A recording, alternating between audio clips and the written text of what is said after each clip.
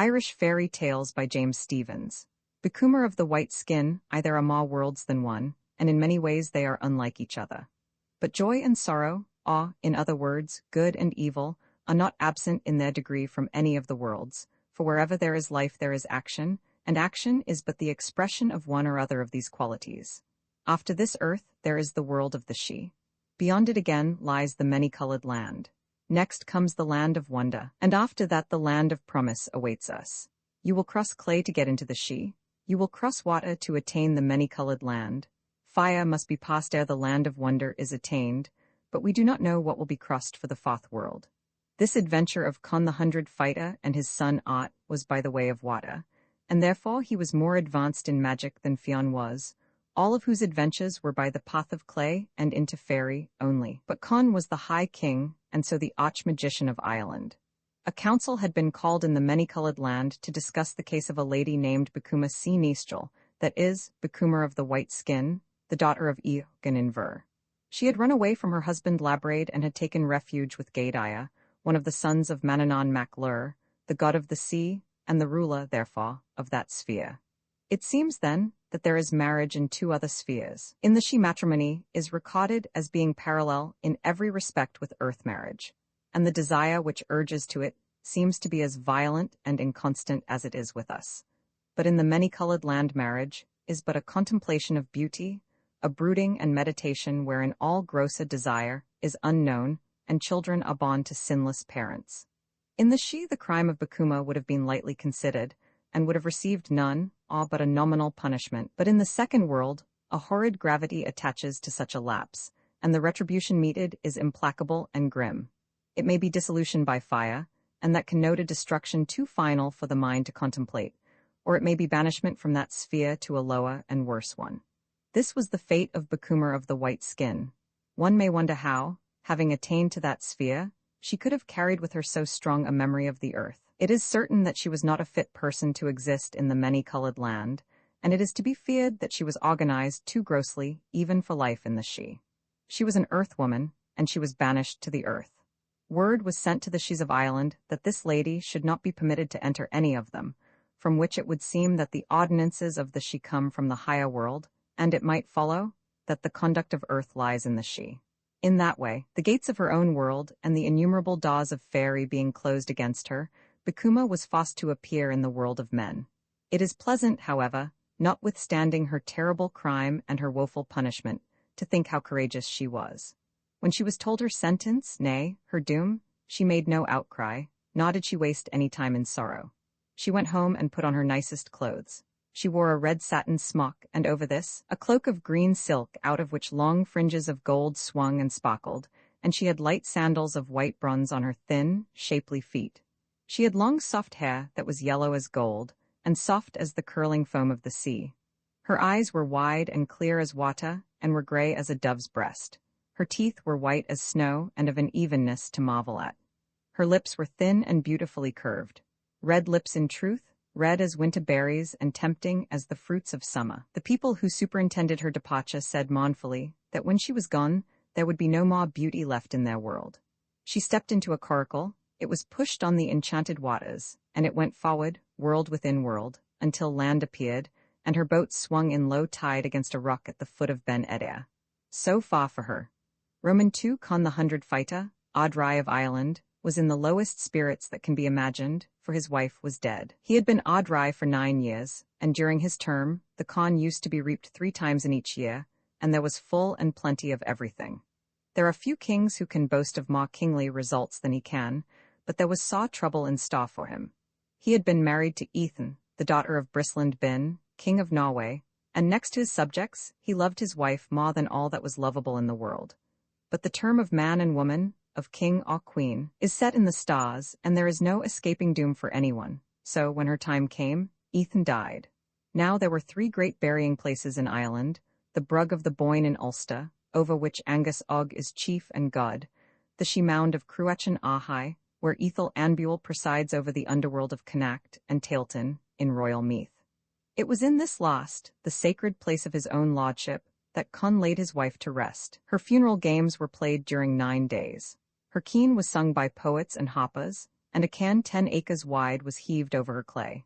Then the keening ceased, and the games drew to an end. The princes of the 5 provinces returned by horse or by chariot to their own places. The concourse of Manas melted away, and there was nothing left by the great cairn but the sun that dozed upon it in the daytime, the heavy clouds that brooded on it in the night, and the desolate, memoried king. For the dead queen had been so lovely that Con could not forget her. She had been so kind at every moment that he could not but miss her at every moment, but it was in the council chamber and the judgment hall that he most pondered her memory.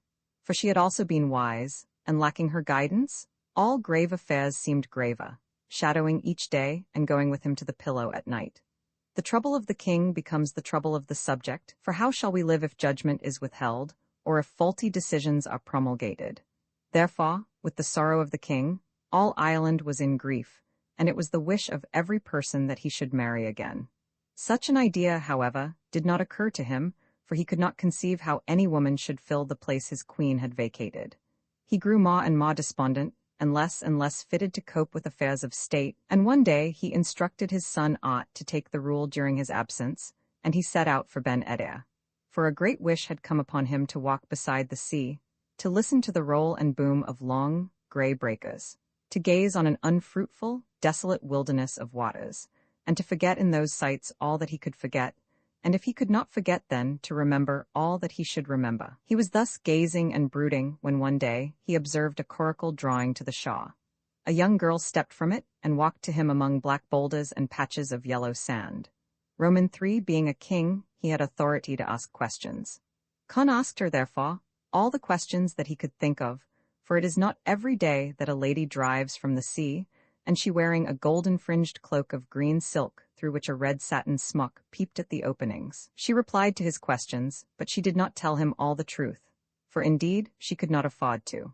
She knew who he was, for she retained some of the powers proper to the world she had left, and as he looked on her soft yellow hair and on her thin red lips, Con recognized, as all men do, that one who is lovely must also be good, and so he did not frame any inquiry on that count. For everything is forgotten in the presence of a pretty woman, and a magician can be bewitched also. She told Con that the fame of his son Art had reached even the many-colored land, and that she had fallen in love with the boy. This did not seem unreasonable to one who had himself ventured much in faery, and who had known so many of the people of that world leave their own land for the love of a mortal. "What is your name, my sweet lady?" said the king. "I am called Delvkeem, fair shape, and I am the daughter of Morgan," she replied. "I have heard much of Morgan," said the king. "He is a very great magician." During this conversation Con had been regarding her with the minute freedom which is right only in a king.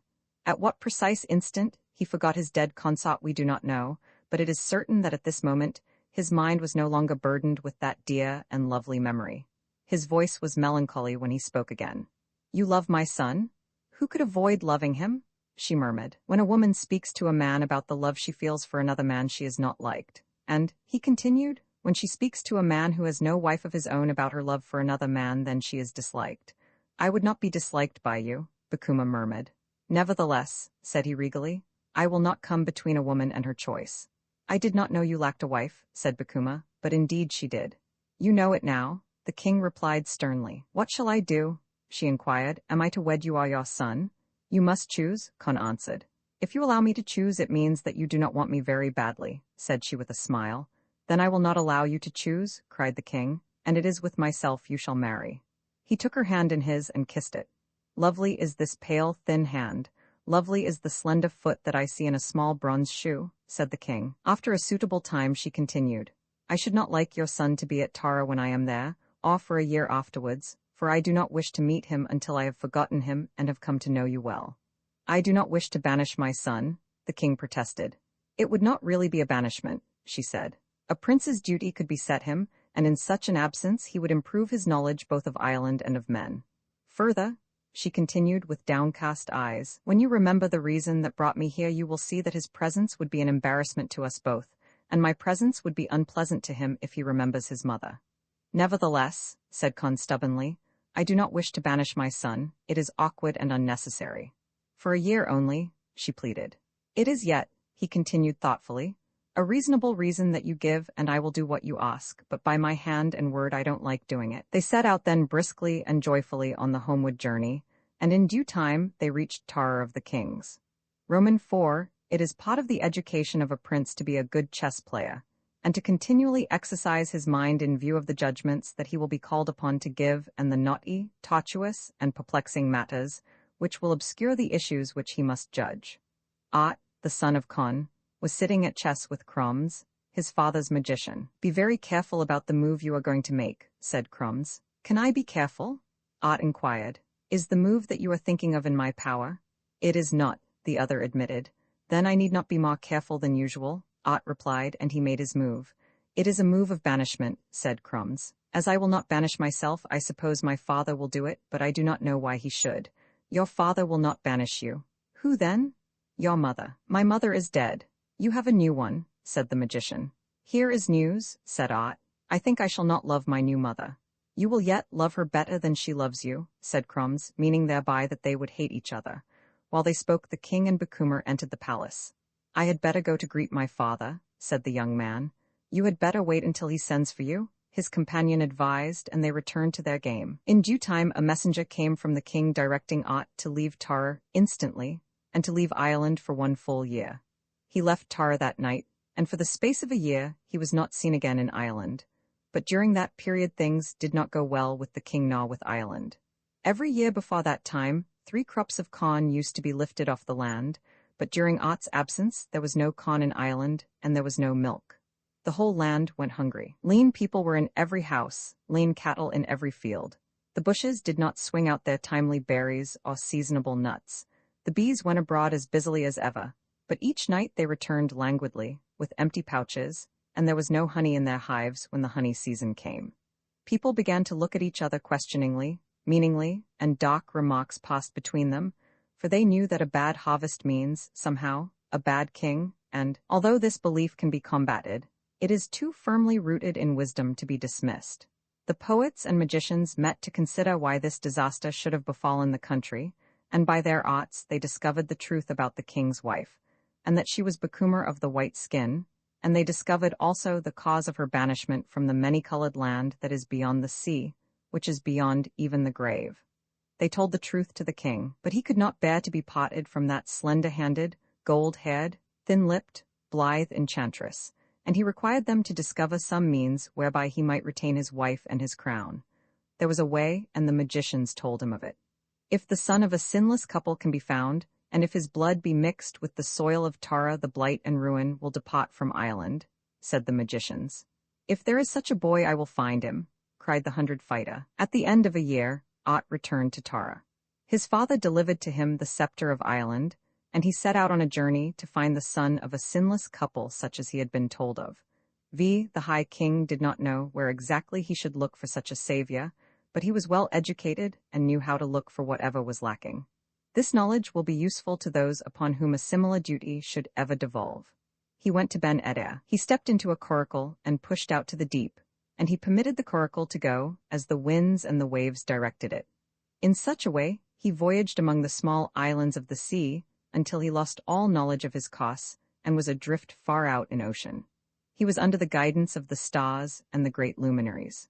He saw black seals that stared and balked and dived dancingly, with the round turn of a bow and the forward onset of an arrow. Great whales came heaving from the green-hued void, blowing a wave of the sea high into the air from their noses and smacking their wide, flat tails thunderously on the water.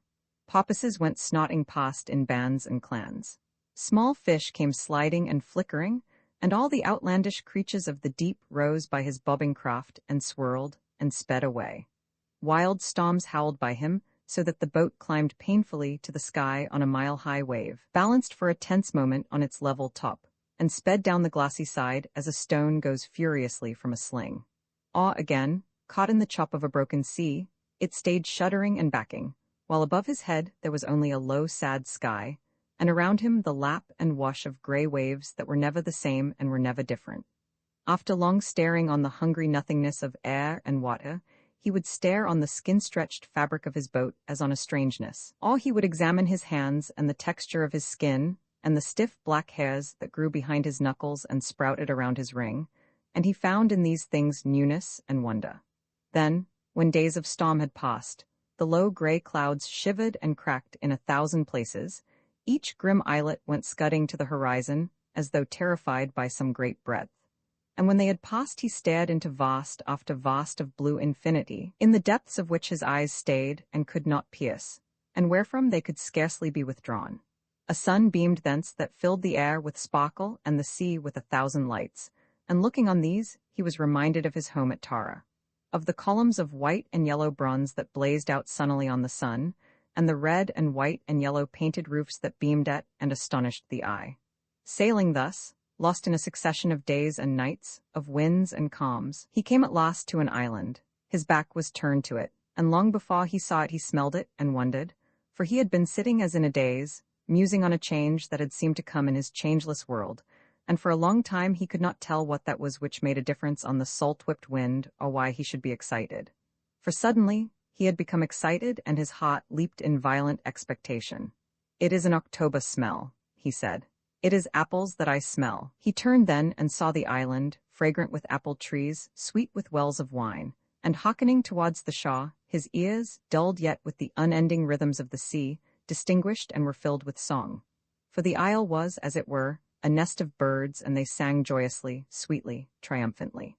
He landed on that lovely island and went forward under the darting birds, under the apple boughs, skirting fragrant lakes about which were woods of the sacred hazel, and into which the nuts of knowledge fell and swam. And he blessed the gods of his people, because of the ground that did not shiver, and because of the deeply rooted trees that could not gad or budge. Having gone some distance by these pleasant ways, he saw a shapely house dozing in the sunlight. It was thatched with the wings of birds, blue wings and yellow and white wings, and in the center of the house there was a door of crystal set in posts of bronze. The queen of this island lived there, Rigru large-eyed, the daughter of Loddon and wife of Dare de Gamra. She was seated on a crystal throne with her son Segda by her side, and they welcomed the high king courteously. There were no servants in this palace, nor was there need for them. The high king found that his hands had washed themselves, and when later on he noticed that food had been placed before him, he noticed also that it had come without the assistance of servile hands. A cloak was laid gently about his shoulders, and he was glad of it, for his own was soiled by exposure to sun and wind and water, and was not worthy of a lady's eye. Then he was invited to eat. He noticed, however, that food had been set for no one but himself, and this did not please him, for to eat alone was contrary to the hospitable usage of a king, and was contrary also to his contract with the gods. "Good my hosts," he remonstrated, "it is Jisa taboo for me to eat alone." "But we never eat together," the queen replied. "I cannot violate my Jisa," said the high king. "I will eat with you," said Segda, sweet speech, "and thus, while you are our guest, you will not do violence to your vows." "Indeed," said Con, "that will be a great satisfaction, for I have already all the trouble that I can cope with and have no wish to add to it by offending the gods." "What is your trouble?" the gentle queen asked. "During a year," Con replied, "there has been neither corn nor milk in Ireland. The land is parched, the trees are withered, the birds do not sing in Ireland, and the bees do not make honey." "You are certainly in trouble," the queen assented. "But," she continued, "for what purpose have you come to our island?" "I have come to ask for the loan of your son." "A loan of my son?" "I have been informed," Con explained, "that if the son of a sinless couple is brought to Tara, and is bathed in the waters of Ireland, the land will be delivered from those ills." The king of this island, Dare, had not hitherto spoken, but he now did so with astonishment and emphasis. "We would not lend our son to anyone, not even to gain the kingship of the world," said he. But Segda, observing that the guest's countenance was discomposed, broke in, "It is not kind to refuse a thing that the Audrai of Ireland asks for, and I will go with him." "Do not go, my pulse," his father advised. "Do not go, my one treasure," his mother pleaded. "I must go indeed," the boy replied, "for it is to do good I am required, and no person may shirk such a requirement." "Go then," said his father, "but I will place you under the protection of the High King and of the 4 provincial kings of Ireland, and under the protection of Ot, the son of Con, and of Fionn, the son of Uil, and under the protection of the magicians and poets and the men of Ot in Ireland." And he thereupon bound these protections and safeguards on the Audrai with an oath. "I will answer for these protections," said Con. He departed then from the island with Segda, and in 3 days they reached Ireland, and in due time they arrived at Tara. Romans 7. On reaching the palace, Con called his magicians and poets to a council, and informed them that he had found the boy they sought, the son of a virgin. These learned people consulted together, and they stated that the young man must be killed, and that his blood should be mixed with the earth of Tara and sprinkled under the withered trees. When Segda heard this, he was astonished and defiant. Then, seeing that he was alone and without prospect of succor, he grew downcast and was in great fear for his life. But remembering the safeguards under which he had been placed, he enumerated these to the assembly, and called on the High King to grant him the protections that were his due. Kun was greatly perturbed, but, as in duty bound, he placed the boy under the various protections that were in his oath, and with the courage of one who has no more to gain or lose, he placed Segda, furthermore, under the protection of all the men of Ireland. But the men of Ireland refused to accept that bond, saying that although the Ardrai was acting justly towards the boy, he was not acting justly towards Ireland.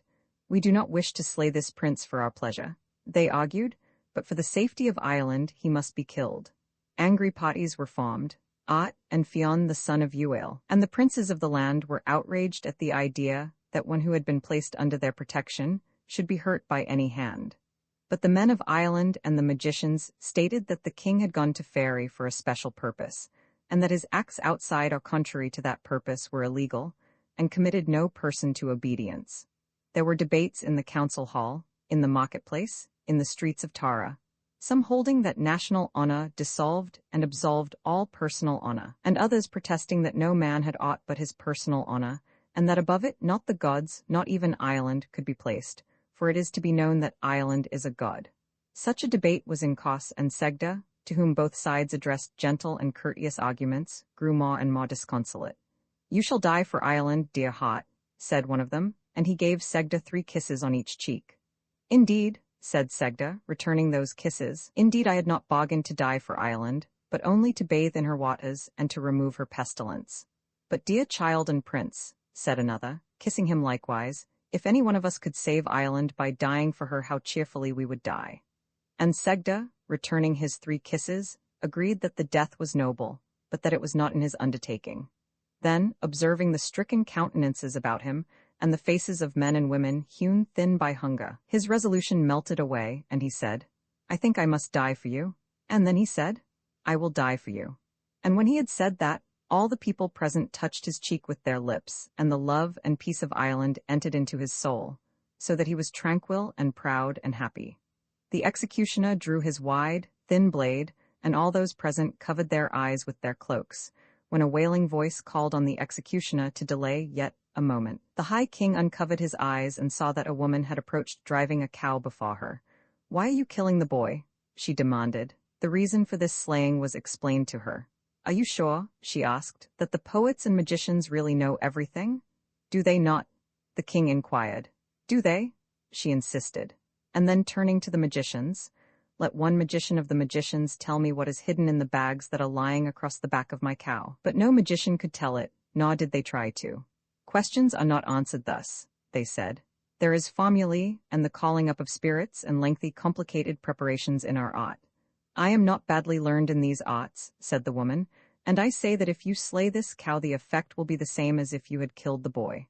We would prefer to kill a cow or 1,000 cows rather than harm this young prince," said Kun. "But if we spare the boy, will these evils return? They will not be banished until you have banished their cause." "And what is their cause?" "Bakumar is the cause, and she must be banished." "If you must tell me what to do," said Kun, "tell me at least to do something that I can do." "I will tell you certainly. You can keep Bakuma and your ills as long as you want to. It does not matter to me. Come, my son," she said to Segda, for it was Segda's mother who had come to save him. And then that sinless queen and her son went back to their home of enchantment, leaving the king and Fionn and the magicians and nobles of Ireland astonished and ashamed. Roman 8. There are good and evil people in this and in every other world, and the person who goes hence will go to the good or the evil that is native to him, while those who return come as surely to their due.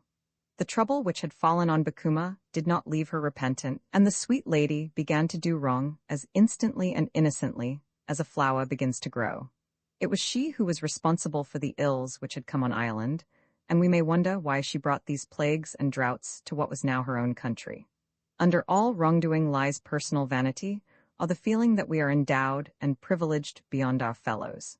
It is probable that, however courageously she had accepted fate, Bikuma had been sharply stricken in her pride, in the sense of personal strength, aloofness, and identity, in which the mind likens itself to God and will resist every domination but its own.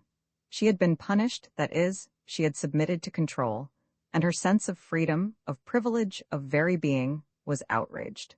The mind flinches even from the control of natural law, and how much more from the despotism of its own separated likenesses. For if another can control me, that other has usurped me, has become me, and how terribly I seem diminished by the seeming addition. This sense of separateness is vanity, and is the bed of all wrongdoing. For we are not freedom, we are control, and we must submit to our own function ere we can exercise it. Even unconsciously, we accept the rights of others to all that we have, and if we will not share our good with them, it is because we cannot, having none, but we will yet give what we have, although that be evil. To insist on other people sharing in our personal torment is the first step towards insisting that they shall share in our joy, as we shall insist when we get it. Bikuma considered that if she must suffer, all else she met should suffer also. She raged, therefore, against Ireland, and in particular she raged against young Ott, her husband's son, and she left undone nothing that could afflict Ireland or the prince. She may have felt that she could not make them suffer, and that is a maddening thought to any woman. Or perhaps she had really desired the son instead of the father, and her thwarted desire had perpetuated itself as hate. But it is true that Ott regarded his mother's successor with intense dislike, and it is true that she actively returned it. One day Bikuma came on the lawn before the palace, and seeing that Ott was at chess with crumbs, she walked to the table on which the match was being played, and for some time regarded the game. But the young prince did not take any notice of her while she stood by the board, for he knew that this girl was the enemy of Ireland, and he could not bring himself even to look at her. Bikuma, looking down on his beautiful head, smiled as much in rage as in disdain. "O son of a king," said she, "I demand a game with you for stakes." Ott then raised his head and stood up courteously, but he did not look at her. "Whatever the queen demands I will do," said he. "Am I not your mother also?" She replied mockingly, as she took the seat which the chief magician leaped from. The game was set then, and her play was so skillful that Ott was hard put to counter her moves. But at a point of the game Bikuma grew thoughtful, and, as by a lapse of memory, she made a move which gave the victory to her opponent. But she had intended that. She sat then, biting on her lip with her white small teeth and staring angrily at Ott. "What do you demand from me?" she asked. "I bind you to eat no food in Ireland until you find the wand of Curoi, son of Dare." Bikuma then put a cloak about her, and she went from Tara northward and eastward until she came to the dewy, sparkling brug of Angus Mac and Og in Ulster, but she was not admitted there. She went thence to the she ruled over by Eagabel, and although this lord would not admit her, his daughter Aine, who was her foster sister, led her into Ferry. She made inquiries and was informed where the dun of Curoi Mac Dare was, and when she had received this intelligence she set out for Slieve Miss. By what arts she coaxed Curoi to give up his wand it matters not, enough that she was able to return in triumph to Tara. When she handed the wand to Ott, she said, "I claim my game of revenge." "It is due to you," said Ott, and they sat on the lawn before the palace and played. A hard game that was, and at times each of the combatants sat for an hour staring on the board before the next move was made, and at times they looked from the board and for hours stared on the sky seeking as though in heaven for advice. But Bikuma's foster sister Aine came from the she, and unseen by any, she interfered with Ott's play, so that suddenly, when he looked again on the board, his face went pale, for he saw that the game was lost. "I didn't move that piece," said he sternly. "Nor did I," Bikuma replied, and she called on the onlookers to confirm that statement. She was smiling to herself secretly, for she had seen what the mortal eyes around could not see. "I think the game is mine," she insisted softly. "I think that your friends in Ferry have cheated," he replied, "but the game is yours if you are content to win it that way." "I bind you," said Bikuma, "to eat no food in Ireland until you have found Delvkeem, the daughter of Morgan." "Where do I look for her?" said Ott in despair. "She is in one of the islands of the sea," Bikuma replied. "That is all I will tell you."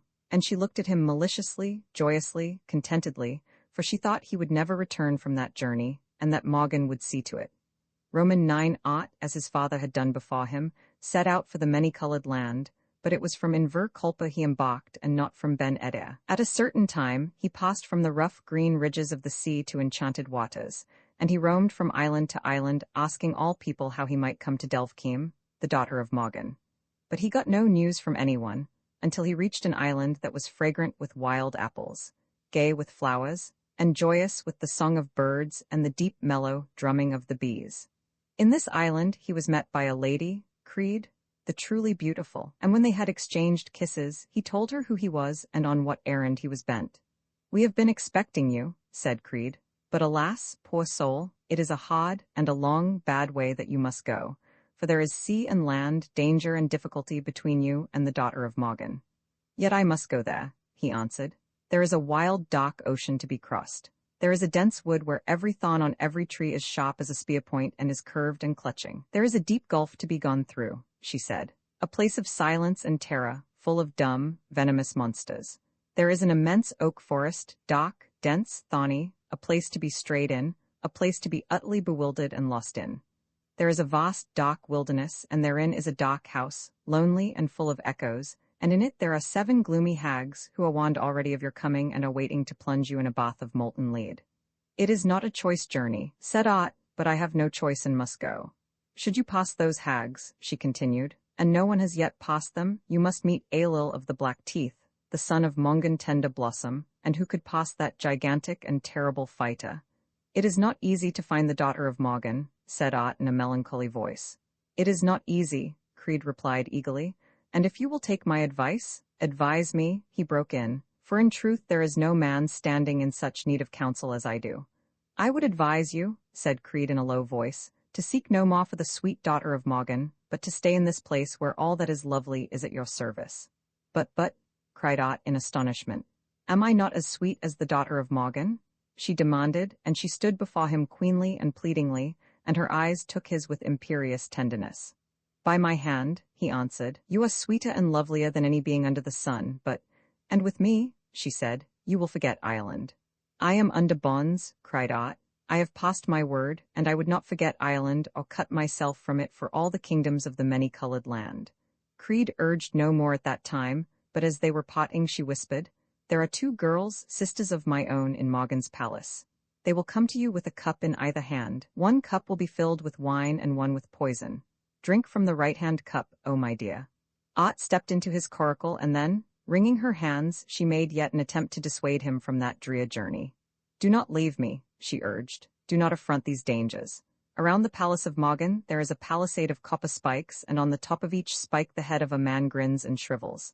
There is one spike only which bears no head, and it is for your head that spike is waiting. Do not go there, my love." "I must go indeed," said Ot earnestly. "There is yet a danger," she called. "Beware of Delphkiem's mother, Doghead, daughter of the king of the Dogheads, beware of her." "Indeed," said Ot to himself, "there is so much to beware of that I will beware of nothing. I will go about my business," he said to the waves, "and I will let those beings and monsters, and the people of the Dogheads go about their business." He went forward in his light bark, and at some moment found that he had parted from those seas, and was adrift on vaster and more turbulent billows. From those dark green surges there gaped at him monstrous and cavernous jaws, and round, wicked, red-rimmed, bulging eyes stared fixedly at the boat. A ridge of ink-high water rushed foaming mountainously on his board, and behind that ridge came a vast watty head that gurgled and groaned. But at these vile creatures he thrust with his lengthy spear, or stabbed at closer reach with a dagger. He was not spared one of the terrors which had been foretold. Thus, in the dark, thick oak forest, he slew the 7 hags and buried them in the molten lead which they had heated for him. He climbed an icy mountain, the cold breath of which seemed to slip into his body and chip off inside of his bones, and there, until he mastered the sort of climbing on ice, for each step that he took upwards, he slipped back 10 steps. Almost his heart gave way before he learned to climb that venomous hill. In a forked glen into which he slipped at nightfall, he was surrounded by giant toads, who spat poison, and were icy as the land they lived in, and were cold and foul and savage. At Sly of Sieve he encountered the long-maned lions who lie in wait for the beasts of the world, growling woefully as they squat above their prey and crunch those terrified bones. He came on Aelil of the Black Teeth sitting on the bridge that spanned a torrent, and the grim giant was grinding his teeth on a pillar stone. Ot drew nigh unobserved and brought him low. It was not for nothing that these difficulties and dangers were in his path. These things and creatures were the invention of Doghead, the wife of Morgan, for it had become known to her that she would die on the day her daughter was wooed. Therefore none of the dangers encountered by Ot were real, but were magical chimeras conjured against him by the Great Witch. Affronting all, conquering all, he came in time to Morgan's Dun, a place so lovely that after the miseries through which he had struggled, he almost wept to see beauty again. Delvkeem knew that he was coming. She was waiting for him, yearning for him. To her mind, Ott was not only love, he was freedom, for the poor girl was a captive in her father's home. A great pillar 100 feet high had been built on the roof of Morgan's palace, and on the top of this pillar, a tiny room had been constructed, and in this room, Delvkeem was a prisoner. She was lovelier in shape than any other princess of the many-colored land. She was wiser than all the other women of that land, and she was skillful in music, embroidery, and chastity, and in all else that pertained to the knowledge of a queen. Although Delvkeem's mother wished nothing but ill to Ott, she yet treated him with the courtesy proper in a queen on the one hand, and fitting towards the son of the king of Ireland on the other. Therefore, when Ott entered the palace, he was met and kissed, and he was bathed and clothed and fed. 2 young girls came to him then, having a cup in each of their hands, and presented him with the kingly drink, but, remembering the warning which Creed had given him, he drank only from the right-hand cup and escaped the poison. Next he was visited by Delvkeem's mother, Doghead, daughter of the king of the Dogheads and Morgan's queen. She was dressed in full armor, and she challenged Ott to fight with her. It was a woeful combat, for there was no craft or sagacity unknown to her, and Ott would infallibly have perished by her hand, but that her days were numbered, her star was out, and her time had come. It was her head that rolled on the ground when the combat was over, and it was her head that grinned and shriveled on the vacant spike, which she had reserved for Ott's. Then, Ott liberated Delvkeem from her prison at the top of the pillar, and they were affianced together. But the ceremony had scarcely been completed when the tread of a single man caused the palace to quake and seemed to jar the world. It was Morgan returning to the palace. The gloomy king challenged him to combat also, and in his honor Ott put on the battle harness which he had brought from Ireland. He wore a breastplate and helmet of gold, a mantle of blue satin swung from his shoulders, his left hand was thrust into the grips of a purple shield, deeply bossed with silver, and in the other hand he held the wide-grooved, blue-hilted sword which had rung so often into fights and combats, and joyous feats and exercises. Up to this time, the trials through which he had passed had seemed so great that they could not easily be added to. But if all those trials had been gathered into one vast calamity, they would not equal 1/2 of the rage and catastrophe of his war with Morgan. For what he could not effect by arms, Morgan would endeavor by guile, so that while Ott drove at him, or parried a crafty blow, the shape of Morgan changed before his eyes, and the monstrous king was having at him in another form, and from a new direction. It was well for the son of the Audrai that he had been beloved by the poets and magicians of his land, and that they had taught him all that was known of shape-changing and words of power. He had need of all these. At times, for the weapon must change with the enemy, they fought with their foreheads as 2 giant stags, and the crash of their monstrous onslaught rolled and lingered on the air long after their skulls had parted. Then, as 2 lions, long-clawed, deep-mouthed, snarling, with rigid mane, with red-eyed glare, with flashing, sharp white fangs, they prowled lithely about each other seeking for an opening. And then as 2 green-ridged, white-topped, broad-swung, overwhelming, vehement billows of the deep, they met and crashed and sunk into and rolled away from each other. And the noise of these 2 waves was as the roar of all ocean when the howl of the tempest is drowned in the leg-long fury of the surge.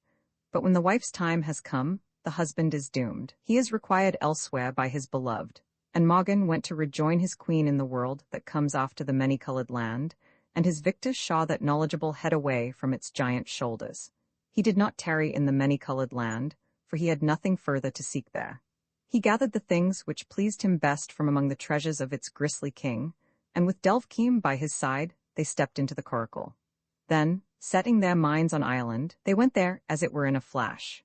The waves of all the world seemed to whirl past them in one huge, green cataract. The sound of all these oceans boomed in their ears for one eternal instant. Nothing was for that moment but a vast roar and pour of waters.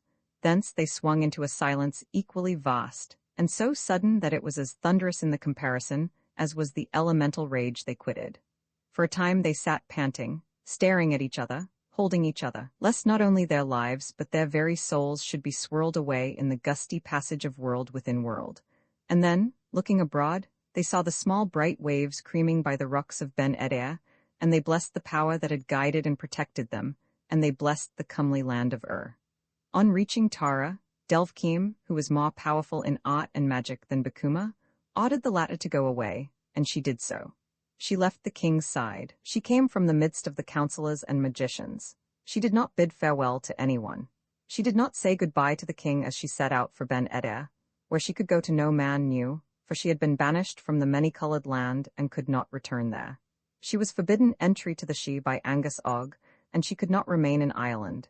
She went to Sasana, and she became a queen in that country, and it was she who fostered the rage against the Holy Land which has not ceased to this day. The boyhood of Fionn, he was a king, a seer, and a poet. He was a lord with a manifold and great train. He was our magician, our knowledgeable one, our soothsayer. All that he did was sweet with him. And however ye deem my testimony of Fionn excessive, and although ye hold my praising overstrained, nevertheless, and by the king that is above me, he was 3 times better than all I say. Fionn one got his first training among women. There is no wonder in that, for it is the pup's mother teaches it to fight, and women know that fighting is a necessary art, although men pretend there are others that are better. These were the women druids, Bovmal, and Leoluacra. It will be wondered why his own mother did not train him in the first natural savageries of existence, but she could not do it. She could not keep him with her for dread of the clan Mana. The sons of Mana had been fighting and intriguing for a long time to oust her husband, Uil, from the captaincy of the Fionar of Ireland, and they had ousted him at last by killing him. It was the only way they could get rid of such a man, but it was not an easy way, for what Fionn's father did not know in arms could not be taught to him even by Mana. Still, the hound that can wait will catch a hare at last, and even Manannán sleeps. Fionn's mother was beautiful, long-haired Muirn, so she is always referred to. She was the daughter of Teig, the son of Nuada from Faery, and her mother was Ethlin. That is, her brother was Lug of the Long Hand himself, and with a god, and such a god, for brother we may marvel that she could have been in dread of Mana or his sons, or of anyone. But women have strange loves, strange fears, and these are so bound up with one another that the thing which is presented to us is not often the thing that is to be seen. However it may be, when Uil died, Muirn got married again to the king of Kerry. She gave the child to Bovmal and Leoluacra to Rhea, and we may be sure that she gave injunctions with him, and many of them. The youngster was brought to the woods of Sleeve Bloom and was nursed there in secret. It is likely the women were fond of him, for other than Fionn there was no life about them. He would be their life, and their eyes may have seemed as twin benedictions resting on the small fair head. He was fair-haired, and it was for his fairness that he was afterwards called Fionn, but at this period he was known as Damney. They saw the food they put into his little frame reproduce itself lengthways and sideways in tough inches, and in springs and energies that crawled at first, and then toddled, and then ran. He had birds for playmates, but all the creatures that live in a wood must have been his comrades.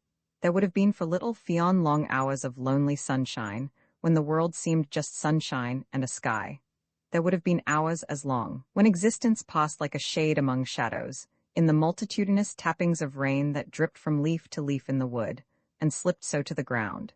He would have known little snaky paths, narrow enough to be filled by his own small feet or a goat's, and he would have wondered where they went, and have marveled again to find that, wherever they went, they came at last, through loops and twists of the branchy wood, to his own door. He may have thought of his own door as the beginning and end of the world, whence all things went, and whither all things came. Perhaps he did not see the loch for a long time, but he would have heard him, far out of sight in the endless sky, thrilling and thrilling until the world seemed to have no other sound but that clear sweetness. And what a world it was to make that sound. Whistles and chirps, coos and caws and croaks would have grown familiar to him, and he could at last have told which brother of the great brotherhood was making the noise he heard at any moment. The wind, too. He would have listened to its 1,000 voices as it moved in all seasons and in all moods. Perhaps a hoss would stray into the thick screen about his home, and would look as solemnly on Fionn as Fionn did on it. Or, coming suddenly on him, the hoss might stare, all acock with eyes and ears and nose, one long-drawn facial extension, ere he turned and bounded away with manes all over him, and hoofs all under him, and tails all round him. A solemn-nosed, stern-eyed cow would amble and stamp in his wood to find a flyless shadow, or a strayed sheep would poke its gentle muzzle through leaves. A boy, he might think, as he stared on a staring hoss, a boy cannot wag his tail to keep the flies off, and that lack may have saddened him. He may have thought that a cow can snot and be dignified at the one moment, and that timidity is comely in a sheep. He would have scolded the jackdaw, and tried to outwhistle the throstle, and wondered why his pipe got tired when the blackbirds didn't. There would be flies to be watched, slender atoms in yellow gauze that flew, and filmy specks that flitted, and sturdy, thick-ribbed brutes that pounced like cats and bit like dogs and flew like lightning. He may have mourned for the spider in bad luck who caught that fly. There would be much to see and remember and compare, and there would be always his two guardians. The flies change from second to second. One cannot tell if this bird is a visitor or an inhabitant, and a sheep is just sister to a sheep, but the women were as rooted as the house itself. Roman too were his nurses comely or harsh-looking? Fionn would not know. This was the one who picked him up when he fell, and that was the one who patted the bruise. This one said, "Mind you do not tumble in the well," and that one, "Mind the little knees among the nettles." But he did tumble and record that the only notable thing about a well is that it is wet. And as for nettles, if they hit him, he hit back. He slashed into them with a stick and brought them low. There was nothing in wells or nettles, only women dreaded them. One patronized women and instructed them and comforted them, for they were afraid about one. They thought that one should not climb a tree. Next week, they said at last, "You may climb this one," and next week lived at the end of the world, but the tree that was climbed was not worth while when it had been climbed twice. There was a bigger one nearby. There were trees that no one could climb, with vast shadow on one side and vasta sunshine on the other. It took a long time to walk round them, and you could not see their tops. It was pleasant to stand on a branch that swayed and sprung, and it was good to stare at an impenetrable roof of leaves and then climb into it. How wonderful the loneliness was up there!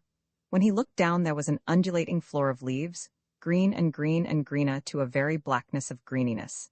And when he looked up, there were leaves again, green and less green and not green at all, up to a very snow and blindness of greeniness. And above and below and around there was sway and motion, the whisper of leaf on leaf, and the eternal silence to which one listened, and at which one tried to look. When he was 6 years of age, his mother, beautiful, long-haired Muirn, came to see him. She came secretly, for she feared the sons of Mana, and she had paced through lonely places in many counties before she reached the hut in the wood, and the cot where he lay with his fists shut and sleep gripped in them. He awakened, to be sure. He would have one ear that would catch an unusual voice, one eye that would open, however sleepy the other one was. She took him in her arms and kissed him, and she sang a sleepy song until the small boy slept again. We may be sure that the eye that could stay open stayed open that night as long as it could, and that the one ear listened to the sleepy song until the song got too low to be heard, until it was too tender to be felt vibrating along those soft arms, until Fionn was asleep again, with a new picture in his little head and a new notion to ponder on. The mother of himself, his own mother, but when he awakened she was gone. She was going back secretly, in dread of the sons of Mana, slipping through gloomy woods, keeping away from habitations, getting by desolate and lonely ways to her lord in Kerry. Perhaps it was he that was afraid of the sons of Mana, and perhaps she loved him. Roman 3, the women druids, his guardians, belonged to his father's people. Bovmal was Uel's sister, and consequently, Fionn's aunt. Only such a blood tie could have bound them to the clan Basicny, for it is not easy, having moved in the world of cot and camp, to go hide with a baby in a wood, and to live as they must have lived in terror. What stories they would have told the child of the sons of Mana. Of Mana himself, the huge-shouldered, stern-eyed, violent Connachtman, and of his sons, young Gulma Mac Monar in particular, as huge-shouldered as his father, as fierce in the onset, but merry-eyed when the other was grim, and bubbling with a laughter that made men forgive even his butcheries. Of Canaan male, Mac Mana his brother, gruff as a badger, bearded like a baw, bald as a crow, and with a tongue that could manage an insult where another man would not find even a stammer. His boast was that when he saw an open door, he went into it, and when he saw a closed door, he went into it. When he saw a peaceful man, he insulted him, and when he met a man who was not peaceful, he insulted him. There was Gara Dove Mac Mana, and savage Art Og, who cared as little for their own skins as they did for the next man's, and Gara must have been rough indeed to have earned in that clan the name of the rough Mac Mana. There were others. Wild Connachtmen all, as untamable, as unaccountable as their own wonderful countryside. Fionn would have heard much of them, and it is likely that he practiced on a nettle at taking the head off Gull, and that he hunted a sheep from cover in the implacable manner he intended later on for Canaan the Swearer. But it is of Uel Mac Basicny he would have heard most. With what a dilation of spirit the ladies would have told tales of him, Fionn's father. How their voices would have become a chant as feat was added to feat, glory piled on glory. The most famous of men and the most beautiful, the hardest fighter, the easiest giver, the kingly champion, the chief of the Fianna nar Achiron. Tales of how he had been waylaid and got free, of how he had been generous and got free, of how he had been angry and went marching with the speed of an eagle and the direct onfall of a storm, while in front and at the sides, angled from the prow of his terrific advance, were fleeing multitudes who did not dare to wait and scarce had time to run. And of how at last, when the time came to quell him, nothing less than the whole might of Ireland was sufficient for that great downfall. We may be sure that on these adventures, Fionn was with his father, going step for step with the long-striding hero, and heartening him mightily. Roman Faw, he was given good training by the women in running and leaping and swimming. One of them would take a thorn switch in her hand, and Fionn would take a thorn switch in his hand, and each would try to strike the other running round a tree. You had to go fast to keep away from the switch behind, and a small boy feels a switch. Fionn would run his best to get away from that prickly stinger, but how he would run when it was his turn to deal the strokes. With reason too, for his nurses had suddenly grown implacable. They pursued him with a savagery which he could not distinguish from hatred, and they swished him well whenever they got the chance. Fionn learned to run. After a while he could buzz around a tree like a maddened fly, and oh, the joy, when he felt himself drawing from the switch and gaining from behind on its bearer, how he strained and panted to catch on that pursuing person and pursue her and get his own switch into action. He learned to jump by chasing hares in a bumpy field. Up went the hare and up went Fionn, and away with the two of them, hopping and popping across the field. If the hare turned while Fionn was after her, it was switch for Fionn, so that in a while it did not matter to Fionn which way the hare jumped, for he could jump that way too. Long ways, sideways or barways, Fionn hopped where the hare hopped, and at last he was the owner of a hop that any hare would give an ear for. He was taught to swim, and it may be that his heart sank when he fronted the lesson. The water was cold. It was deep. One could see the bottom, leagues below, millions of miles below. A small boy might shiver as he stared into that wink and blink and twink of brown pebbles and murder. And these implacable women threw him in? Perhaps he would not go in at first. He may have smiled at them and coaxed and hung back. It was a leg and an arm gripped then, a swing for Fionn, and out and away with him, plop and flop for him, down into chill deep death for him, and up with a splutter, with a sob, with a grasp at everything that caught nothing, with a wild flurry, with a raging despair, with a bubble and snot as he was hauled again down, and down, and down, and found as suddenly that he had been hauled out. Fionn learned to swim until he could pop into the water like an otter and slide through it like an eel. He used to try to chase a fish the way he chased hares in the bumpy field, but there are terrible spurts in a fish. It may be that a fish cannot hop, but he gets there in a flash, and he isn't there in another. Up or down, sideways or endways, it is all one to a fish. He goes and is gone. He twists this way and disappears the other way. He is over you when he ought to be under you, and he is biting your toe when you thought you were biting his tail. You cannot catch a fish by swimming, but you can try, and Fionn tried. He got a grudging commendation from the terrible women when he was able to slip noiselessly in the tide, swim under water to where a wild duck was floating and grip it by the leg. Said the duck, and he disappeared before he had time to get the ack out of him. So the time went, and Fionn grew long and straight and tough like a sapling, limber as a willow, and with the flirt and spring of a young bird. One of the ladies may have said, "He is shaping very well, my dear," and the other replied, as is the morose privilege of an aunt, "He will never be as good as his father." But their hearts must have overflowed in the night, in the silence, in the darkness, when they thought of the living swiftness they had fashioned, and that dear fair head. One day his guardians were agitated. They held confabulations at which Fionn was not permitted to assist. A man who passed by in the morning had spoken to them. They fed the man, and during his feeding, Fionn had been shooed from the door as if he were a chicken. When the stranger took his road, the women went with him a short distance. As they passed, the man lifted a hand and bent a knee to Fionn. "My soul to you, young master," he said, and as he said it, Fionn knew that he could have the man's soul, or his boots, or his feet, or anything that belonged to him. When the women returned, they were mysterious and whispery. They chased Fionn into the house, and when they got him in, they chased him out again. They chased each other around the house for another whisper. They calculated things by the shape of clouds, by lengths of shadows, by the flight of birds, by two flies racing on a flat stone, by throwing bones over their left shoulders, and by every kind of trick and game and chance that you could put a mind to. They told Fionn he must sleep in a tree that night, and they put him under bonds not to sing, or whistle, or cough, or sneeze until the morning. Fionn did sneeze. He never sneezed so much in his life. He sat up in his tree and nearly sneezed himself out of it. Flies got up his nose, 2 at a time, 1 up each nose, and his head nearly fell off the way he sneezed. "You are doing that on purpose," said a savage whisper from the foot of the tree, but Fionn was not doing it on purpose. He tucked himself into a fork the way he had been taught, and he passed the crawliest, tickliest night he had ever known. After a while he did not want to sneeze, he wanted to scream, and in particular he wanted to come down from the tree. But he did not scream, nor did he leave the tree. His word was passed, and he stayed in his tree as silent as a mouse and as watchful, until he fell out of it. In the morning a band of traveling poets were passing, and the women handed Fionn over to them. This time they could not prevent him overhearing. "The sons of Mana?" they said, and Fionn's heart might have swelled with rage, but that it was already swollen with adventure. And also the expected was happening. Behind every hour of their day and every moment of their lives lay the sons of Mana. Fionn had run after them as deer. He jumped after them as hares. He dived after them as fish. They lived in the house with him. They sat at the table and ate his meat. One dreamed of them, and they were expected in the morning as the sun is. They knew only too well that the son of Uil was living, and they knew that their own sons would know no ease while that son lived, for they believed in those days that like breeds like, and that the son of Uil would be Uil with additions. His guardians knew that their hiding place must at last be discovered, and that, when it was found, the sons of Mana would come. They had no doubt of that, and every action of their lives was based on that certainty. For no secret can remain secret.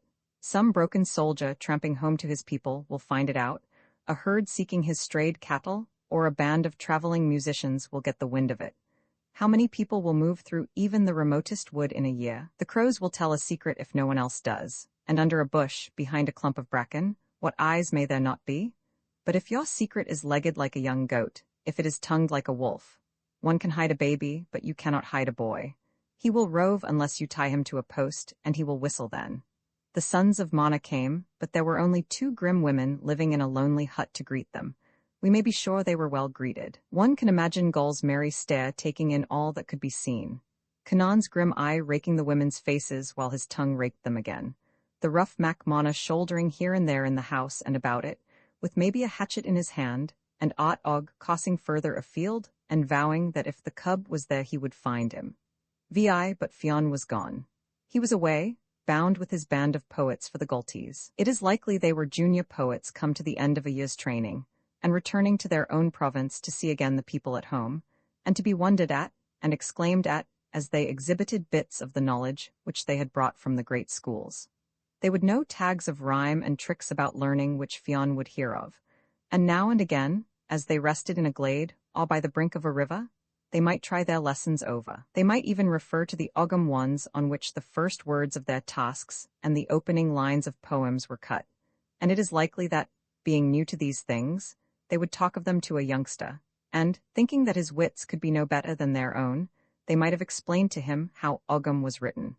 But it is far more likely that his women guardians had already started him at those lessons. Still, this band of young bards would have been of infinite interest to Fionn, not on account of what they had learned, but because of what they knew.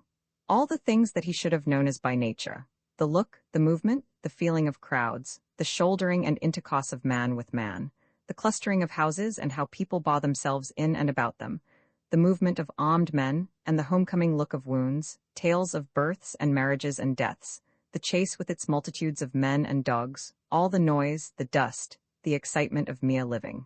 These, to Fionn, new come from leaves and shadows and the dipple and dapple of a wood, would have seemed wonderful, and the tales they would have told of their masters, their looks, fads, severities, sillinesses, would have been wonderful also. That band should have chatted like a rookery. They must have been young, for one time a Leinsterman came on them, a great robber named Fiacuil Mac Cana, and he killed the poets. He chopped them up and chopped them down. He did not leave one poetine of them all. He put them out of the world and out of life, so that they stopped being, and no one could tell where they went or what had really happened to them. And it is a wonder indeed that one can do that to anything, let alone a band. If they were not youngsters, the bold Fiacuil could not have managed them all, Or perhaps he too had a band, although the record does not say so, but kill them he did, and they died that way. Fionn saw that deed, and his blood may have been cold enough as he watched the great robber crossing the poets as a wild dog rages in a flock. And when his turn came, when they were all dead, and the grim, red-handed man trod at him, Fionn may have shivered, but he would have shown his teeth and laid roundly on the monster with his hands.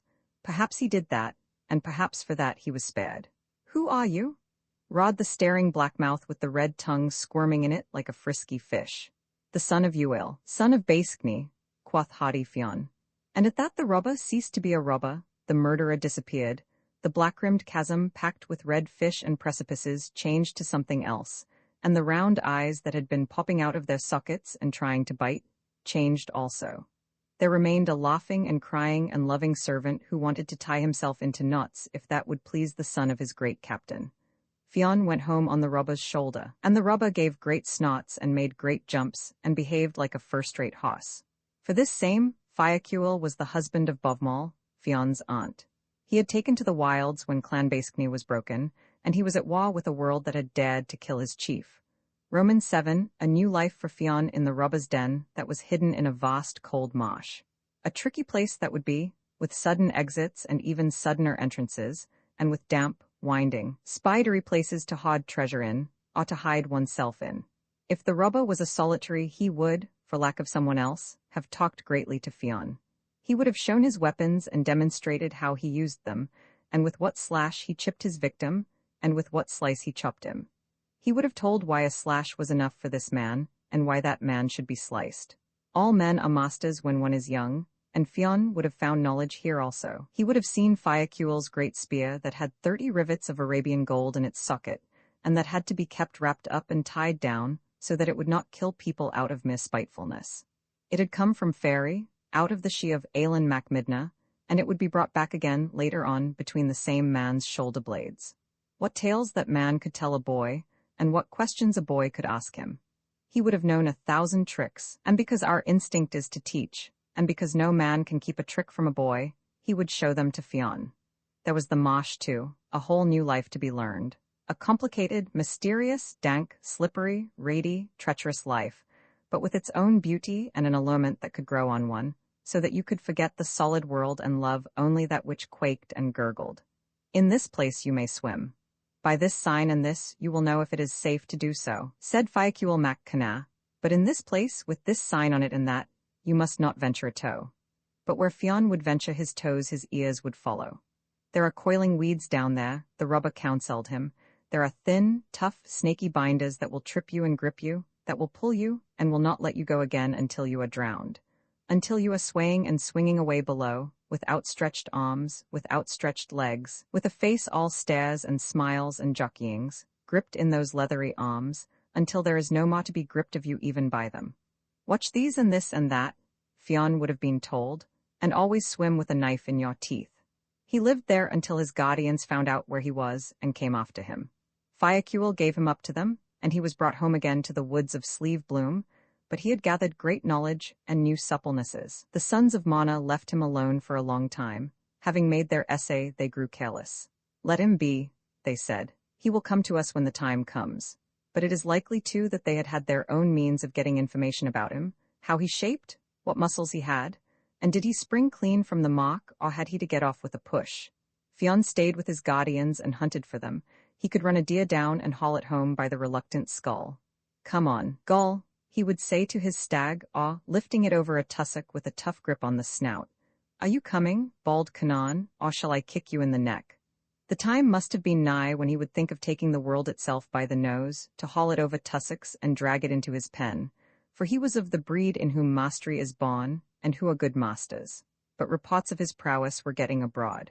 Clan Mana began to stretch itself uneasily, and one day his guardians sent him on his travels.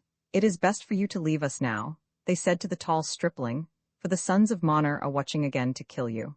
The woods at that may have seemed haunted. A stone might sling at one from a treetop, but from which tree of 1,000 trees did it come? An arrow buzzing by one's ear would slide into the ground and quiver there silently, menacingly, hinting of the brothers it had left in the quiver behind. To the right? To the left. How many brothers? In how many quivers? Fionn was a woodsman, but he had only 2 eyes to look with, 1 set of feet to carry him in one sole direction. But when he was looking to the front, what, or how many whats, could be staring at him from the back? He might face in this direction, away from, or towards a smile on a hidden face and a finger on a string. A lance might slide at him from this bush or from the one yonder. In the night he might have fought them, his ears against theirs, his noiseless feet against their lurking ones, his knowledge of the wood against their legion. But during the day he had no chance. Fionn went to seek his fortune, to match himself against all that might happen, and to carve a name for himself that will live while time has an ear and knows an Irishman. Roman 8 Fionn went away, and now he was alone. But he was as fitted for loneliness as the crane is that haunts the solitudes and bleak wastes of the sea. For the man with a thought has a comrade, and Fionn's mind worked as featly as his body did. To be alone was no trouble to him who, however surrounded, was to be lonely his life long. For this will be said of Fionn when all is said, that all that came to him went from him, and that happiness was never his companion for more than a moment. But he was not now looking for loneliness.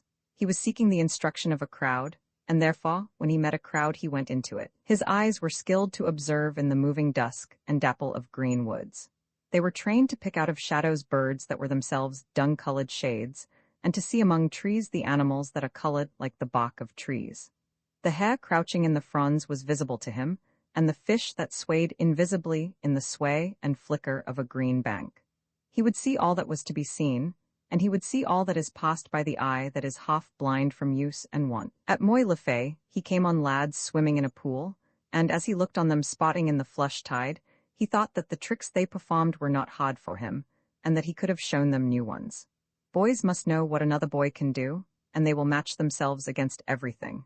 They did their best under these observing eyes, and it was not long until he was invited to compete with them and show his mettle. Such an invitation is a challenge. It is almost, among boys, a declaration of war, but Fionn was so far beyond them in swimming that even the word master did not apply to that superiority. While he was swimming, one remarked, "He is fair and well-shaped," and thereafter he was called Fionn, or the Fair One. His name came from boys and will, perhaps, be preserved by them.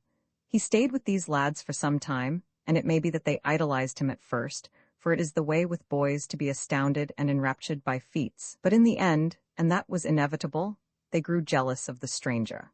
Those who had been the champions before he came would marshal each other, and by social pressure, would muster all the others against him, so that in the end not a friendly eye was turned on Fionn in that assembly. For not only did he beat them at swimming, he beat their best at running and jumping, and when the sport degenerated into violence, as it was bound to, the roughness of Fionn would be 10 times as rough as the roughness of the roughest rough they could put forward. Bravery is pride when one is young, and Fionn was proud. There must have been anger in his mind as he went away, leaving that lake behind him, and those snarling and scowling boys, but there would have been disappointment also, for his desire at this time should have been towards friendliness. He went thence to Loch Leyen, and took service with the King of Fintraig. That kingdom may have been thus called from Fionn himself, and would have been known by another name when he arrived there.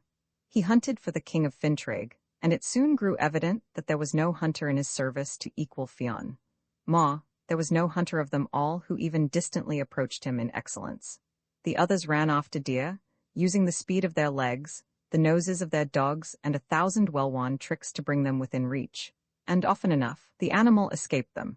But the deer that Fionn got the track of did not get away, and it seemed even that the animals sought him, so many did he catch. The king marveled at the stories that were told of this new hunter, but as kings are greater than other people, so they are more curious. And, being on the plane of excellence, they must see all that is excellently told of. The king wished to see him, and Fionn must have wondered what the king thought as that gracious lord looked on him. Whatever was thought, what the king said was as direct in utterance as it was in observation. "If Euil the son of Bascny has a son," said the king, "you would surely be that son." We are not told if the King of Fintraig said anything more, but we know that Fionn left his service soon afterwards. He went southwards and was next in the employment of the King of Kerry, the same lord who had married his own mother. In that service he came to such consideration that we hear of him as playing a match of chess with the king, and by this game we know that he was still a boy in his mind, however mightily his limbs were spreading. Able as he was in spots and huntings, he was yet too young to be politic, but he remained impolitic to the end of his days, for whatever he was able to do he would do, no matter who was offended thereat. And whatever he was not able to do he would do also. That was Fionn. Once, as they rested on a chase, a debate arose among the Fianna as to what was the finest music in the world. "Tell us that," said Fionn, turning to Oisin-tu, the cuckoo calling from the tree that is highest in the hedge, cried his merry son. "A good sound," said Fionn. "And you, Oscar," he asked, "what is to your mind the finest of music?" "The top of music is the ring of a spear on a shield," cried the stout lad. "It is a good sound," said Fionn, and the other champions told their delight. The belling of a stag across water, the baying of a tuneful pack heard in the distance, the song of a lark, the laugh of a gleeful girl, or the whisper of a moved one. "They are good sounds all," said Fionn. "Tell us, chief," one ventured, "what you think." "The music of what happens," said great Fionn, "that is the finest music in the world." He loved what happened, and would not evade it by the swerve of a hair, so on this occasion what was occurring he would have occur, although a king was his rival and his master. It may be that his mother was watching the match, and that he could not but exhibit his skill before her. He committed the enormity of winning 7 games in succession from the king himself. It is seldom indeed that a subject can beat a king at chess, and this monarch was properly amazed. "Who are you at all?" he cried, starting back from the chessboard and staring on Fionn. "I am the son of a countryman of the Lewin of Tara," said Fionn. He may have blushed as he said it, for the king, possibly for the first time, was really looking at him, and was looking back through 20 years of time as he did so. The observation of a king is faultless. It is proved 1,000 times over in the tales, and this king's equipment was as royal as the next. "You are no such son," said the indignant monarch, "but you are the son that Muireann my wife bore to Uil Macbalskny." And at that Fionn had no more to say, but his eyes may have flown to his mother and stayed there. "You cannot remain here," his stepfather continued. "I do not want you killed under my protection," he explained, or complained. Perhaps it was on Fionn's account he dreaded the sons of Mona, but no one knows what Fionn thought of him, for he never thereafter spoke of his stepfather. As for Muireann, she must have loved her lord, or she may have been terrified in truth of the sons of Mona and for Fionn, but it is so also, that if a woman loves her second husband, she can dislike all that reminds her of the first one. Fionn went on his travels again. Roman 9, all desires save one are fleeting, but that one lasts forever. Fionn, with all desires, had the lasting one, for he would go anywhere and forsake anything for wisdom, and it was in search of this that he went to the place where Fingas lived on a bank of the Boyne water. But for dread of the clan Mona, he did not go as Fionn. He called himself Damney on that journey. We get wise by asking questions, and even if these are not answered, we get wise, for a well-packed question carries its answer on its back as a snail carries its shell. Fionn asked every question he could think of, and his master, who was a poet, and so an honorable man, answered them all, not to the limit of his patience, for it was limitless, but to the limit of his ability. "Why do you live on the bank of a river?" was one of these questions. "Because a poem is a revelation, and it is by the brink of running water that poetry is revealed to the mind." "How long have you been here?" was the next query. 7 years, the poet answered. "It is a long time," said wondering Fionn. "I would wait twice as long for a poem," said the inveterate bard. "Have you caught good poems?" Fionn asked him. "The poems I am fit for," said the mild master. "No person can get more than that, for a man's readiness is his limit. Would you have got as good poems by the Shannon or the Suir or by sweet Anna Le Fay?" "They are good rivers," was the answer. "They all belong to good gods." "But why did you choose this river out of all the rivers?" Fingas beamed on his pupil. "I would tell you anything," said he, "and I will tell you that." Fionn sat at the kindly man's feet, his hands absent among tall grasses, and listening with all his ears. "A prophecy was made to me," Fingas began. "A man of knowledge foretold that I should catch the salmon of knowledge in the Boyne water." "And then," said Fionn eagerly, "then I would have all knowledge." "And after that?" the boy insisted. "What should there be after that?" the poet retorted. "I mean, what would you do with all knowledge?" "A weighty question," said Fingas smilingly. "I could answer it if I had all knowledge, but not until then." "What would you do, my dear?" "I would make a poem," Fionn cried. "I think too," said the poet, "that that is what would be done." In return for instruction, Fionn had taken over the service of his master's hut, and as he went about the household duties, drawing the water, lighting the fire, and carrying rushes for the floor and the beds, he thought over all the poet had taught him, and his mind dwelt on the rules of metre, the cunningness of words, and the need for a clean, brave mind. But in his thousand thoughts he yet remembered the salmon of knowledge as eagerly as his master did. He already venerated Fingus for his great learning, his poetic skill, for 100 reasons. But looking on him as the ordained eater of the salmon of knowledge, he venerated him to the edge of measure. Indeed, he loved as well as venerated this master, because of his unfailing kindness, his patience, his readiness to teach, and his skill in teaching. "I have learned much from you, dear master," said Fionn gratefully. "All that I have is yours if you can take it," the poet answered, "for you are entitled to all that you can take, but to no more than that. Take so with both hands. You may catch the salmon while I am with you," the hopeful boy mused. "Would not that be a great happening?" And he stared in ecstasy across the grass at those visions which a boy's mind knows. "Let us pray for that," said Fingus fervently. "Here is a question," Fionn continued. "How does this salmon get wisdom into his flesh? There is a hazel bush overhanging a secret pool in a secret place. The nuts of knowledge drop from the sacred bush into the pool, and as they float, a salmon takes them in his mouth and eats them. It would be almost as easy," the boy submitted, "if one were to set on the track of the sacred hazel and eat the nuts straight from the bush." "That would not be very easy," said the poet, "and yet it is not as easy as that, for the bush can only be found by its own knowledge, and that knowledge can only be got by eating the nuts, and the nuts can only be got by eating the salmon." "We must wait for the salmon," said Fionn in a rage of resignation. Life continued for him in a round of timeless time, wherein days and nights were uneventful and were yet filled with interest.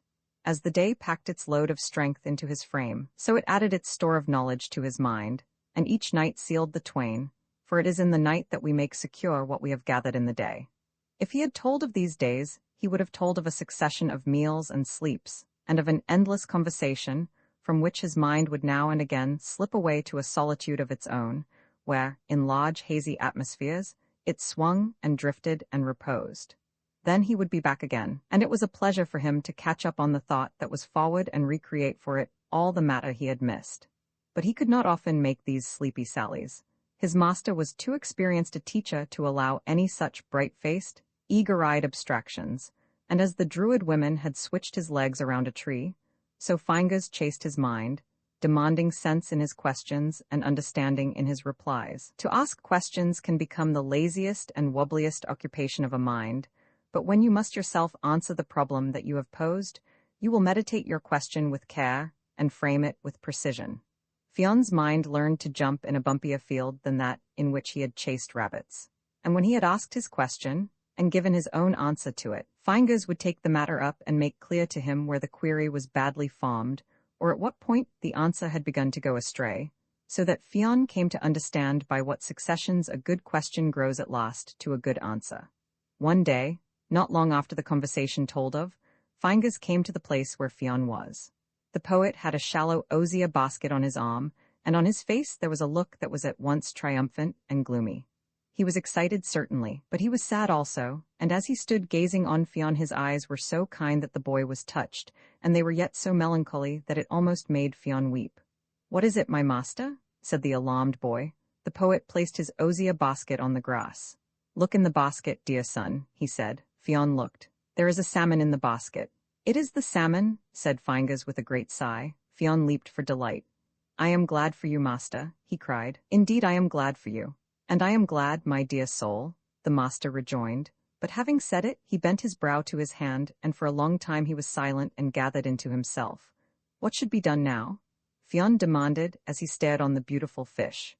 Fingus rose from where he sat by the osier basket. "I will be back in a short time," he said heavily. "While I am away you may roast the salmon, so that it will be ready against my return." "I will roast it indeed," said Fionn. The poet gazed long and earnestly on him. "You will not eat any of my salmon while I am away?" he asked. "I will not eat the littlest piece," said Fionn. "I am sure you will not," the other murmured, as he turned and walked slowly across the grass and behind the sheltering bushes on the ridge. Fionn cooked the salmon. It was beautiful and tempting and savory as it smoked on a wooden platter among cool green leaves, and it looked all these to Fingus when he came from behind the fringing bushes and sat in the grass outside his door. He gazed on the fish with more than his eyes. He looked on it with his heart, with his soul in his eyes, and when he turned to look on Fionn, the boy did not know whether the love that was in his eyes was for the fish or for himself. Yet he did know that a great moment had arrived for the poet.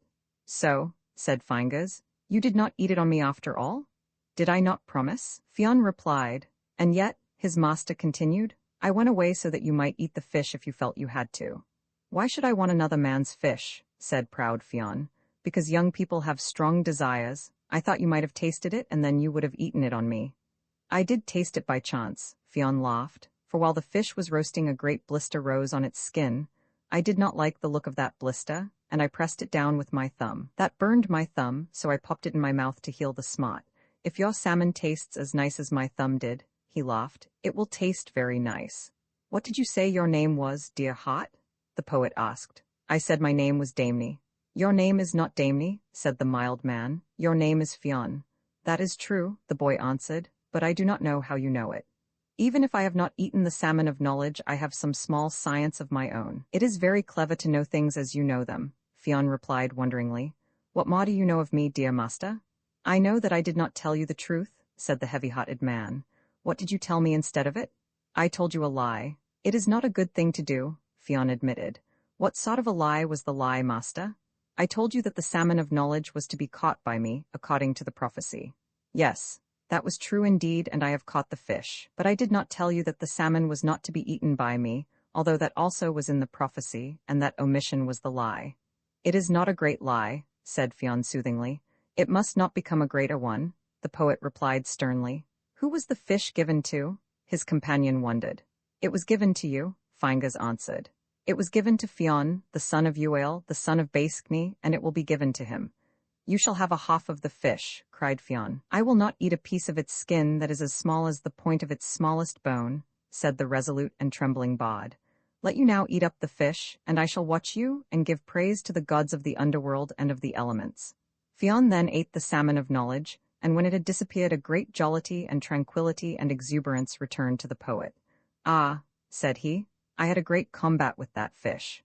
Did it fight for its life? Fionn inquired. It did, but that was not the fight I meant. You shall eat a salmon of knowledge too, Fionn assured him. You have eaten one, cried the blithe poet, and if you make such a promise it will be because you know. I promise it and know it, said Fionn. You shall eat a salmon of knowledge yet. Roman 11, he had received all that he could get from Fingers.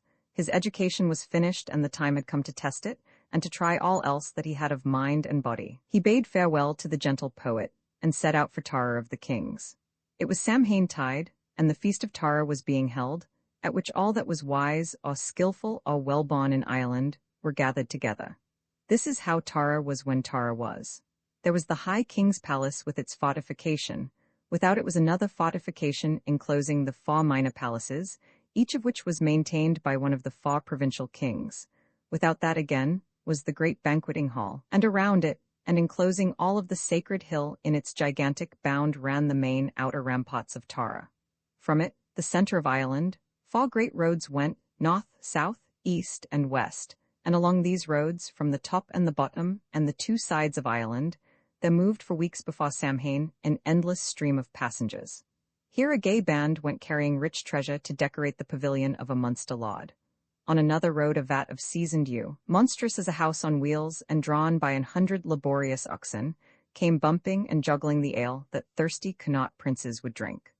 On a road again, the learned men of Leinster, each with an idea in his head that would discomfit a northern Olav and make a southern one gape and fidget, would be marching solemnly, each by a hoss that was piled high on the back and widely at the sides with clean-peeled willow or oaken ones that were carved from the top to the bottom with the Ogham signs, the first lines of poems, for it was an offense against wisdom to commit more than initial lines to writing, the names and dates of kings, the procession of laws of Tara and of the subkingdoms, the names of places and their meanings. On the brown stallion ambling peacefully yonder, there might go the warring of the gods for 2 or 10,000 years. This mare with the dainty pace and the vicious eye might be sidling under a load of oaken odes in honor of her owner's family, with a few bundles of tales of wonder added, in case they might be useful. And perhaps the restive piebald was backing the history of Ireland into a ditch. On such a journey, all people spoke together, for all were friends, and no person regarded the weapon in another man's hand other than as an implement to poke a reluctant cow with, or to pacify with loud wallops some hoof-proud colt. Into this team and profusion of jolly humanity Fionn slipped, and if his mood had been as bellicose as a wounded boar, he would yet have found no man to quarrel with, and if his eye had been as sharp as a jealous husband's, he would have found no eye to meet it with calculation or menace or fear. For the peace of Ireland was in being, and for 6 weeks man was neighbor to man, and the nation was the guest of the High King. Fionn went in with the notables. His arrival had been timed for the opening day and the great feast of welcome. He may have marveled, looking on the bright city, with its pillars of gleaming bronze and the roofs that were painted in many colors, so that each house seemed to be covered by the spreading wings of some gigantic and gorgeous bird. And the palaces themselves, mellow with red oak, polished within, and without by the wear and the care of 1,000 years, and carved with the patient skill of unending generations of the most famous artists of the most artistic country of the Western world, would have given him much to marvel at also. It must have seemed like a city of dream, a city to catch the heart, when, coming over the great plain, Fionn saw Tara of the kings held on its hill, as in a hand to gather all the gold of the falling sun, and to restore a brightness as mellow and tender as that universal largesse. In the great banqueting hall, everything was in order for the feast. The nobles of Ireland with their winsome consorts, the learned and artistic professions represented by the pick of their time, were in place. The Audrai, Con of the 100 Battles, had taken his place on the raised dais which commanded the whole of that vast hall. At his right hand, his son Ot, to be afterwards as famous as his famous father, took his seat, and on his left Gol Mac Mona, chief of the Fianna of Ireland, had the seat of honour. As the High King took his place, he could see every person who was noted in the land for any reason. He would know everyone who was present, for the fame of all men is sealed at Tara, and behind his chair a herald stood to tell anything the king might not know or had forgotten. Conn gave the signal, and his guests seated themselves. The time had come for the squires to take their stations behind their masters and mistresses. But for the moment, the great room was seated, and the doors were held to allow a moment of respect to pass before the servers and squires came in. Looking over his guests, Conn observed that a young man was yet standing. "There is a gentleman," he murmured, "for whom no seat has been found." We may be sure that the master of the banquet blushed at that. And, the king continued, "I do not seem to know the young man. Nor did his herald, nor did the unfortunate master, nor did anybody, for the eyes of all were now turned where the kings went. "Give me my horn," said the gracious monarch. The horn of state was put to his hand.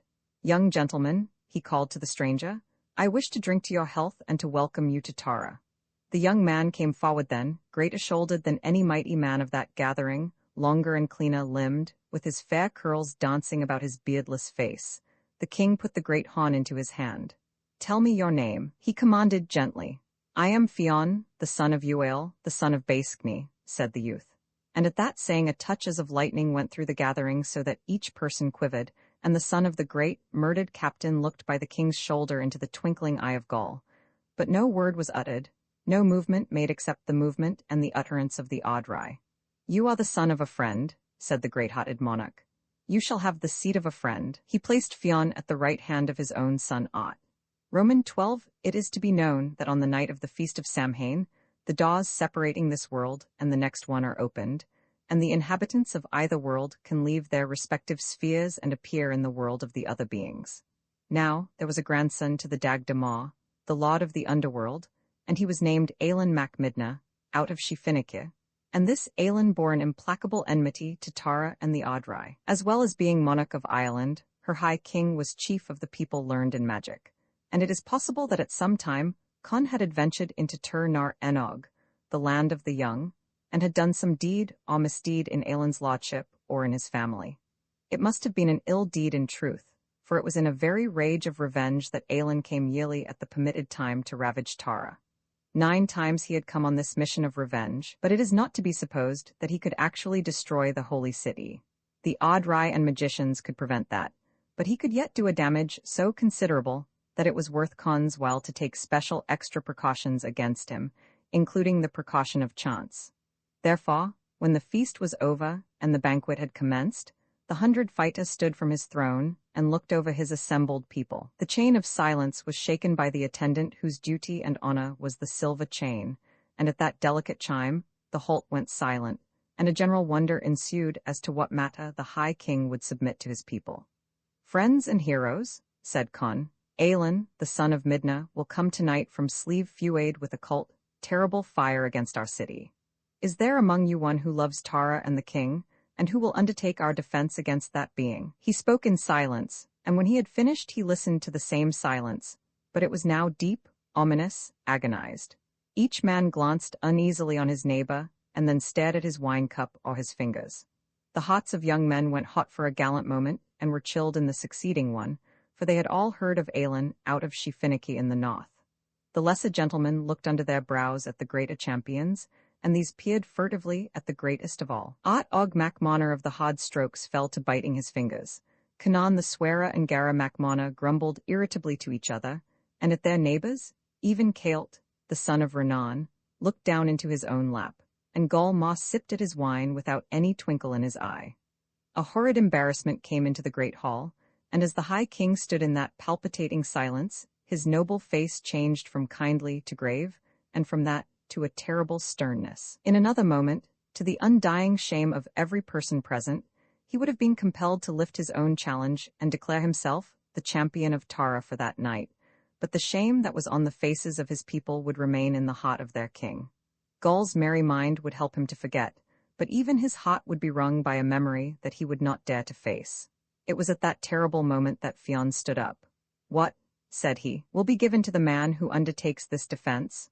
"All that can be rightly asked will be royally bestowed," was the king's answer. "Who are the sureties?" said Fionn. "The kings of Ireland and Red Sith with his magicians." "I will undertake the defense," said Fionn, and on that the kings and magicians who were present bound themselves to the fulfillment of the bargain. Fionn marched from the banqueting hall, and as he went, all who were present of nobles and retainers and servants acclaimed him and wished him luck. But in their hearts they were bidding him goodbye, for all were assured that the lad was marching to a death so unescapable that he might already be counted as a dead man. It is likely that Fionn looked for help to the people of the Sidhe themselves, for through his mother he belonged to the tribes of Dana, although, on the father's side, his blood was well compounded with mortal clay. It may be, too, that he knew how events would turn, for he had eaten the salmon of knowledge. Yet it is not recorded that on this occasion he invoked any magical art as he did on other adventures. Fionn's way of discovering whatever was happening and hidden was always the same and is many times referred to. A shallow, oblong dish of pure, pale gold was brought to him. This dish was filled with clear water. Then Fionn would bend his head and stare into the water, and as he stared he would place his thumb in his mouth under his tooth of knowledge. His wisdom tooth. Knowledge, may it be said, is higher than magic and is more to be sought. It is quite possible to see what is happening, and yet not know what is forward, for while seeing is believing, it does not follow that either seeing or believing is knowing. Many a person can see a thing and believe a thing, and know just as little about it as the person who does neither. But Fionn would see and know, or he would understand a decent ratio of his visions. That he was versed in magic is true, for he was ever known as the knowledgeable man, and later he had 2 magicians in his household named Dirim and Macreath to do the rough work of knowledge for their busy master. It was not from the Sidhe, however, that assistance came to Fionn. Roman 13, he marched through the successive fortifications until he came to the outer, great wall, the boundary of the city, and when he had passed this, he was on the wide plain of Tara. Other than himself, no person was abroad, for on the night of the feast of Samhain none but a madman would quit the shelter of a house, even if it were on fire. For whatever disasters might be within a house would be as nothing to the calamities without it. The noise of the banquet was not now audible to Fionn. It is possible, however, that there was a shamefaced silence in the great hall, and the lights of the city were hidden by the successive great ramparts. The sky was over him, the earth under him, and than these there was nothing, or there was but the darkness and the wind. But darkness was not a thing to terrify him, bred in the nightness of a wood and the very fosterling of gloom, nor could the wind afflict his ear or his heart. There was no note in its orchestra that he had not brooded on and become, which becoming is magic. The long-drawn moan of it, the thrilling whisper and hush, the shrill, sweet whistle, so thin it can scarcely be heard, and is taken more by the nerves than by the ear, the screech, sudden as a devil's yell and loud as 10 thunders, the cry as of one who flies with backward look to the shelter of leaves and darkness, and the sob as of one stricken with an age-long misery, only at times remembered, but remembered then with what a pang. His ear knew by what successions they arrived, and by what stages they grew and diminished. Listening in the dark to the bundle of noises which make a noise he could disentangle them, and assign a place and a reason to each gradation of sound that formed the chorus. There was the patter of a rabbit, and there the scurrying of a hare. A bush rustled yonder, but that brief rustle was a bird, that pressure was a wolf, and this hesitation a fox. The scraping yonder was but a rough leaf against bark, and the scratching beyond it was a ferret's claw. Fear cannot be where knowledge is, and Fionn was not fearful. His mind, quietly busy on all sides, picked up one sound and dwelt on it. A man, said Fionn, and he listened in that direction, back towards the city. A man it was, almost as skilled in darkness as Fionn himself. This is no enemy, Fionn thought. His walking is open. Who comes? He called. A friend, said the newcomer. Give a friend's name, said Fionn. Fiacuil mac Cana was the answer.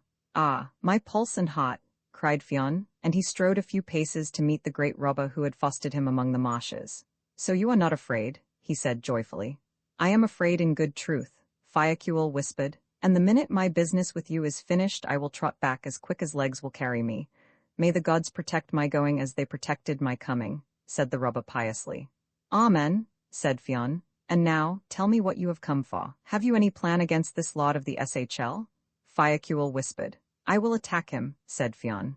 That is not a plan, the other groaned. We do not plan to deliver an attack but to win a victory. Is this a very terrible person?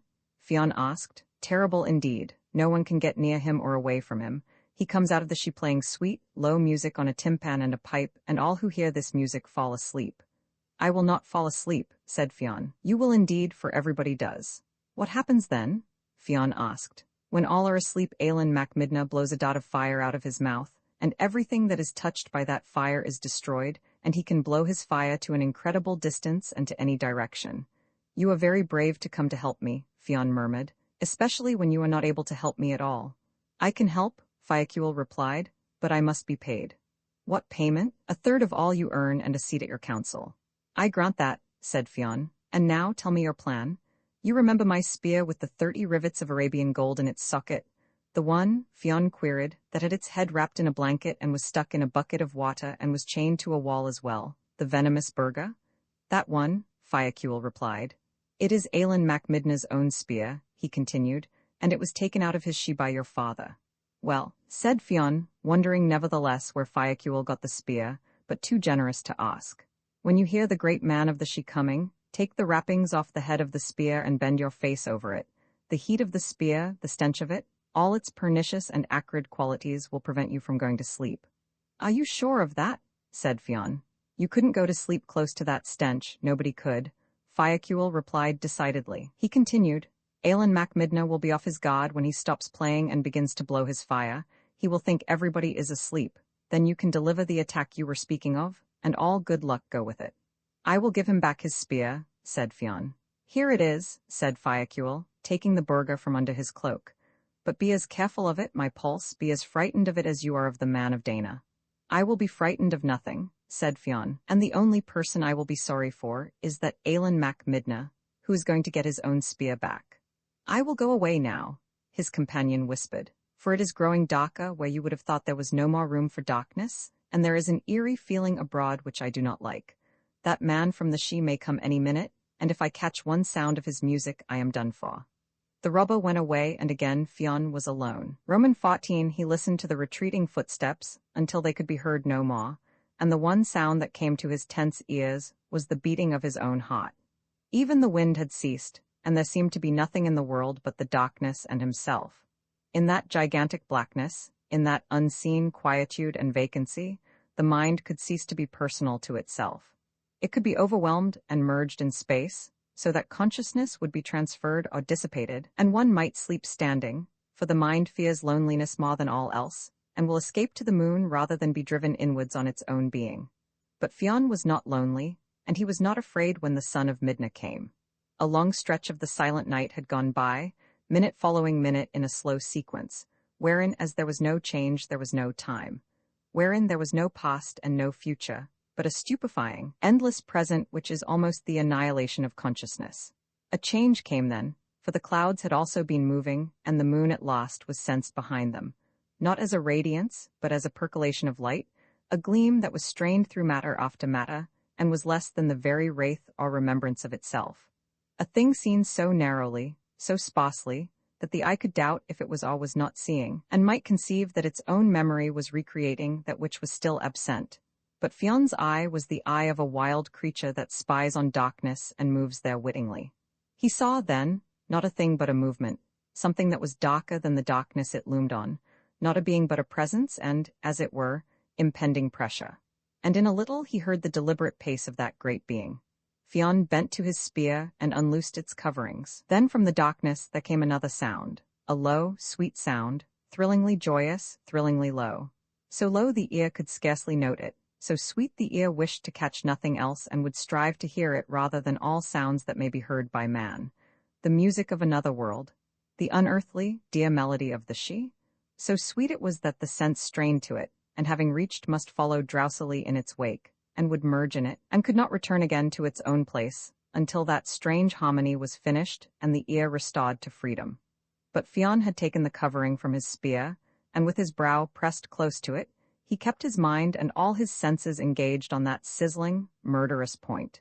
The music ceased, and Aelin hissed a fierce blue flame from his mouth, and it was as though he hissed lightning. Here it would seem that Fionn used magic, for spreading out his fringed mantle, he caught the flame. Rather he stopped it, for it slid from the mantle and sped down into the earth to the depth of 26 spans, from which that slope is still called the glen of the mantle, and the rise on which Aelin stood is known as the Ard of Fire. One can imagine the surprise of Aelin mac Midna, seeing his fire caught and quenched by an invisible hand. And one can imagine that at this check he might be frightened, for who would be more terrified than a magician who sees his magic fail, and who, knowing of power, will guess at powers of which he has no conception, and may well dread. Everything had been done by him as it should be done. His pipe had been played and his timpan, all who heard that music should be asleep, and yet his fire was caught in full course and was quenched. Aelin, with all the terrific strength of which he was master, blew again, and the great jet of blue flame came roaring and whistling from him, and was caught and disappeared. Panic swirled into the man from Fairy. He turned from that terrible spot and fled, not knowing what might be behind, but dreading it as he had never before dreaded anything, and the unknown pursued him.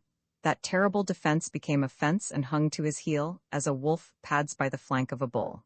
And Aelin was not in his own world. He was in the world of men, where movement is not easy and the very air a burden.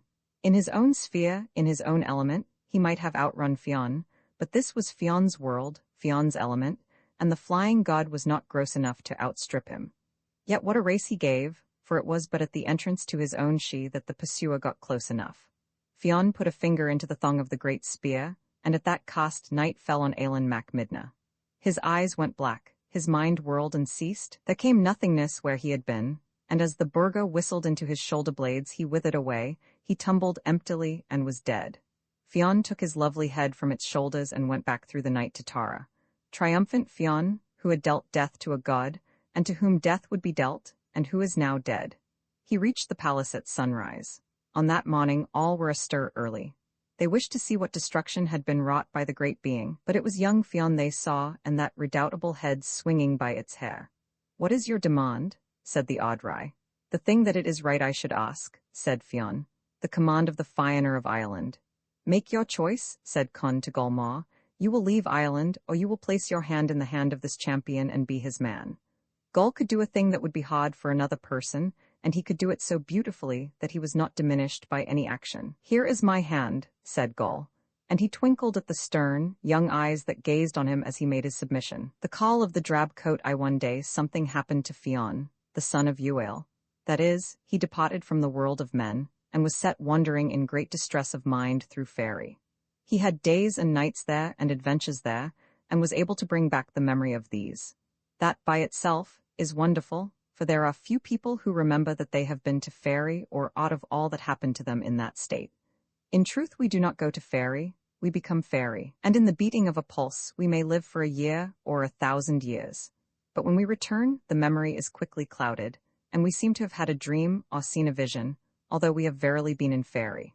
It was wonderful, then, that Fionn should have remembered all that happened to him in that wide-spun moment. But in this tale there is yet more to marvel at.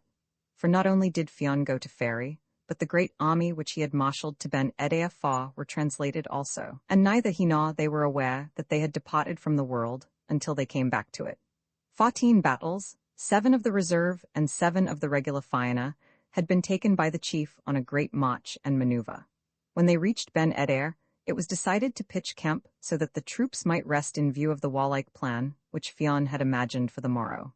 The camp was chosen, and each squadron and company of the host were lodged into an appropriate place, so there was no overcrowding and no halt or interruption of the march. For where a company halted, that was its place of rest, and in that place it hindered no other company, and was at its own ease. When this was accomplished, the leaders of battalions gathered on a level, grassy plateau, overlooking the sea, where a consultation began as to the next day's maneuvers, and during this discussion, they looked often on the wide water that lay wrinkling and twinkling below them. A roomy ship under great press of sail was bearing on Ben Eder from the east. Now and again, in a lull of the discussion, a champion would look and remark on the hurrying vessel, and it may have been during one of these moments that the adventure happened to Fionn and the Fianna.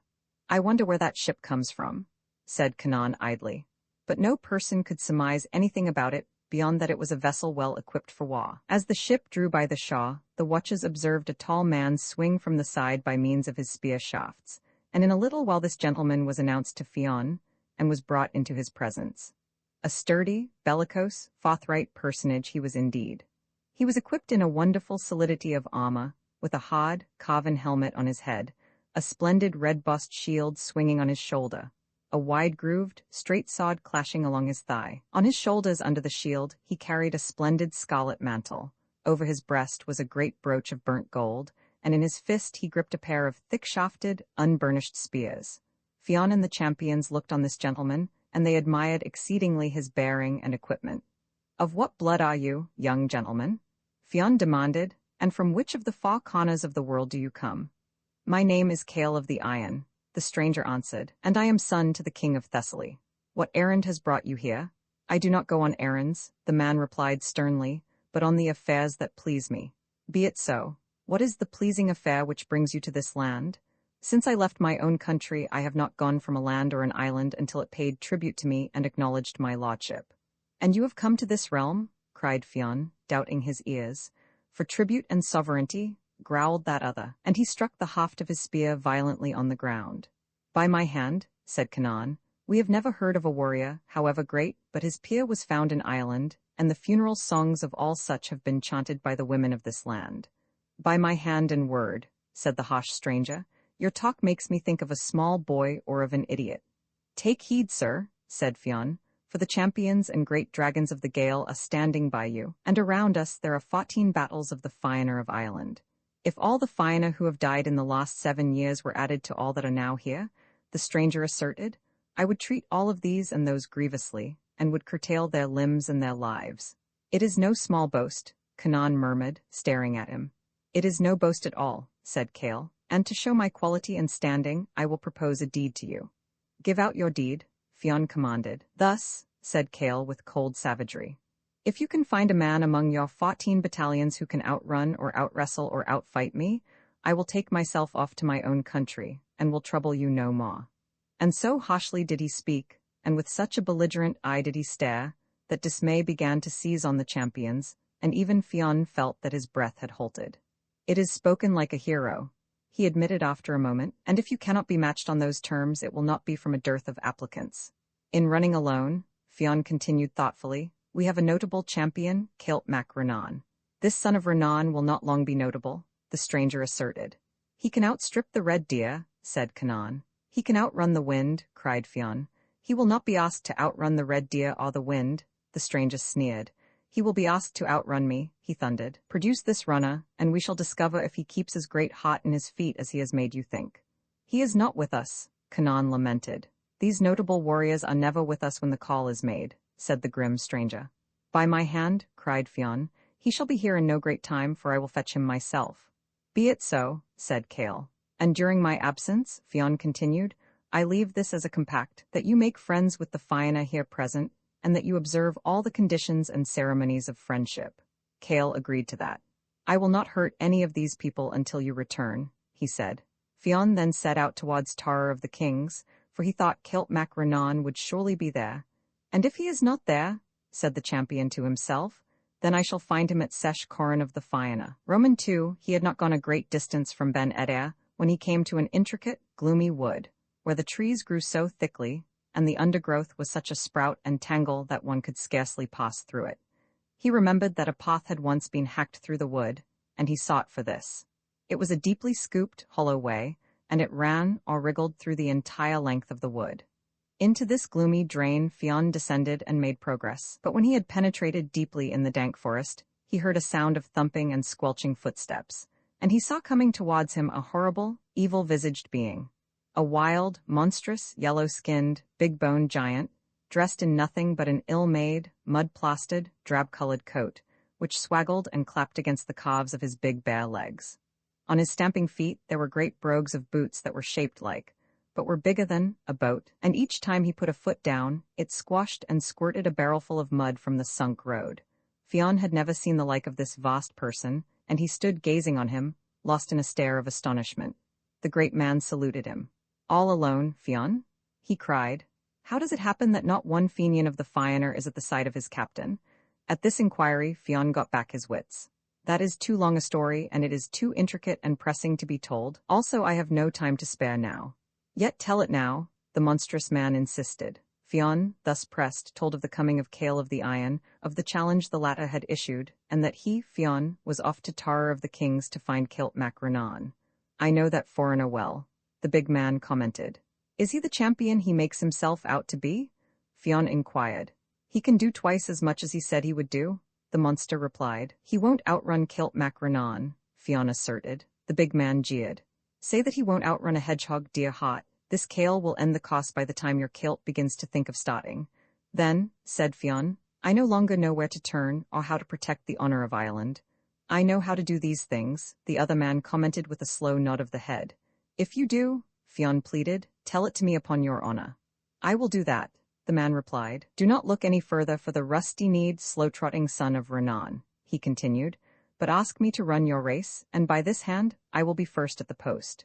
At this the chief began to laugh. "My good friend, you have work enough to carry the 2 tons of mud that are plastered on each of your coat-tails, to say nothing of your weighty boots." "By my hand," the man cried, "there is no person in Ireland but myself can win that race. I claim a chance." Fionn agreed then. "Be it so," said he. "And now tell me your name." "I am known as the Call of the Drab Coat." "All names are names," Fionn responded, "and that also is a name." They returned then to Ben Eder. Roman 3, when they came among the host, the men of Ireland gathered about the vast stranger, and there were some who hid their faces in their mantles so that they should not be seen to laugh, and there were some who rolled along the ground in merriment, and there were others who could only hold their mouths open and crook their knees and hang their arms and stare dumbfoundedly upon the stranger, as though they were utterly dazed. Cale of the Iron came also on the scene, and he examined the stranger with close and particular attention. "What in the name of the devil is this thing?" he asked of Fionn. "Dear heart," said Fionn, "this is the champion I am putting against you in the race." Cale of the Iron grew purple in the face, and he almost swallowed his tongue through wrath. "Until the end of eternity," he rawed, "and until the very last moment of doom, I will not move 1 foot in a race with this greasy, big-hoofed, ill-assembled resemblance of a beggarman." But at this, the call burst into a roar of laughter, so that the eardrums of the warriors present almost burst inside of their heads. "Be reassured, my darling, I am no beggarman, and my quality is not more gross than is the blood of the most delicate prince in this assembly. You will not evade your challenge in that way, my love, and you shall run with me or you shall run to your ship with me behind you. What length of cost do you propose, dear heart?" "I never run less than 60 miles, Cale replied sullenly. "It is a small run," said the call, "but it will do. From this place to the Hill of the Rushes, Slieve Luachar of Munster, is exactly 60 miles. Will that suit you?" "I don't care how it is done," Cale answered. "Then," said the call, "we may go off to Slieve Luachar now, and in the morning we can start our race there to here." "Let it be done that way," said Cale. These two set out then for Munster, and as the sun was setting they reached Slieve Luachar and prepared to spend the night there. "Roman 4 Cale, my pulse," said the call, "we had better build a house or a hut to pass the night in." "I'll build nothing," Cale replied, looking on the call with great disfavor. "No, I won't build house or hut for the sake of passing one night here, for I hope never to see this place again." "I'll build a house myself," said the call, "and the man who does not help in the building can stay outside of the house." The call stumped to a nearby wood, and he never rested until he had felled and tied together 24 couples of big timber. He thrust these under one arm, and under the other he tucked a bundle of rushes for his bed, and with that one load he rushed up a house, well thatched and snug, and with the timber that remained over he made a bonfire on the floor of the house. His companion sat at a distance regarding the work with rage and aversion. "Now, Cale, my darling," said the call, "if you are a man, help me to look for something to eat, for there is game here." "Help yourself," roared Cale, "for all that I want is not to be near you." "The tooth that does not help gets no helping," the other replied. In a short time the call returned with a wild boar which he had run down. He cooked the beast over his bonfire and ate one half of it, leaving the other half for his breakfast. Then he lay down on the rushes, and in 2 turns he fell asleep. But Cale lay out on the side of the hill, and if he went to sleep that night he slept fasting. It was he, however, who awakened the call in the morning. "Get up, Beggarman, if you are going to run against me." The call rubbed his eyes. "I never get up until I have had my fill of sleep, and there is another hour of it due to me. But if you are in a hurry, my delight, you can start running now with a blessing. I will trot on your track when I waken up." Cale began to race then, and he was glad of the start, for his antagonist made so little account of him that he did not know what to expect when the call would begin to run. "Yet," said Cale to himself, "with an hour's start the Beggarman will have to move his bones if he wants to catch on me," and he settled down to a good, pelting race. At the end of an hour the call awoke. He ate the second half of the boar, and he tied the unpicked bones in the tail of his coat. Then, with a great rattling of the boar's bones, he started. It is hard to tell how he ran, or at what speed he ran, but he went forward in great 2-legged jumps, and at times he moved in immense 1-legged, mud-spattering hops, and at times again, with wide-stretched, far-flung, terrible tramping, space-destroying legs he ran. He left the swallows behind as if they were asleep. He caught up on a red deer, jumped over it, and left it standing. The wind was always behind him, for he outran it every time, and he caught up in jumps and bounces on Cale of the Iron, although Cale was running well, with his fists up and his head back, and his 2 legs flying in and out so vigorously that you could not see them because of that speedy movement. Trotting by the side of Cale, the call thrust a hand into the tail of his coat and pulled out a fistful of red bones. "Here, my heart, is a meaty bone," said he, "for you fasted all night, poor friend, and if you pick a bit off the bone your stomach will get a rest." "Keep your filth, Beggarman," the other replied, "for I would rather be hanged than gnaw on a bone that you have browsed." "Why don't you run, my pulse?" said the call earnestly. "Why don't you try to win the race?" Cale then began to move his limbs as if they were the wings of a fly, or the fins of a little fish, or as if they were the 6 legs of a terrified spider. "I am running," he gasped.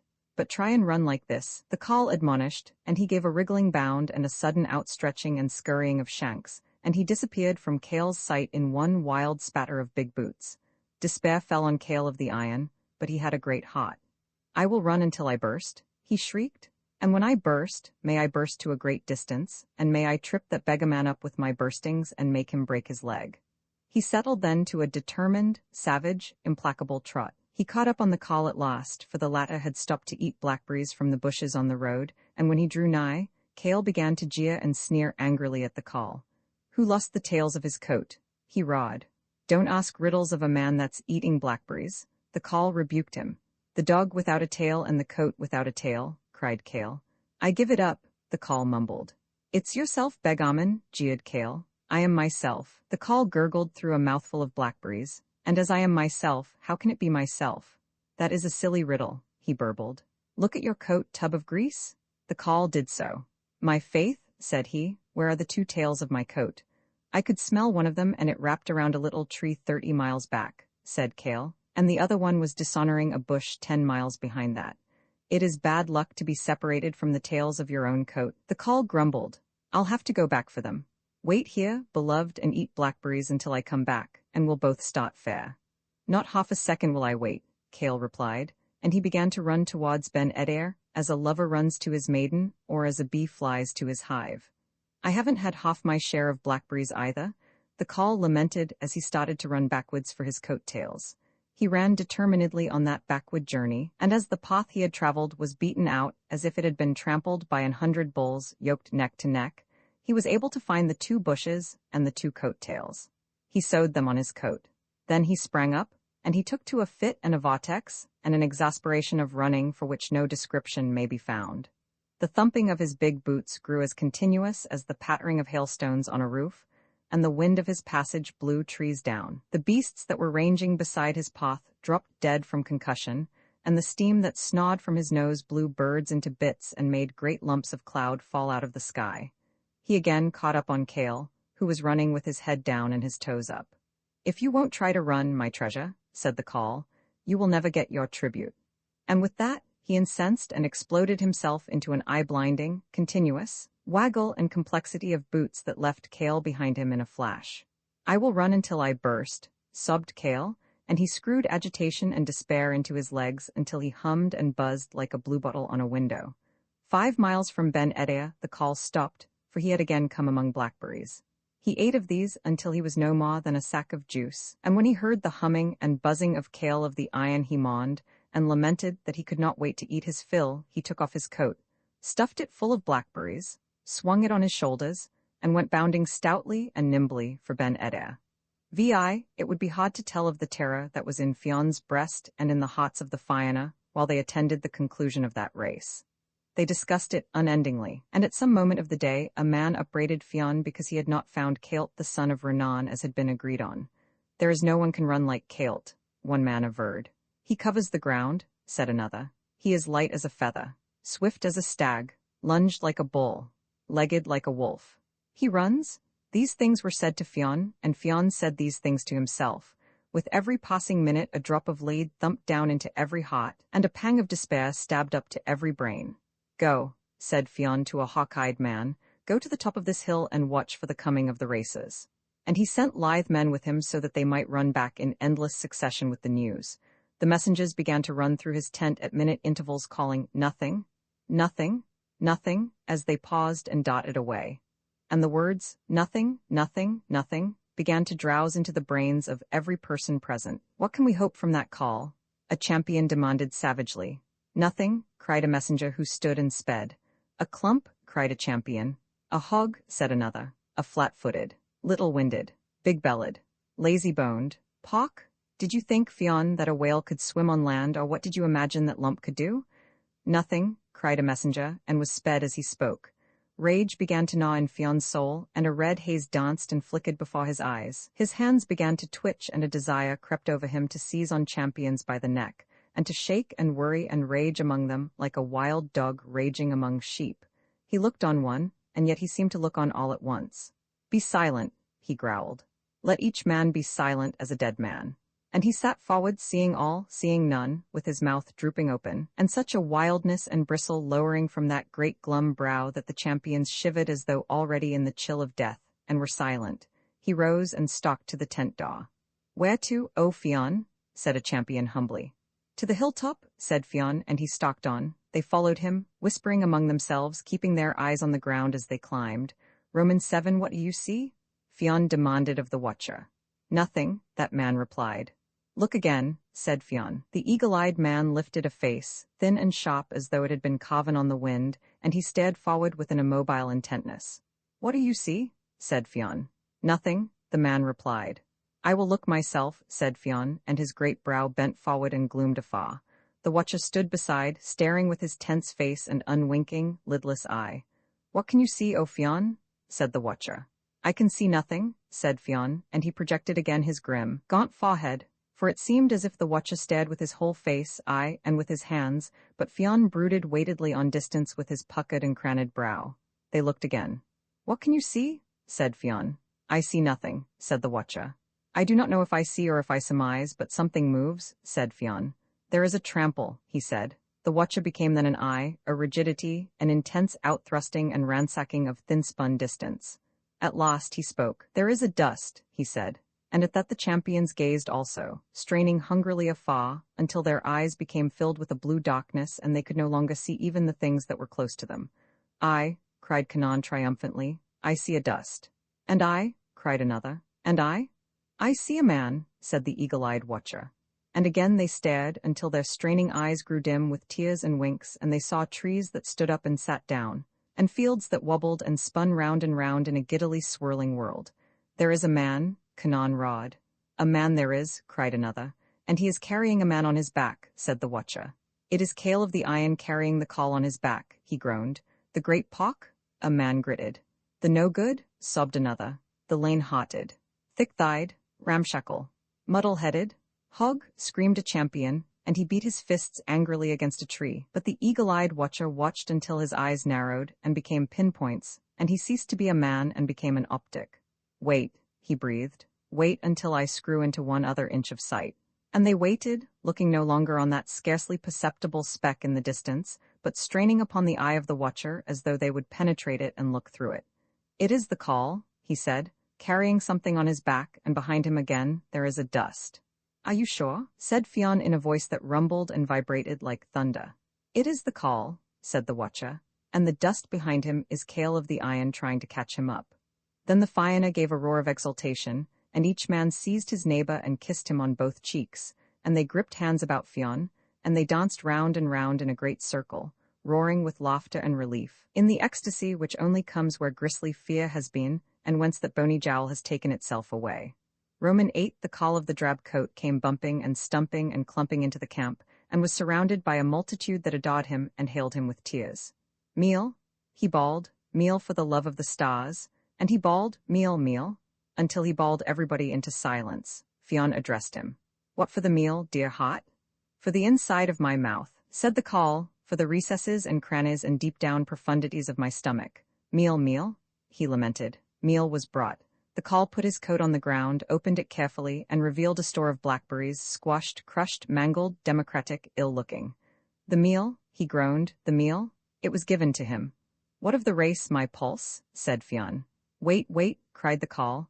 I die for meal and blackberries. Into the center of the mess of blackberries, he discharged a barrel of meal, and he mixed the two up and through, and round and down, until the pile of white-black, red-brown slibber reached up to his shoulders. Then he commenced to paw and impel and project and cram the mixture into his mouth, and between each mouthful he sighed a contented sigh, and during every mouthful he gurgled an oozy gurgle.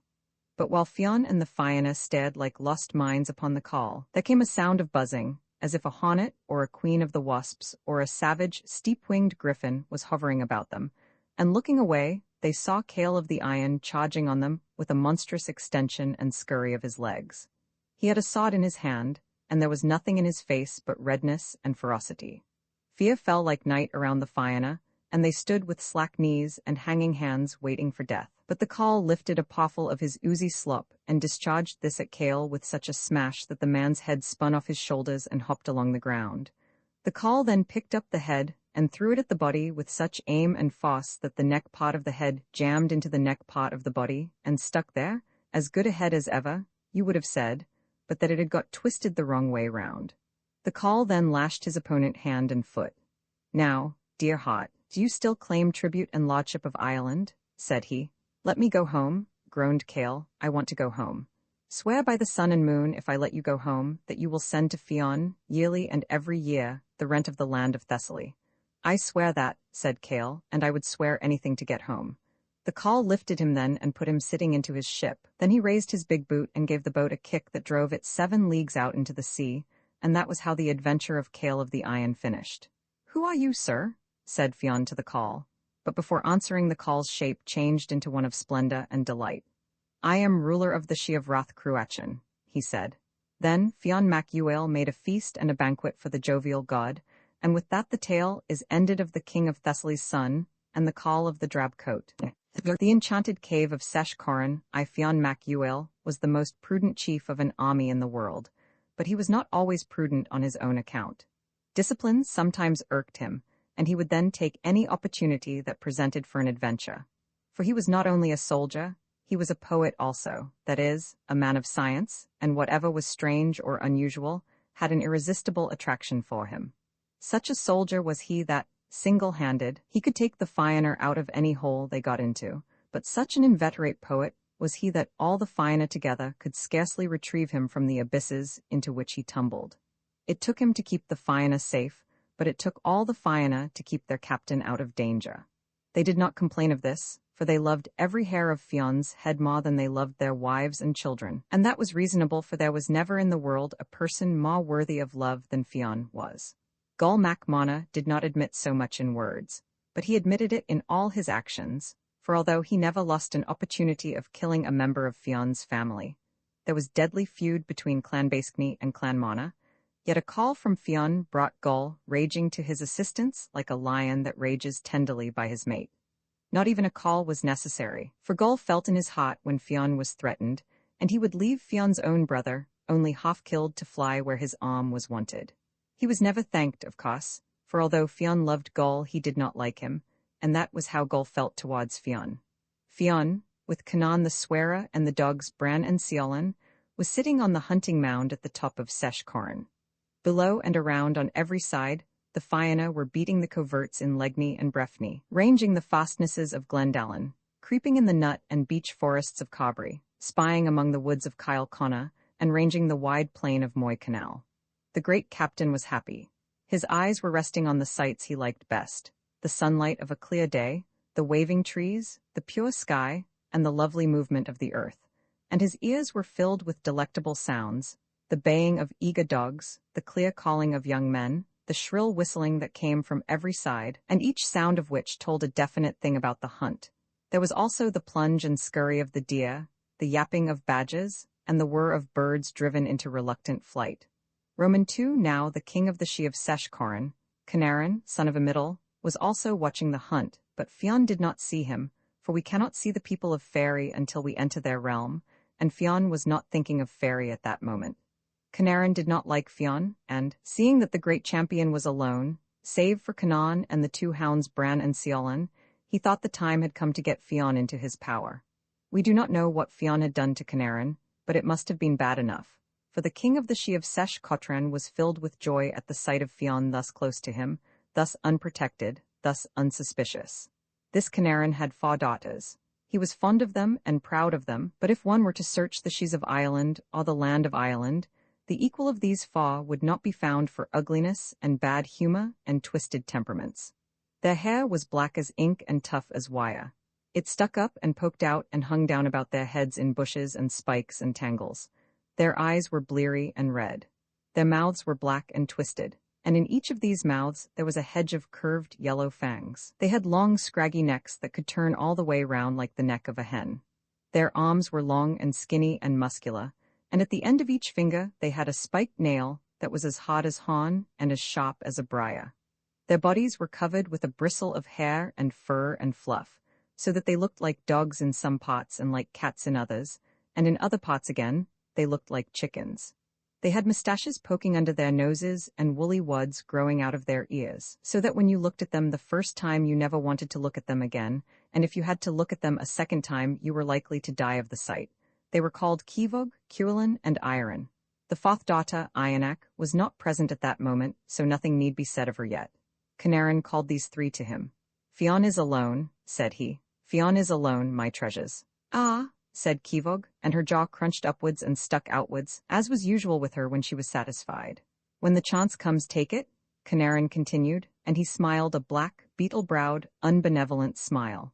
"It's a good word," quoth Cuillin, and she swung her jaw loose and made it waggle up and down, for that was the way she smiled. "And here is the chance," her father added. "The chance is here," Iron echoed, with a smile that was very like her sister's, only that it was worse, and the wen that grew on her nose joggled to and fro, and did not get its balance again for a long time. Then they smiled a smile that was agreeable to their own eyes, but which would have been a deadly thing for anybody else to see. "But Fionn cannot see us?"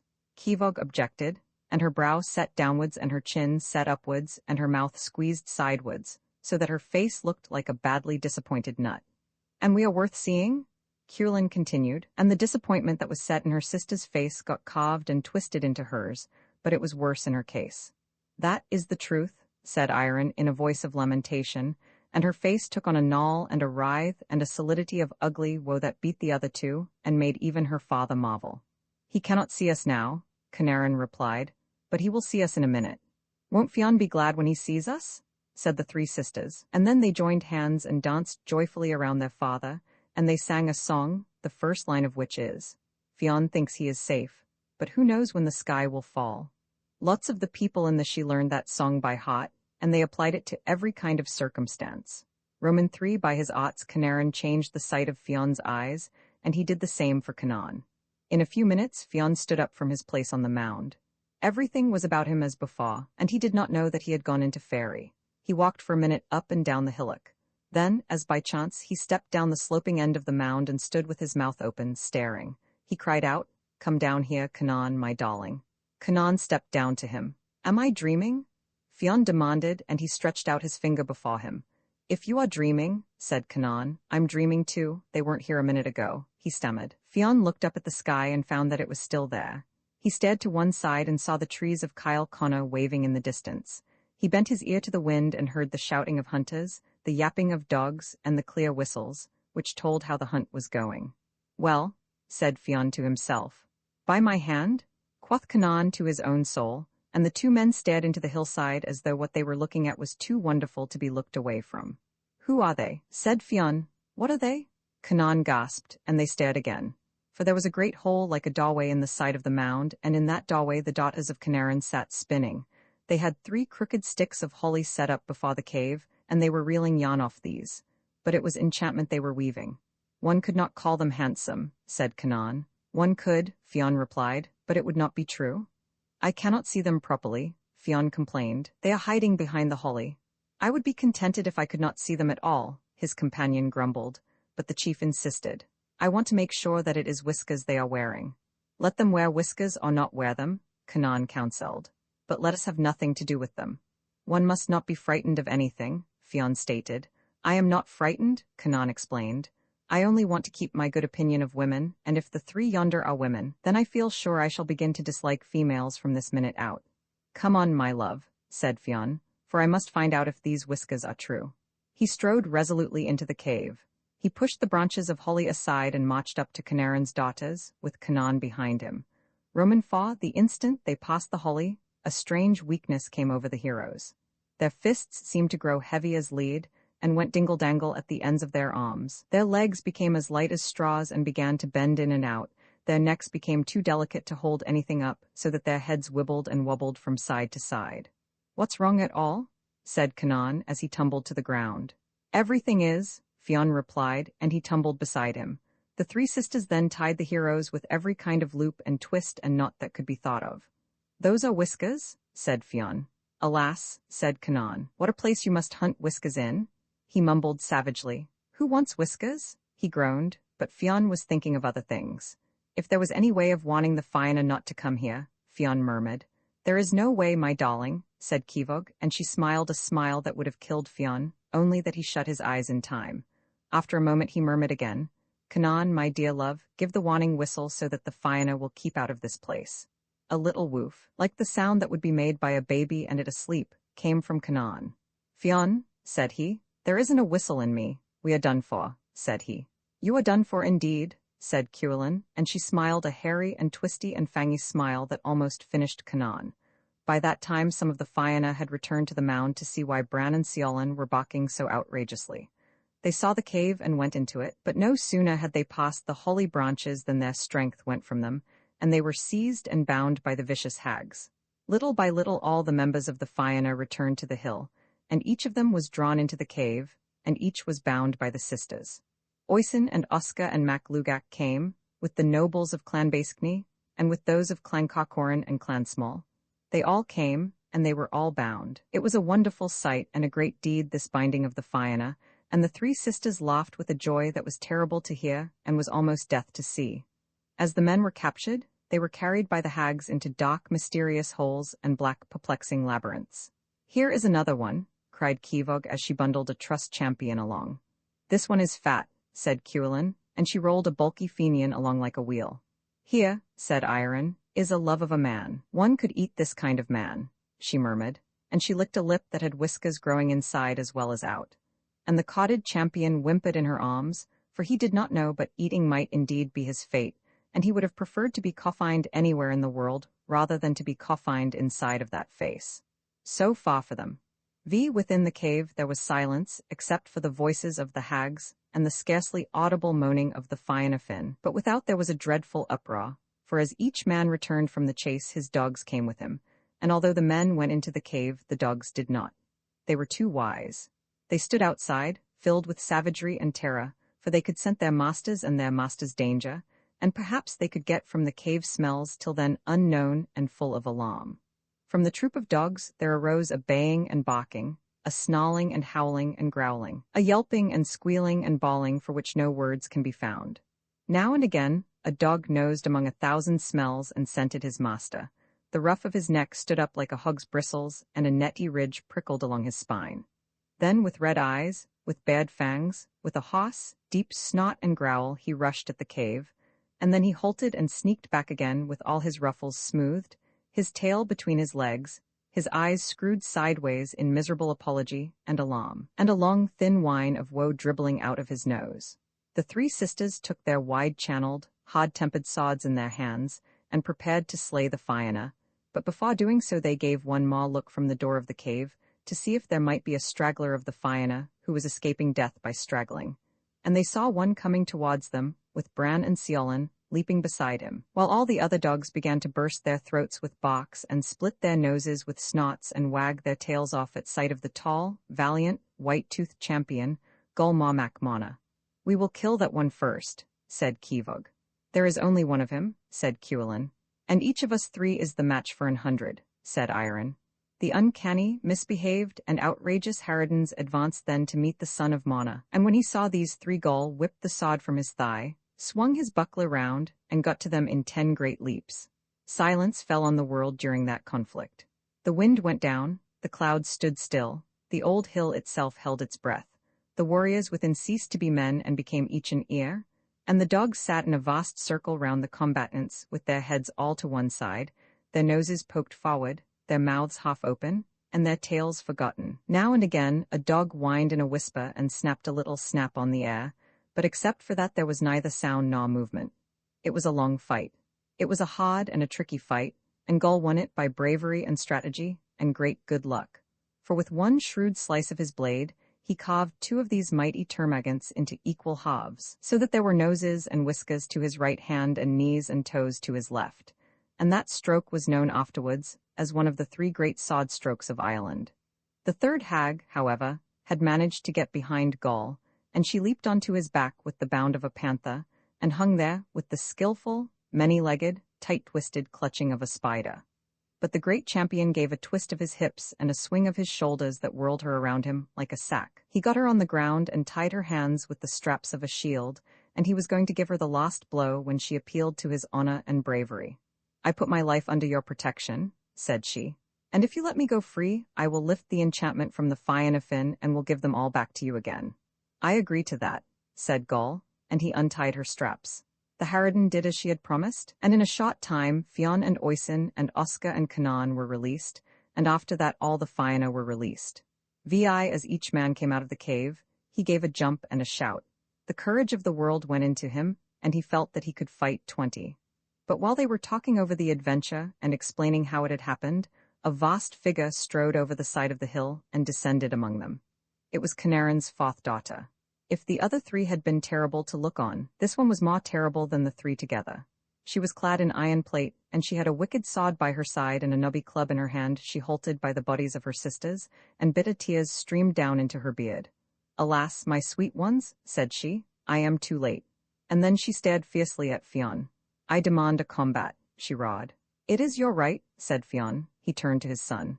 "Oisin, my heart, kill me this honorable hag." But for the only time in his life Oisin shrank from a combat.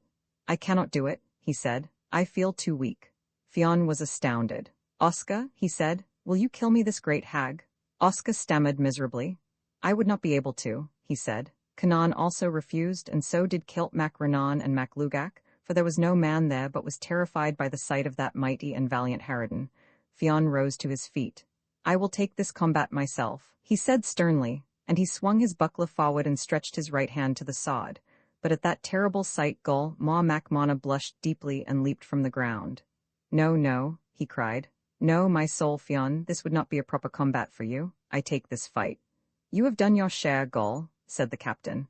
"I should finish the fight I began," Gol continued, "for it was I who killed the 2 sisters of this valiant hag, and it is against me the feud lies."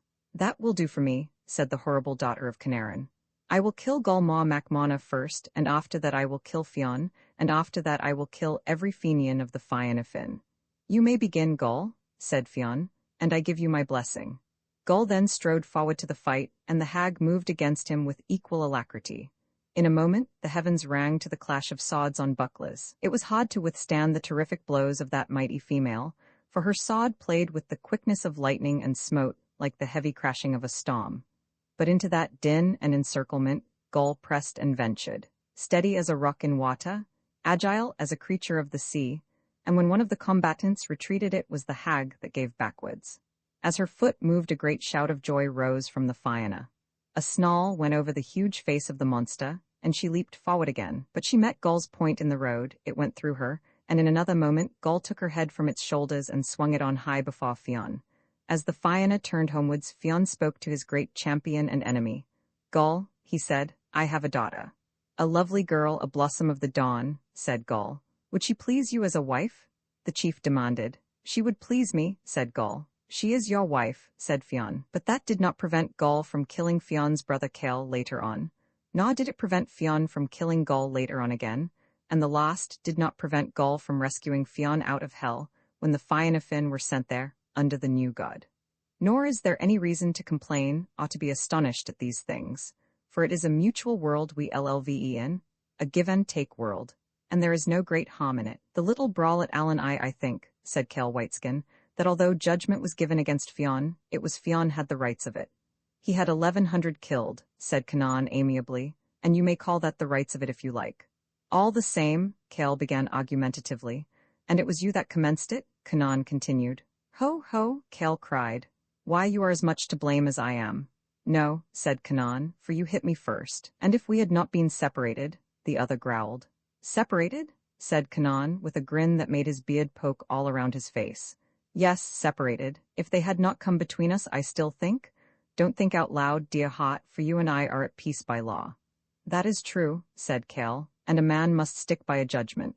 Come with me, my dear, and let us see how the youngsters are shaping in the school. One of them has rather a way with him as a swordsman." "No youngster is any good with a sword," Canaan replied. "You are right there," said Cale. "It takes a good ripe man for that weapon."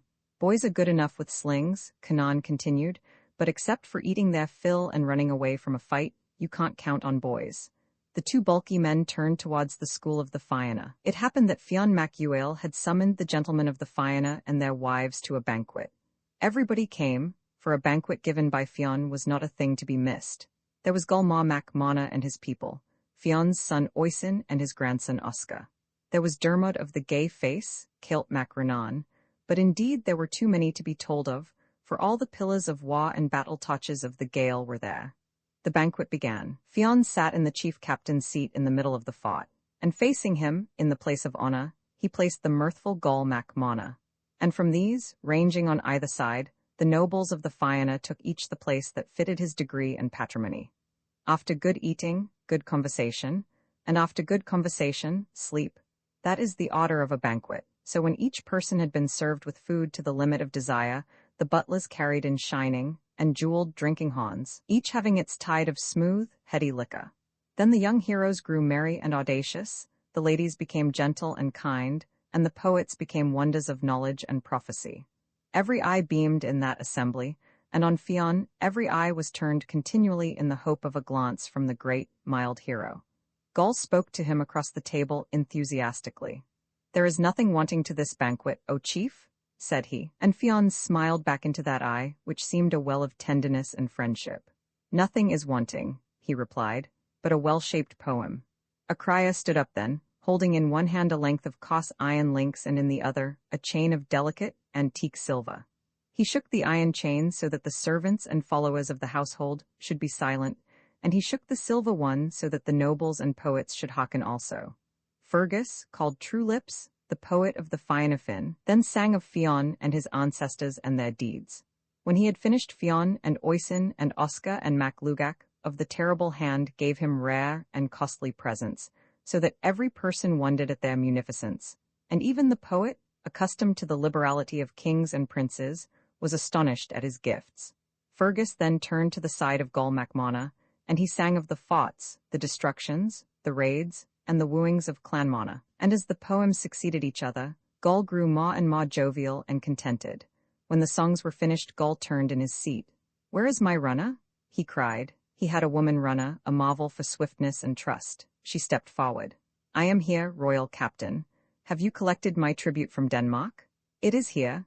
And with help she laid beside him the load of 3 men of doubly refined gold, out of this treasure, and from the treasure of rings and bracelets and talks that were with him, Gull Mac Mona paid Fergus for his songs, and much as Fionn had given, Gull gave twice as much. But as the banquet proceeded, Gull gave, whether it was to hoppers or prophets or jugglers, more than anyone else gave, so that Fionn became displeased, and as the banquet proceeded he grew stern and silent. I3 the wonderful gift-giving of Gull continued, and an uneasiness and embarrassment began to creep through the great banqueting hall. Gentlemen looked at each other questioningly, and then spoke again on indifferent matters, but only with half of their minds. The singers, the hoppers, and jugglers submitted to that constraint, so that every person felt awkward and no one knew what should be done or what would happen, and from that doubt dullness came, with silence following on its heels. There is nothing more terrible than silence. Shame grows in that blank, or anger gathers there, and we must choose which of these is to be our master. That choice lay before Fionn, who never knew shame. Gull, said he, how long have you been taking tribute from the people of Lochlan? A long time now, said Gull, and he looked into an eye that was stern and unfriendly. I thought that my rent was the only one those people had to pay, Fionn continued. Your memory is at fault, said Gull. Let it be so, said Fionn. How did your tribute arise? Long ago, Fionn, in the days when your father forced war on me. Ah, said Fionn, when he raised the High King against me and banished me from Ireland. Continue, said Fionn, and he held Gull's eye under the great beetle of his brow.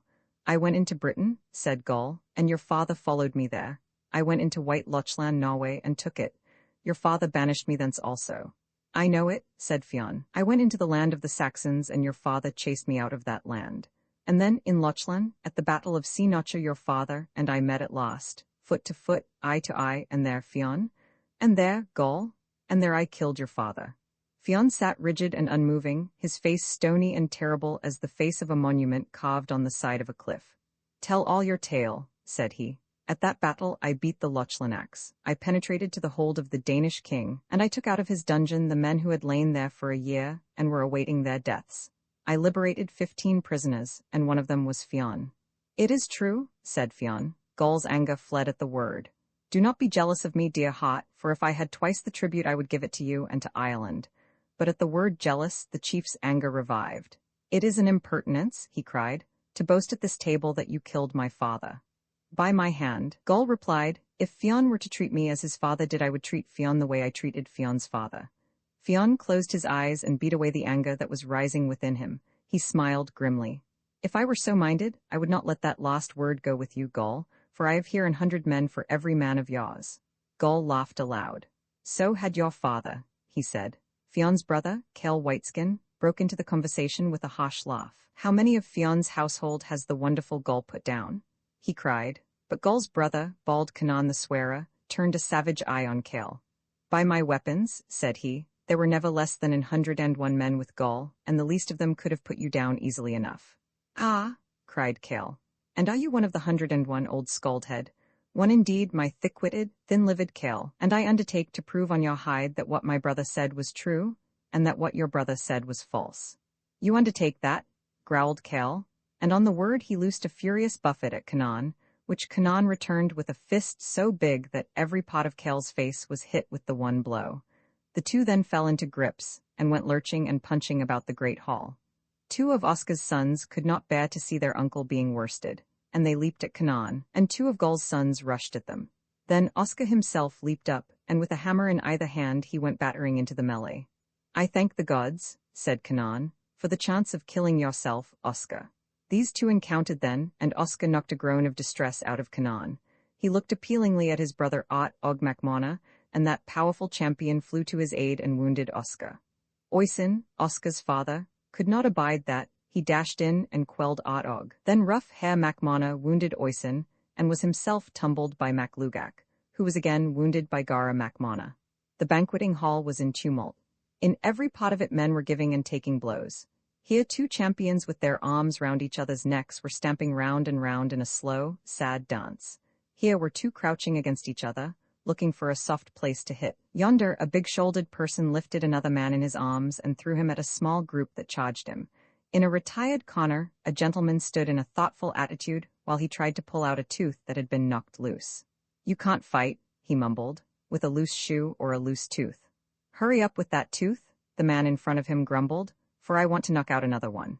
Pressed against the wall was a bevy of ladies, some of whom were screaming and some laughing, and all of whom were calling on the men to go back to their seats. Only 2 people remained seated in the hall. Gull sat twisted round watching the progress of the brawl critically, and Fionn, sitting opposite, watched Gull. Just then Phelan, another of Fionn's sons, stormed the hall with 300 of the Fianna, and by this fuss all Gull's people were put out of doors, where the fight continued. Gull looked then calmly on Fionn. "Your people are using their weapons," said he. "Are they?" Fionn inquired as calmly and as though addressing the air. "In the matter of weapons?" said Gull, and the hard-fighting pillar of battle turned to where his arms hung on the wall behind him. He took his solid, well-balanced sword in his fist, over his left arm his ample, bossy shield, and with another side look at Fionn, he left the hall and charged irresistibly into the fray. Fionn then arose. He took his accoutrements from the wall also, and strode out. Then he raised the triumphant Fenian shout and went into the combat. That was no place for a sick person to be. It was not the corner which a slender-fingered woman would choose to do up her hair, nor was it the spot an ancient man would select to think quietly in, for the tumult of sword on sword, of axe on shield, the roar of the contending parties, the crying of wounded men, and the screaming of frightened women destroyed peace, and over all was the rallying cry of Gull Mac Mona and the great shout of Fionn. Then Fergus Trulips gathered about him all the poets of the Fianna, and they surrounded the combatants.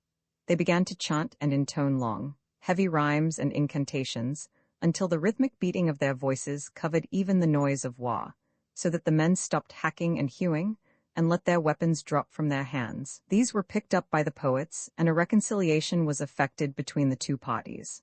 But Fionn affirmed that he would make no peace with Clanmonner until the matter had been judged by the king, Cormac Mac Art, and by his daughter Aelv, and by his son Caber of Anna Le Fay, and by Fintan the chief poet.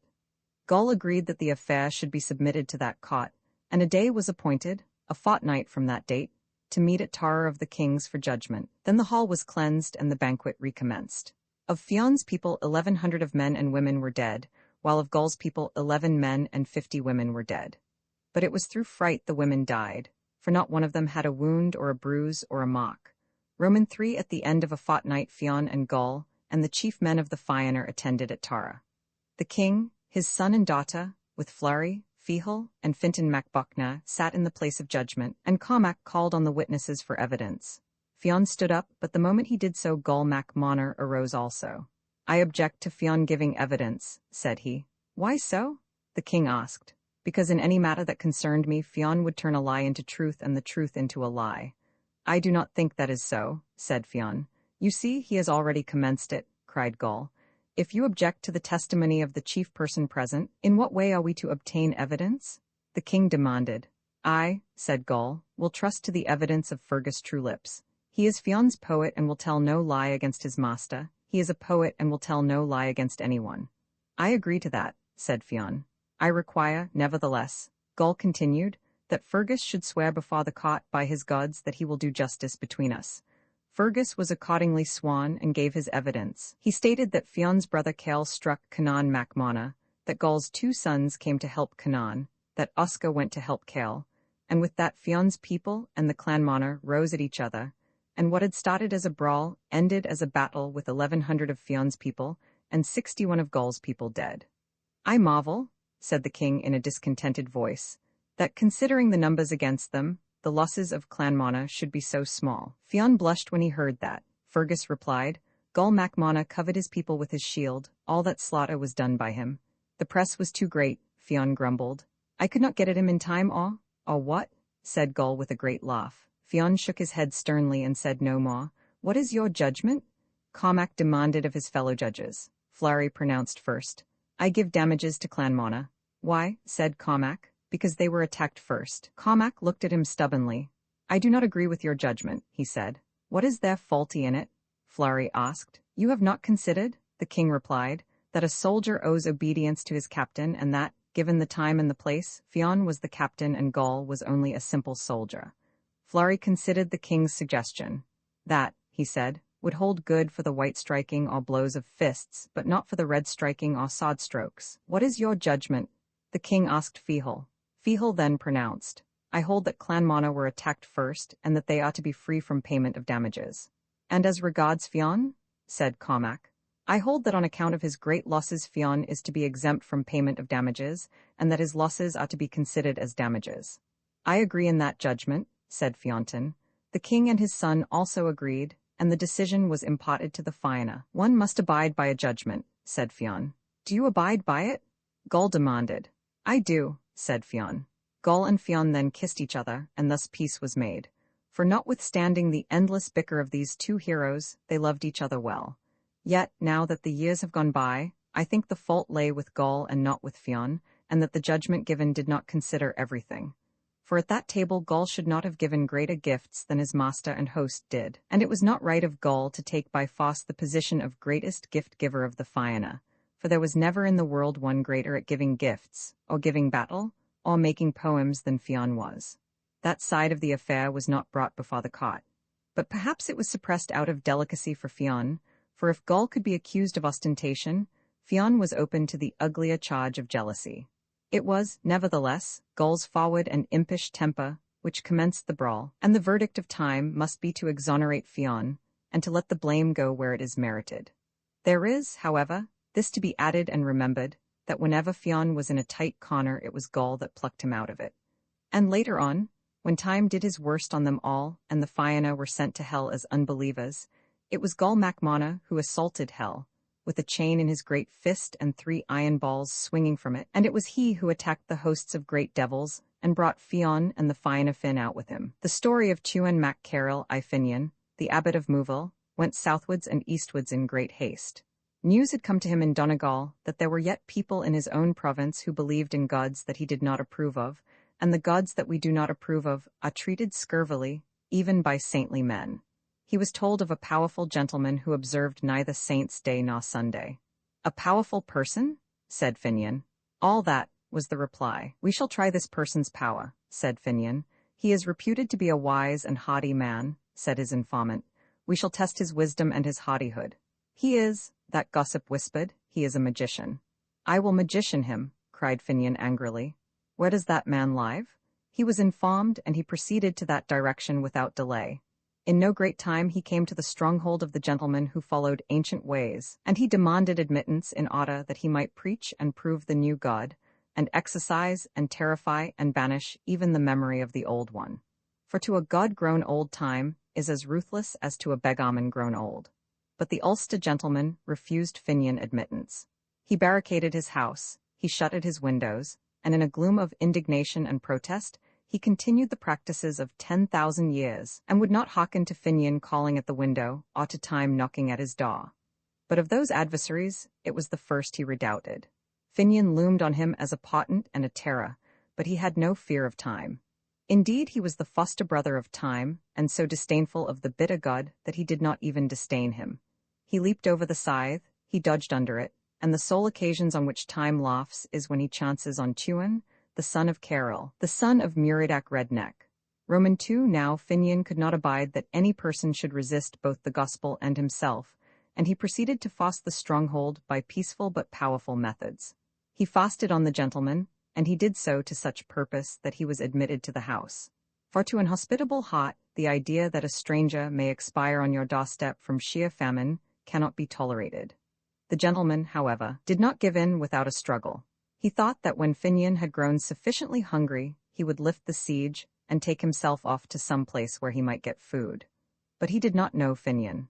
The great abbot sat down on a spot just beyond the door, and composed himself to all that might follow from his action. He bent his gaze on the ground between his feet, and entered into a meditation from which he would only be released by admission or death. The first day passed quietly. Often the gentleman would send a servitor to spy if that deserter of the gods was still before his door, and each time the servant replied that he was still there. He will be gone in the morning, said the hopeful master. On the morrow the state of siege continued, and through that day the servants were sent many times to observe through spy holes. Go, he would say, and find out if the worshipper of new gods has taken himself away. But the servants returned each time with the same information. The new druid is still there, they said. All through that day, no one could leave the stronghold.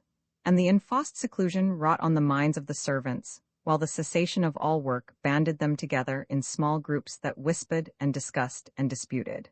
Then these groups would disperse to peep through the spy-hole at the patient, immobile figure seated before the door, wrapped in a meditation that was timeless and unconcerned.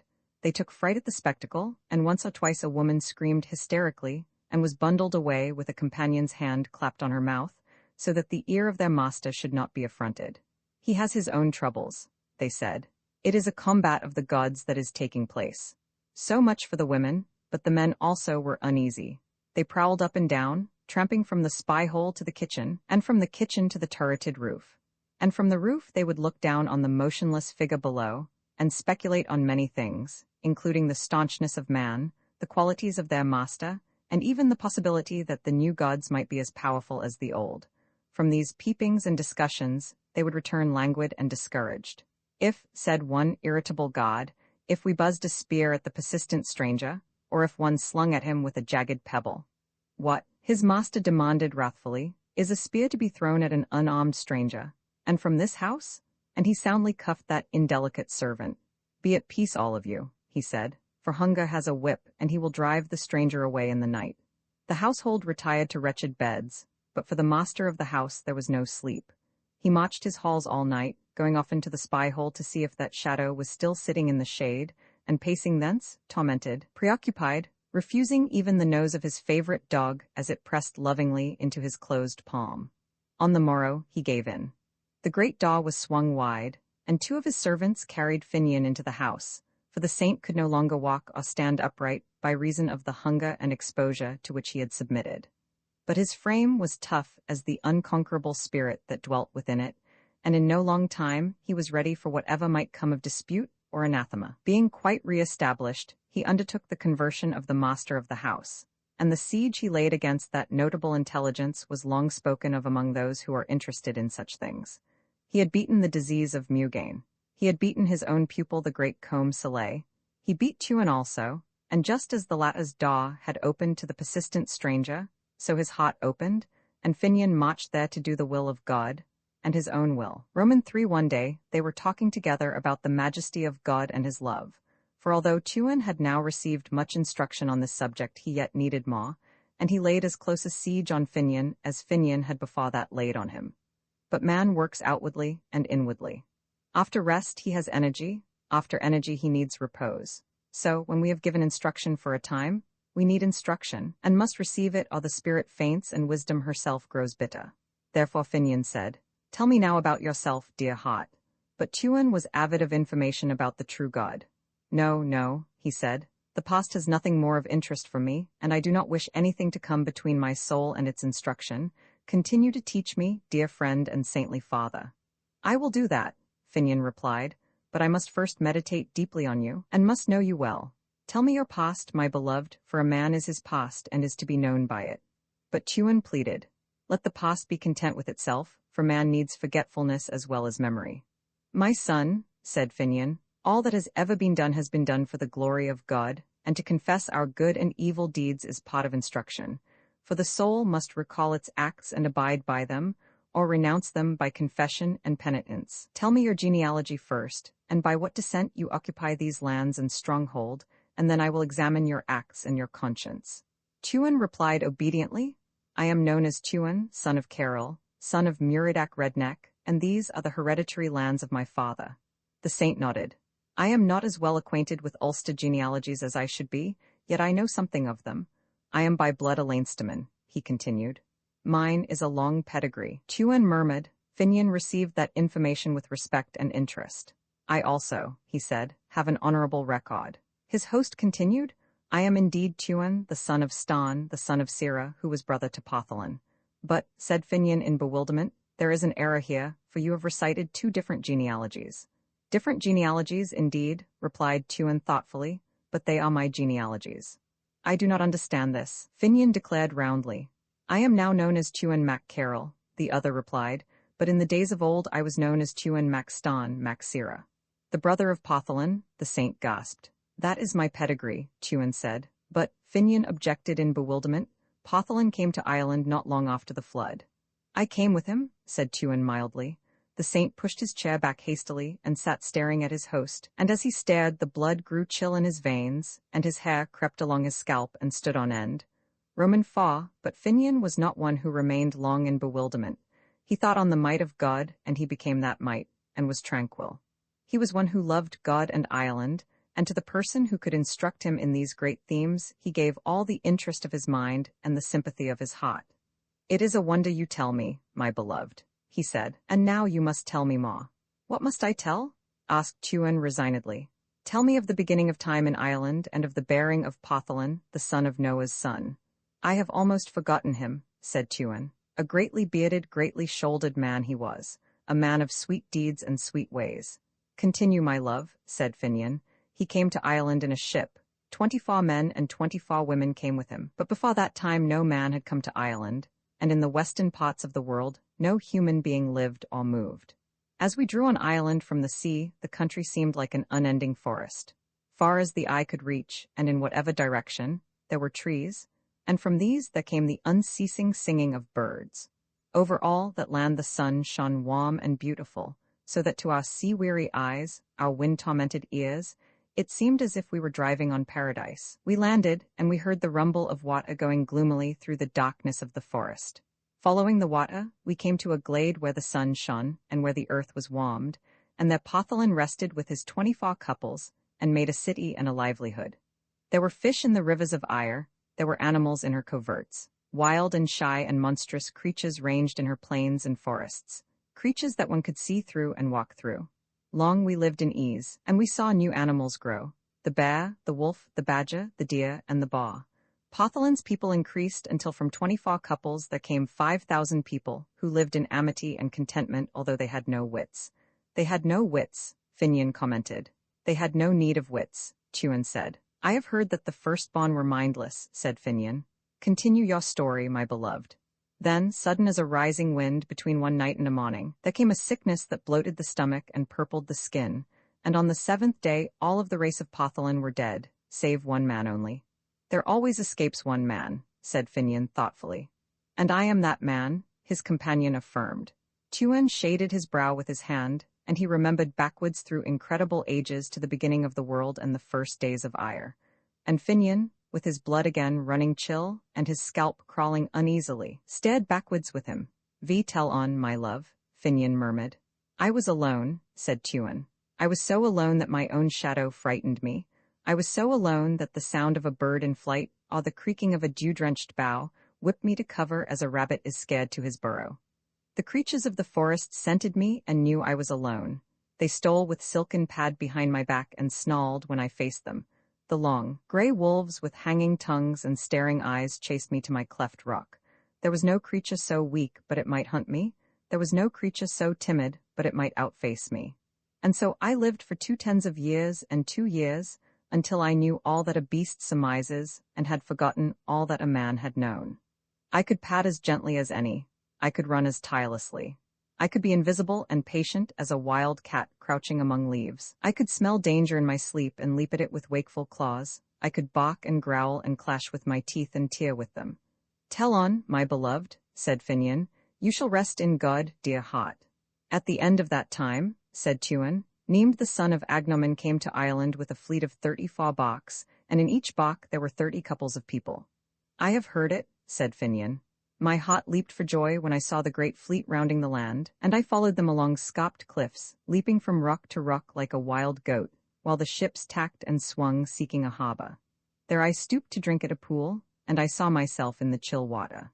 I saw that I was hairy and tufty and bristled as a savage boar, that I was lean as a stripped bush, that I was grayer than a badger, withered and wrinkled like an empty sack, naked as a fish, wretched as a starving crow in winter, and on my fingers and toes there were great curving claws, so that I looked like nothing that was known, like nothing that was animal or divine. And I sat by the pool, weeping my loneliness and wildness and my stern old age, and I could do no more than cry and lament between the earth and the sky, while the beasts that tracked me listened from behind the trees, or crouched among bushes to stare at me from their drowsy covert. A storm arose, and when I looked again from my tall cliff, I saw that great fleet rolling as in a giant's hand. At times they were pitched against the sky and staggered aloft, spinning gustily there like wind-blown leaves. Then they were hurled from these dizzy tops to the flat, moaning gulf, to the glassy, ink-eye horror that swirled and whirled between 10 waves. At times a wave leaped howling under a ship, and with a buffet dashed it into air, and chased it upwards with thunder stroke on stroke, and followed again, close as a chasing wolf, trying with hammering on hammering to beat in the wide-wombed bottom, and suck out the frightened lives through one black gape. A wave fell on a ship and sunk it down with a thrust, stern as though a whole sky had tumbled at it, and the bark did not cease to go down until it crashed and sank in the sand at the bottom of the sea. The night came, and with it 1,000 darknesses fell from the screeching sky. Not a round-eyed creature of the night might pierce an inch of that multiplied gloom. Not a creature dared creep or stand. For a great wind strode the world, lashing its league-long whips in cracks of thunder, and singing to itself, now in a worldwide yell, now in an ear-dizzying hum and buzz, all with a long snarl and whine it hovered over the world searching for life to destroy. And at times, from the moaning and yelping blackness of the sea, there came a sound, thin-drawn as from millions of miles away, distinct as though uttered in the ear, like a whisper of confidence. And I knew that a drowning man was calling on his god as he thrashed and was battered into silence, and that a blue-lipped woman was calling on her man as her hair whipped round her brows, and she whirled about like a top. Around me, the trees were dragged from earth with dying groans. They leaped into the air and flew like birds. Great waves whizzed from the sea, spinning across the cliffs and hurtling to the earth in monstrous clots of foam. The very rocks came trundling and sidling and grinding among the trees. And in that rage, and in that horror of blackness, I fell asleep, or I was beaten into slumber. There I dreamed, and I saw myself changing into a stag in dream, and I felt in dream the beating of a new heart within me, and in dream I arched my neck and braced my powerful limbs. I awoke from the dream, and I was that which I had dreamed. I stood a while stamping upon a rock, with my bristling head swung high, breathing through wide nostrils all the savor of the world, for I had come marvelously from decrepitude to strength. I had writhed from the bonds of age and was young again. I smelled the turf and knew for the first time how sweet that smelled, and like lightning, my moving nose sniffed all things to my heart and separated them into knowledge. Long I stood there, ringing my iron hoof on stone and learning all things through my nose. Each breeze that came from the right hand or the left brought me a tale. A wind carried me the tang of wolf, and against that smell I stared and stamped, and on a wind there came the scent of my own kind, and at that I belled. Oh, loud and clear and sweet was the voice of the great stag. With what ease my lovely note went lilting. With what joy I heard the answering call.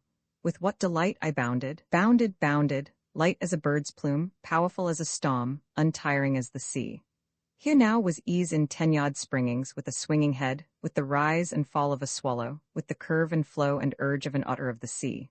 What a tingle dwelt about my heart, what a thrill spun to the lofty points of my antlers, how the world was new, how the sun was new, how the wind caressed me. With unswerving forehead and steady eye I met all that came. The old, lone wolf leaped sideways, snarling, and slunk away. The lumbering bear swung his head of hesitations and thought again. He trotted his small red eye away with him to a nearby brake. The stags of my race fled from my rocky forehead, or were pushed back and back until their legs broke under them, and I trampled them to death. I was the beloved, the well-known, the leader of the herds of Ireland. And at times I came back from my boundings about ire, for the strings of my heart were drawn to Ulster, and standing away, my wide nose took the air, while I knew with joy, with terror, that men were blown on the wind. A proud head hung to the turf then, and the tears of memory rolled from a large, bright eye. At times I drew near, delicately, standing among thick leaves or crouched in long-grown grasses, and I stared and mourned as I looked on men. For Neamed and Faw couples had been saved from that fierce storm, and I saw them increase and multiply, until 4,000 couples lived and laughed and were riotous in the sun, for the people of Neamed had small minds but great activity. They were savage fighters and hunters. But one time I came, drawn by that intolerable anguish of memory, and all of these people were gone. The place that knew them was silent. In the land where they had moved there was nothing of them but their bones that glinted in the sun. Old age came on me there. Among these bones weariness crept into my limbs. My head grew heavy, my eyes dim, my knees jerked and trembled, and there the wolves dared chase me. I went again to the cave that had been my home when I was an old man. One day I stole from the cave to snatch a mouthful of grass, for I was closely besieged by wolves. They made their rush, and I barely escaped from them. They sat beyond the cave staring at me. I knew their tongue. I knew all that they said to each other, and all that they said to me. But there was yet a thud left in my forehead, a deadly trample in my hoof. They did not dare come into the cave. Tomorrow, they said, we will tear out your throat and gnaw on your living haunch. Romans 7. Then my soul rose to the height of doom, and I intended all that might happen to me and agreed to it. Tomorrow, I said, I will go out among ye, and I will die, and at that the wolves howled joyfully, hungrily, impatiently. I slept, and I saw myself changing into a boar in dream, and I felt in dream the beating of a new heart within me, and in dream I stretched my powerful neck and braced my eager limbs. I awoke from my dream, and I was that which I had dreamed. The night wore away, the darkness lifted, the day came, and from without the cave the wolves called to me, "Come out, O skinny stag, come out and die." And I, with joyful heart, thrust a black bristle through the hole of the cave, and when they saw that wriggling snout, those curving tusks, that red fierce eye, the wolves fled yelping, tumbling over each other, frantic with terror, and I behind them, a wild cat for leaping, a giant for strength, a devil for ferocity, a madness and gladness of lusty, unsparing life, a killer, a champion, a boar who could not be defied. I took the lordship of the boars of Ireland. Wherever I looked among my tribes, I saw love and obedience. Whenever I appeared among the strangers, they fled away. And the wolves feared me then, and the great, grim bear went bounding on heavy paws. I charged him at the head of my troop and rolled him over and over, but it is not easy to kill the bear, so deeply is his life packed under that stinking pelt. He picked himself up and ran, and was knocked down, and ran again blindly, butting into trees and stones. Not a claw did the big bear flash, not a tooth did he show, as he ran whimpering like a baby, or as he stood with my nose rammed against his mouth, snarling up into his nostrils. I challenged all that moved, all creatures but one, for men had again come to Ireland, Semyon, the son of Stariath, with his people, from whom the men of Domnan and the Fir Bolg and the Gallauan are descended. These I did not chase, and when they chased me, I fled. Often I would go, drawn by my memoried heart, to look at them as they moved among their fields, and I spoke to my mind in bitterness. When the people of Potholin were gathered in council, my voice was heard. It was sweet to all who heard it, and the words I spoke were wise. The eyes of women brightened and softened when they looked at me. They loved to hear him when he sang who now wanders in the forest with a tusky herd. Roman 8. Old age again overtook me. Weariness stole into my limbs, and anguish dozed into my mind. I went to my Ulster cave and dreamed my dream, and I changed into a hawk. I left the ground. The sweet air was my kingdom, and my bright eye stared on 100 miles. I soared, I swooped, I hung, motionless as a living stone, over the abyss. I lived in joy and slept in peace, and had my fill of the sweetness of life.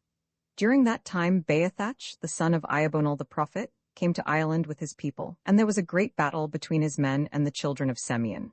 Long I hung over that combat, seeing every spear that hurtled, every stone that whizzed from a sling, every sword that flashed up and down, and the endless glittering of the shields. And at the end I saw that the victory was with Iabonal. And from his people the Tuatha Dé and the And came, although their origin is forgotten, and learned people, because of their excellent wisdom and intelligence, say that they came from heaven. These are the people of Faerie. All these are the gods. For long, long years I was a hawk. I knew every hill and stream, every field and glen of Ireland. I knew the shape of cliffs and coasts and how all places looked under the sun or moon. And I was still a hawk when the sons of Mil drove the Tuatha Dé Danann under the ground and held Ireland against arms or wizardry, and this was the coming of men and the beginning of genealogies. Then I grew old, and in my Ulster cave close to the sea I dreamed my dream, and in it I became a salmon. The green tides of ocean rose over me in my dream, so that I drowned in the sea and did not die, for I awoke in deep waters, and I was that which I dreamed. I had been a man, a stag, a boar, a bird, and now I was a fish. In all my changes I had joy and fullness of life, but in the water joy lay deeper, life pulsed deeper, for on land or air there is always something excessive and hindering, as arms that swing at the sides of a man, and which the mind must remember. The stag has legs to be tucked away for sleep and untucked for movement, and the bird has wings that must be folded and pecked and cared for, but the fish has but one piece from his nose to his tail. He is complete, single, and unencumbered. He turns in one turn, and goes up and down and round in one sole movement. How I flew through the soft element. how I joyed in the country where there is no harshness, in the element which upholds and gives way, which caresses and lets go, and will not let you fall. For man may stumble in a furrow, the stag tumble from a cliff, the hawk, wing-weary and beaten, with darkness around him and the storm behind, may dash his brains against a tree. But the home of the salmon is his delight, and the sea guards all her creatures. Roman 9, I became the king of the salmon, and with my multitudes, I ranged on the tides of the world. Green and purple distances were under me, green and gold the sunlit regions above. In these latitudes I moved through a world of amber, myself amber and gold, in those others in a sparkle of lucent blue, I curved, lit like a living jewel. And in these again, through dusks of ebony all mazed with silver, I shot and shone, the wonder of the sea. I saw the monsters of the utmost ocean go heaving by, and the long lithe brutes that are toothed to their tails. And below, where gloom dipped down on gloom, vast, livid tangles that coiled and uncoiled, and lapsed down steeps and hells of the sea where even the salmon could not go. I knew the sea. I knew the secret caves where ocean roars to ocean, the floods that are icy cold, from which the nose of a salmon leaps back as at a sting, and the warm streams in which we rocked and dozed and were carried forward without motion. I swam on the outmost rim of the great world, where nothing was but the sea and the sky and the salmon, where even the wind was silent, and the water was clear as clean gray rock. And then, far away in the sea, I remembered Ulster, and there came on me an instant, uncontrollable anguish to be there. I turned, and through days and nights I swam tirelessly, jubilantly, with terror wakening in me, too, and a whisper through my being that I must reach Ireland or die. I fought my way to Ulster from the sea. Ah, how that end of the journey was hard. A sickness was racking in every one of my bones, a languor and weariness creeping through my every fibre and muscle. The waves held me back and held me back. The soft waters seemed to have grown hard, and it was as though I were urging through a rock as I strained towards Ulster from the sea. So tired I was, I could have loosened my frame and been swept away. I could have slept and been drifted and wafted away, swinging on gray-green billows that had turned from the land and were heaving and mounting and surging to the far blue water. Only the unconquerable heart of the salmon could brave that end of toil. The sound of the rivers of Ireland racing down to the sea came to me in the last numb effort. The love of Ireland bore me up. The gods of the rivers trod to me in the white-curled breakers, so that I left the sea at long, long last, and I lay in sweet water in the curve of a craned rock, exhausted, 3 parts dead, triumphant. Delight and strength came to me again, and now I explored all the inland ways, the great lakes of Ireland, and her swift brown rivers. What a joy to lie under an inch of water basking in the sun, or beneath a shady ledge to watch the small creatures that speed like lightning on the rippling top. I saw the dragonflies flash and dart and turn with a poise, with a speed that no other winged thing knows. I saw the hawk hover and stare and swoop. He fell like a falling stone, but he could not catch the king of the salmon. I saw the cold-eyed cat stretching along a bough level with the water, eager to hook and lift the creatures of the river. And I saw men. They saw me also. They came to know me and look for me. They lay in wait at the waterfalls up which I leaped like a silver flash. They held out nets for me. They hid traps under leaves. They made cods of the color of water, of the color of weeds. But this salmon had a nose that knew how a weed felt and how a string. They drifted meat on a sightless string, but I knew of the hook. They thrust spears at me, and threw lances which they drew back again with a cod. Many a wound I got from men, many a sorrowful scar. Every beast pursued me in the waters and along the banks. The barking, black-skinned otter came after me in lust and gust and swirl. The wild cat fished for me.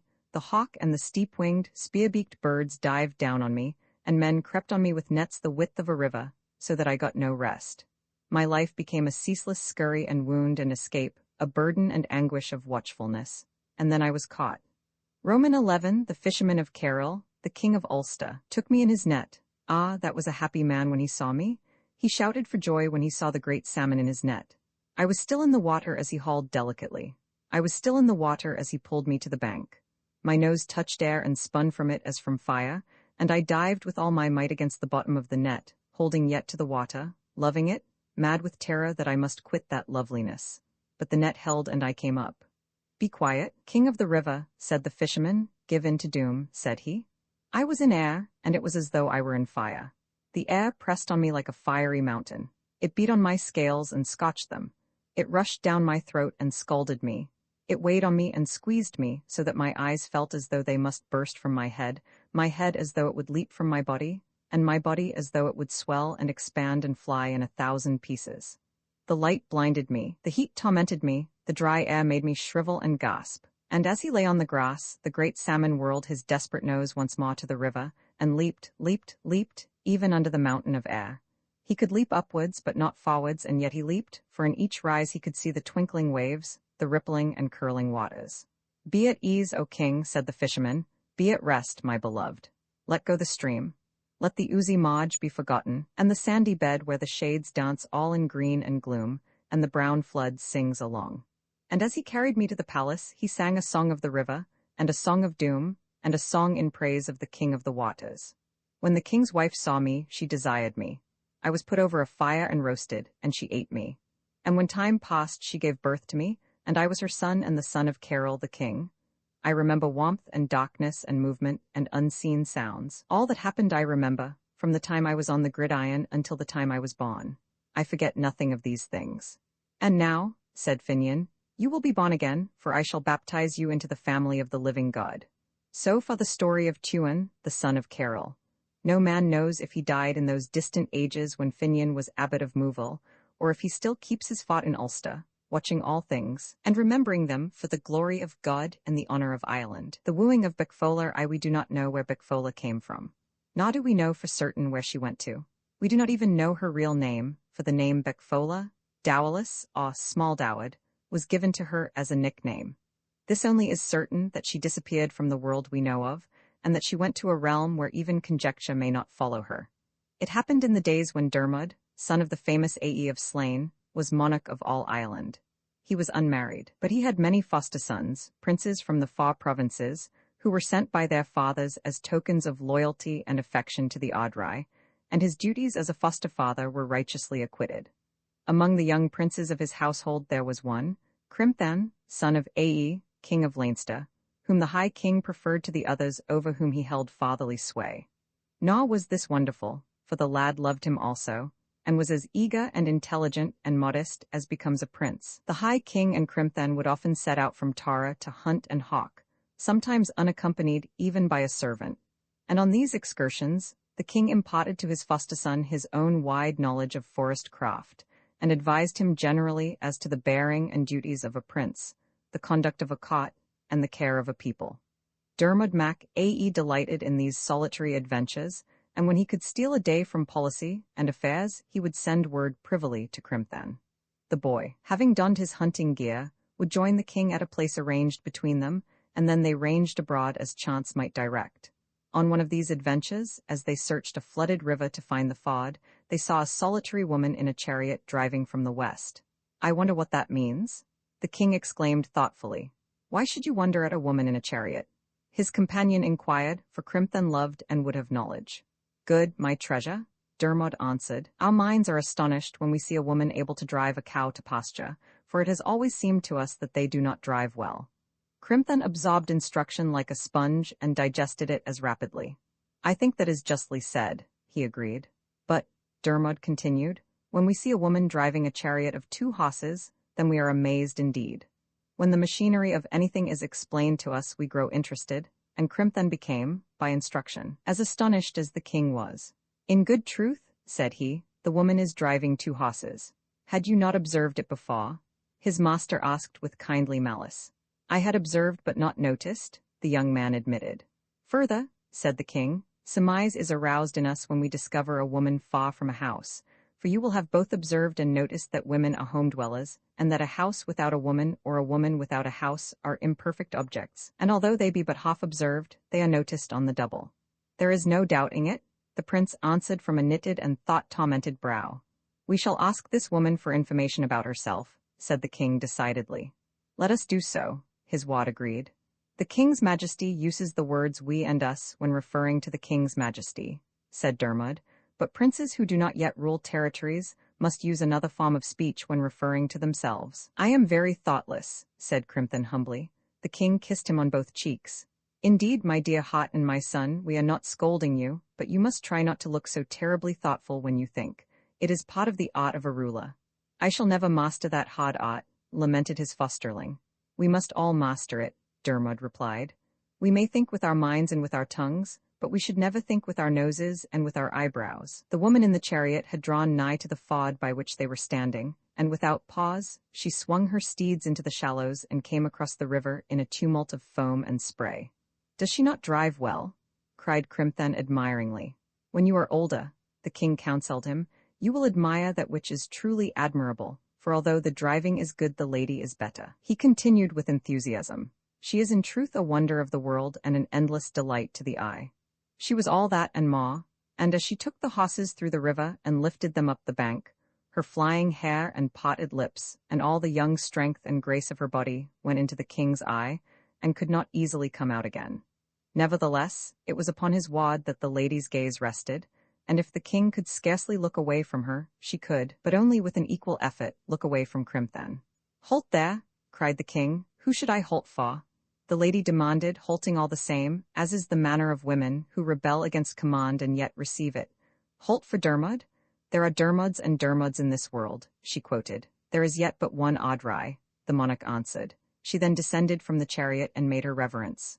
I wish to know your name, said he, but at this demand the lady frowned and answered decidedly, I do not wish to tell it. I wish to know also where you come from and to what place you are going.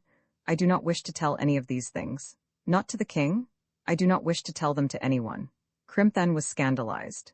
Lady, he pleaded, you will surely not withhold information from the Audrai. But the lady stared as royally on the High King as the High King did on her, and, whatever it was he saw in those lovely eyes, the king did not insist. He drew Crimthan apart, for he withheld no instruction from that lad. My heart, he said, we must always try to act wisely, and we should only insist on receiving answers to questions in which we are personally concerned. Crimthan imbibed all the justice of that remark. Thus I do not really require to know this lady's name, nor do I care from what direction she comes. You do not?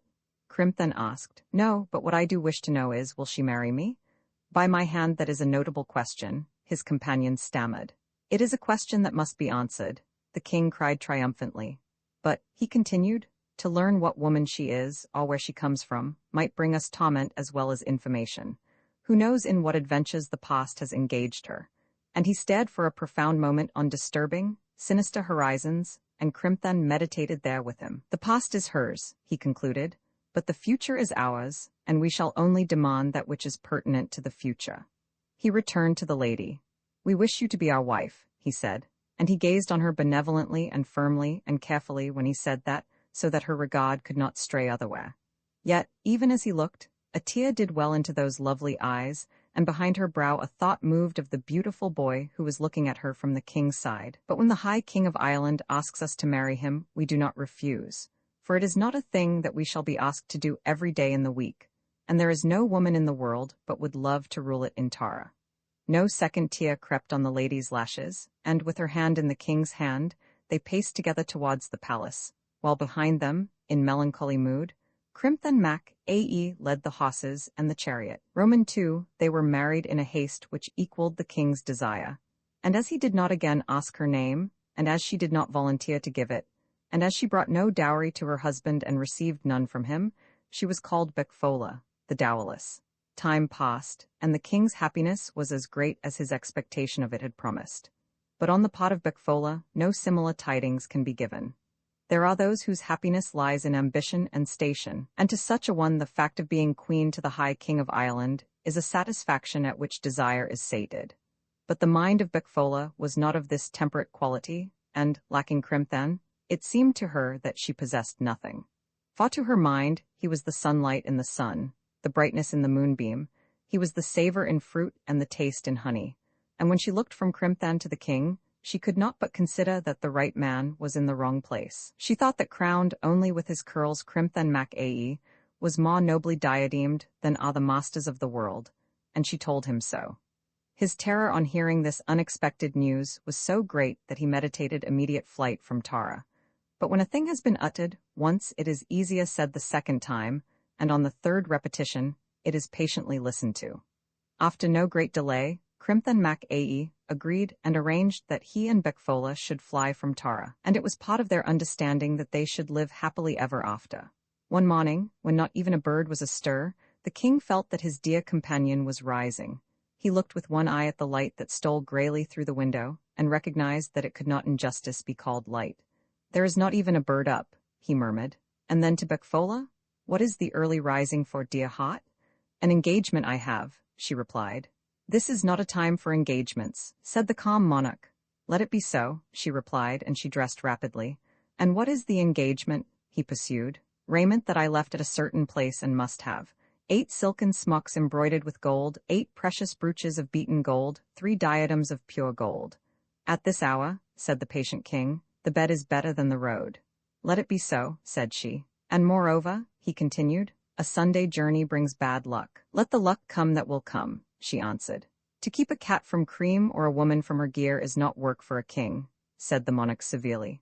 The Ard Righ could look on all things with composure, and regard all beings with a tranquil eye, but it should be known that there was one deed entirely hateful to him, and he would punish its commission with the very last rigor. This was a transgression of the Sunday. During 6 days of the week all that could happen might happen, so far as Dermod was concerned, but on the 7th day nothing should happen at all if the High King could restrain it. Had it been possible, he would have tethered the birds to their own green branches on that day, and forbidden the clouds to pack the upper world with stir and color. These the king permitted, with a tight lip, perhaps, but all else that came under his hand felt his control. It was his custom, when he arose on the morn of Sunday, to climb to the most elevated point of Tara, and gaze thence on every side, so that he might see if any fairies or people of the Sidhe were disporting themselves in his lordship. For he absolutely prohibited the usage of the earth to these beings on the Sunday, and woe's worth was it for the sweet being he discovered breaking his law. We do not know what ill he could do to the fairies, but during Dermod's reign the world said its prayers on Sunday, and the Sidhe folk stayed in their hills. It may be imagined, therefore, with what wrath he saw his wife's preparations for her journey, but although a king can do everything, what can a husband do? He rearranged himself for slumber. "I am no party to this untimely journey," he said angrily.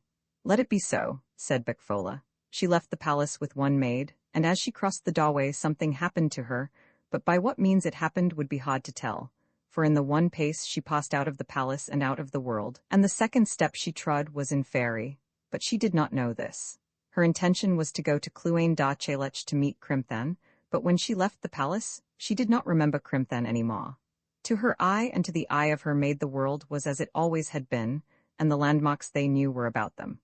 But the object for which they were traveling was different, although unknown, and the people they passed on the roads were unknown, and were yet people that they knew. They set out southwards from Tara into the Duffrey of Leinster, and after some time they came into wild country and went astray.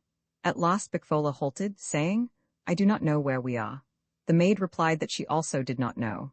"Yet," said Bekfola, "if we continue to walk straight on we shall arrive somewhere." They went on, and the maid watered the road with her tears. Night drew on them, a grey chill, a grey silence, and they were enveloped in that chill and silence, and they began to go in expectation and terror, for they both knew and did not know that which they were bound for. As they toiled desolately up the rustling and whispering side of a low hill, the maid chanced to look back, and when she looked back she screamed and pointed, and clung to Bekfola's arm. Bekfola followed the pointing finger, and saw below a large black mass that moved jerkily forward. "Wolves?" cried the maid. "Run to the trees yonder," her mistress ordered. "We will climb them and sit among the branches." They ran then, the maid moaning and lamenting all the while. "I cannot climb a tree," she sobbed. "I shall be eaten by the wolves." And that was true. But her mistress climbed a tree, and drew by a hand's breadth from the rap and snap and slaver of those steel jaws. Then, sitting on a branch, she looked with angry woe at the straining and snarling hod below, seeing many a white fang in those grinning jowls, and the smouldering, red blink of those leaping and prowling eyes.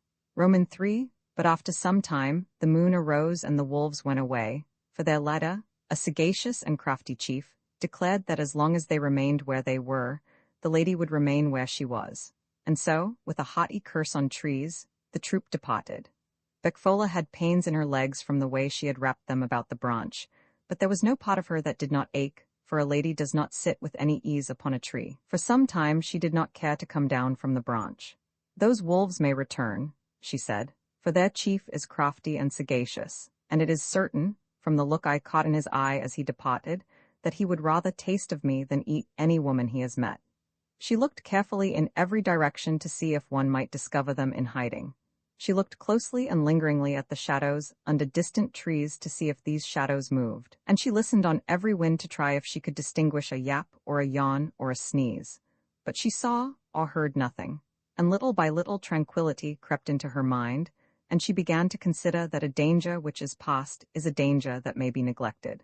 Yet ere she descended, she looked again on the world of jet and silver that dozed about her, and she spied a red glimmer among distant trees. "There is no danger where there is light," she said, and she thereupon came from the tree and ran in the direction that she had noted. In a spot between three great oaks she came upon a man who was roasting a wild boar over a fire. She saluted this youth and sat beside him, but after the first glance and greeting he did not look at her again, nor did he speak. When the boar was cooked he ate of it, and she had her share. Then he arose from the fire and walked away among the trees. Becfola followed, feeling ruefully that something new to her experience had arrived. For, she thought, it is usual that young men should not speak to me now that I am the mate of a king, but it is very unusual that young men should not look at me. But if the young man did not look at her, she looked well at him, and what she saw pleased her so much that she had no time for further cogitation. For if Crimthan had been beautiful, this youth was 10 times more beautiful. The curls on Crimthan's head had been indeed as a benediction to the queen's eye, so that she had eaten the better and slept the sounder for seeing him. But the sight of this youth left her without the desire to eat, and as for sleep, she dreaded it, for if she closed an eye she would be robbed of the one delight in time, which was to look at this young man, and not to cease looking at him while her eye could peer or her head could remain upright. They came to an inlet of the sea all sweet and calm under the round, silver-flooding moon, and the young man, with Becfola treading on his heel, stepped into a boat and rowed to a high-jutting, pleasant island.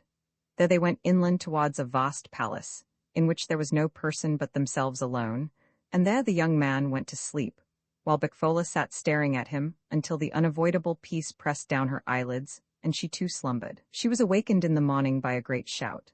"Come out, Flan, come out, my hot." The young man leaped from his couch, girded on his harness, and strode out.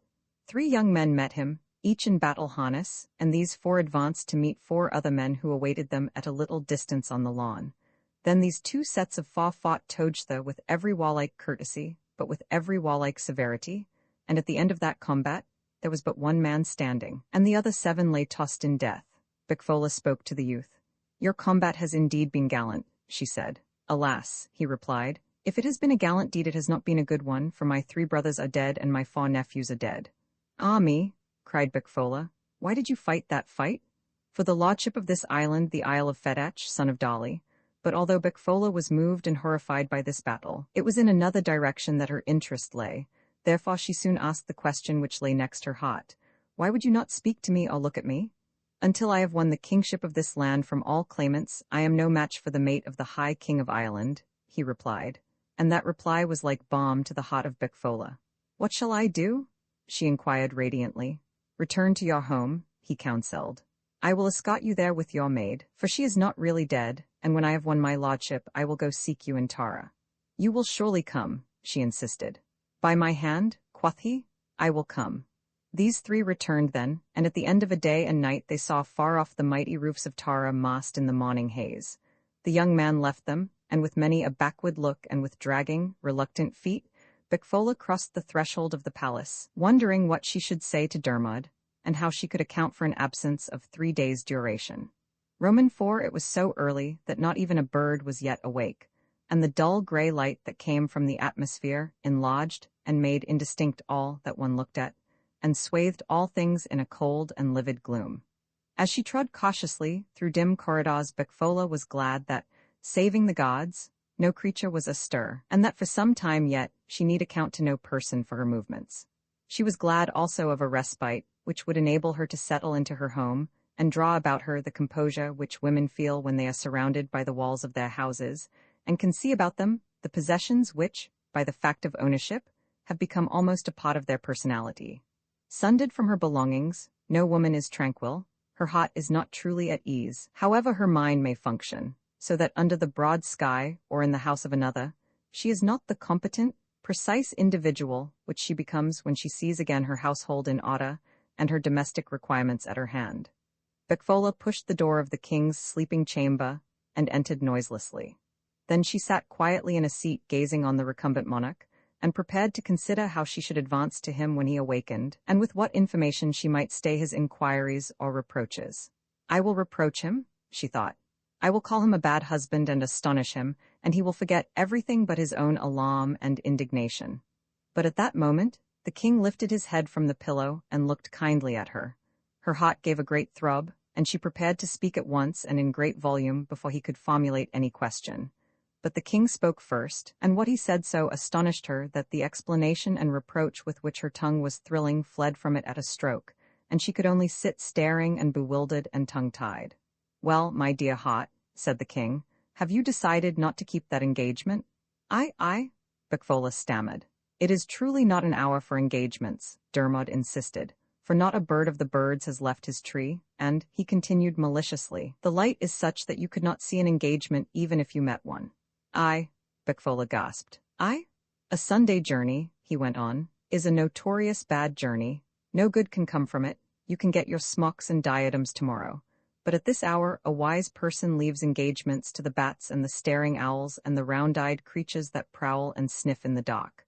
Come back to the warm bed, sweet woman, and set on your journey in the morning." Such a load of apprehension was lifted from Bekfola's heart that she instantly did as she had been commanded. And such a bewilderment had yet possession of her faculties that she could not think or utter a word on any subject.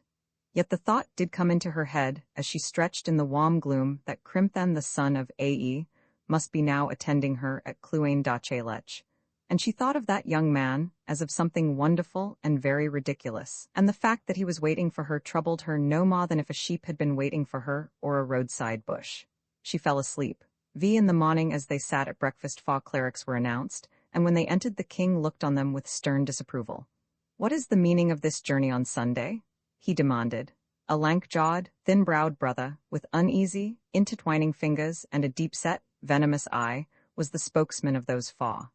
"Indeed," he said, and the fingers of his right hand strangled and did to death the fingers of his left hand. "Indeed, we have transgressed by order." "Explain that." "We have been sent to you hurriedly by our master, Milesius of Devenish." "A pious, a saintly man," the king interrupted, "and one who does not countenance transgressions of the Sunday.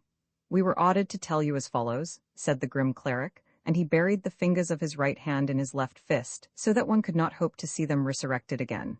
"It was the duty of one of the brothers of Devenish," he continued, "to turn out the cattle this morning before the dawn of day, and that brother, while in his duty, saw 8 comely young men who fought together." "On the morning of Sunday?" Dermod exploded. The cleric nodded with savage emphasis. "On the morning of this self-same and instant sacred day." "Tell on," said the king wrathfully, but Tara gripped with sudden fingers at Bekfola's heart. "Do not tell horrid stories on the Sunday," she pleaded. "No good can come to anyone from such a tale." "Nay, this must be told, sweet lady," said the king, but the cleric stared at her glumly, forbiddingly, and resumed his story at a gesture. "Of these 8 men, 7 were killed. They are in hell," the king said gloomily. "In hell they are," the cleric replied with enthusiasm. "And the one that was not killed?" "He is alive," that cleric responded. "He would be," the monarch assented. "Tell your tale." "Milesius had those 7 miscreants buried, and he took from their unhallowed necks and from their lewd arms and from their unblessed weapons the load of 2 men in gold and silver treasure." "2 men's load?" said Dermod thoughtfully. "That much," said the lean cleric. "No more, no less. And he has sent us to find out what part of that hellish treasure belongs to the brothers of Devenish and how much is the property of the king." Bekfola again broke in, speaking graciously, regally, hastily. "Let those brothers have the entire of the treasure, for it is Sunday treasure, and as such it will bring no luck to anyone." The cleric again looked at her coldly, with a harsh-lidded, small-set, gray-eyed glare, and waited for the king's reply. Dermod pondered, shaking his head as to an argument on his left side, and then nodding it again as to an argument on his right. "It shall be done as this sweet queen advises. Let a reliquary be formed with cunning workmanship of that gold and silver, dated with my date and signed with my name, to be in memory of my grandmother who gave birth to a lamb, to a salmon, and then to my father, the Audrai. And as to the treasure that remains over, a pastoral staff may be beaten from it in honor of Milesius, the pious man." "The story is not ended," said that glum, spike-chinned cleric. The king moved with jovial impatience. "If you continue it," he said. It will surely come to an end sometime. A stone on a stone makes a house, dear hot, and a word on a word tells a tale. The cleric wrapped himself into himself and became lean and menacing. He whispered, besides the young man, named Flan, who was not slain, there was another person present at the scene and the combat and the transgression of Sunday. Who was that person? Said the alarmed monarch. The cleric spiked forward his chin and then butted forward his brow. It was the wife of the king, he shouted. It was the woman called Beckfola. It was that woman, he rawed, and he extended a lean, inflexible, unending first finger at the queen. Dog, the king stammered, starting up. If that be in truth a woman, the cleric screamed. What do you mean? The king demanded in wrath and terror. Either she is a woman of this world to be punished, or she is a woman of the she to be banished, but this holy morning she was in the she, and her arms were about the neck of Flan.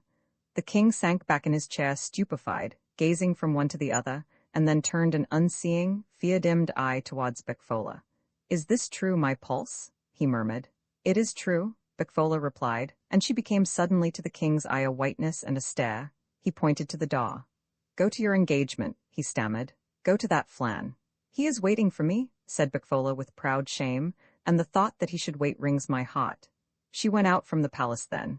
She went away from Tara, and in all Ireland and in the world of living men she was not seen again, and she was never heard of again. Irish Fairy Tales by James Stephens. Uncopyright. May you do good and not evil. May you find forgiveness for yourself and forgive others. May you share freely, never taking more than you give. Copyright pages exist to tell you that you can't do something.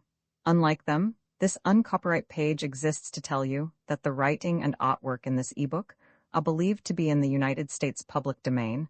That is, they are believed to be free of copyright restrictions in the United States. The United States public domain represents our collective cultural heritage, and items in it are free for anyone in the United States to do almost anything at all with, without having to get permission. Copyright laws are different all over the world, and the source text or artwork in this ebook may still be copyrighted in other countries.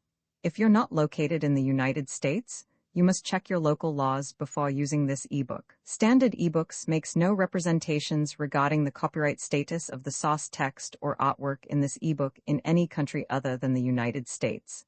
Non-authorship activities performed on items that are in the public domain, so-called sweat of the brow, work, don't create a new copyright. That means that nobody can claim a new copyright on an item that is in the public domain for, among other things, work like digitization, mock-up, or typography.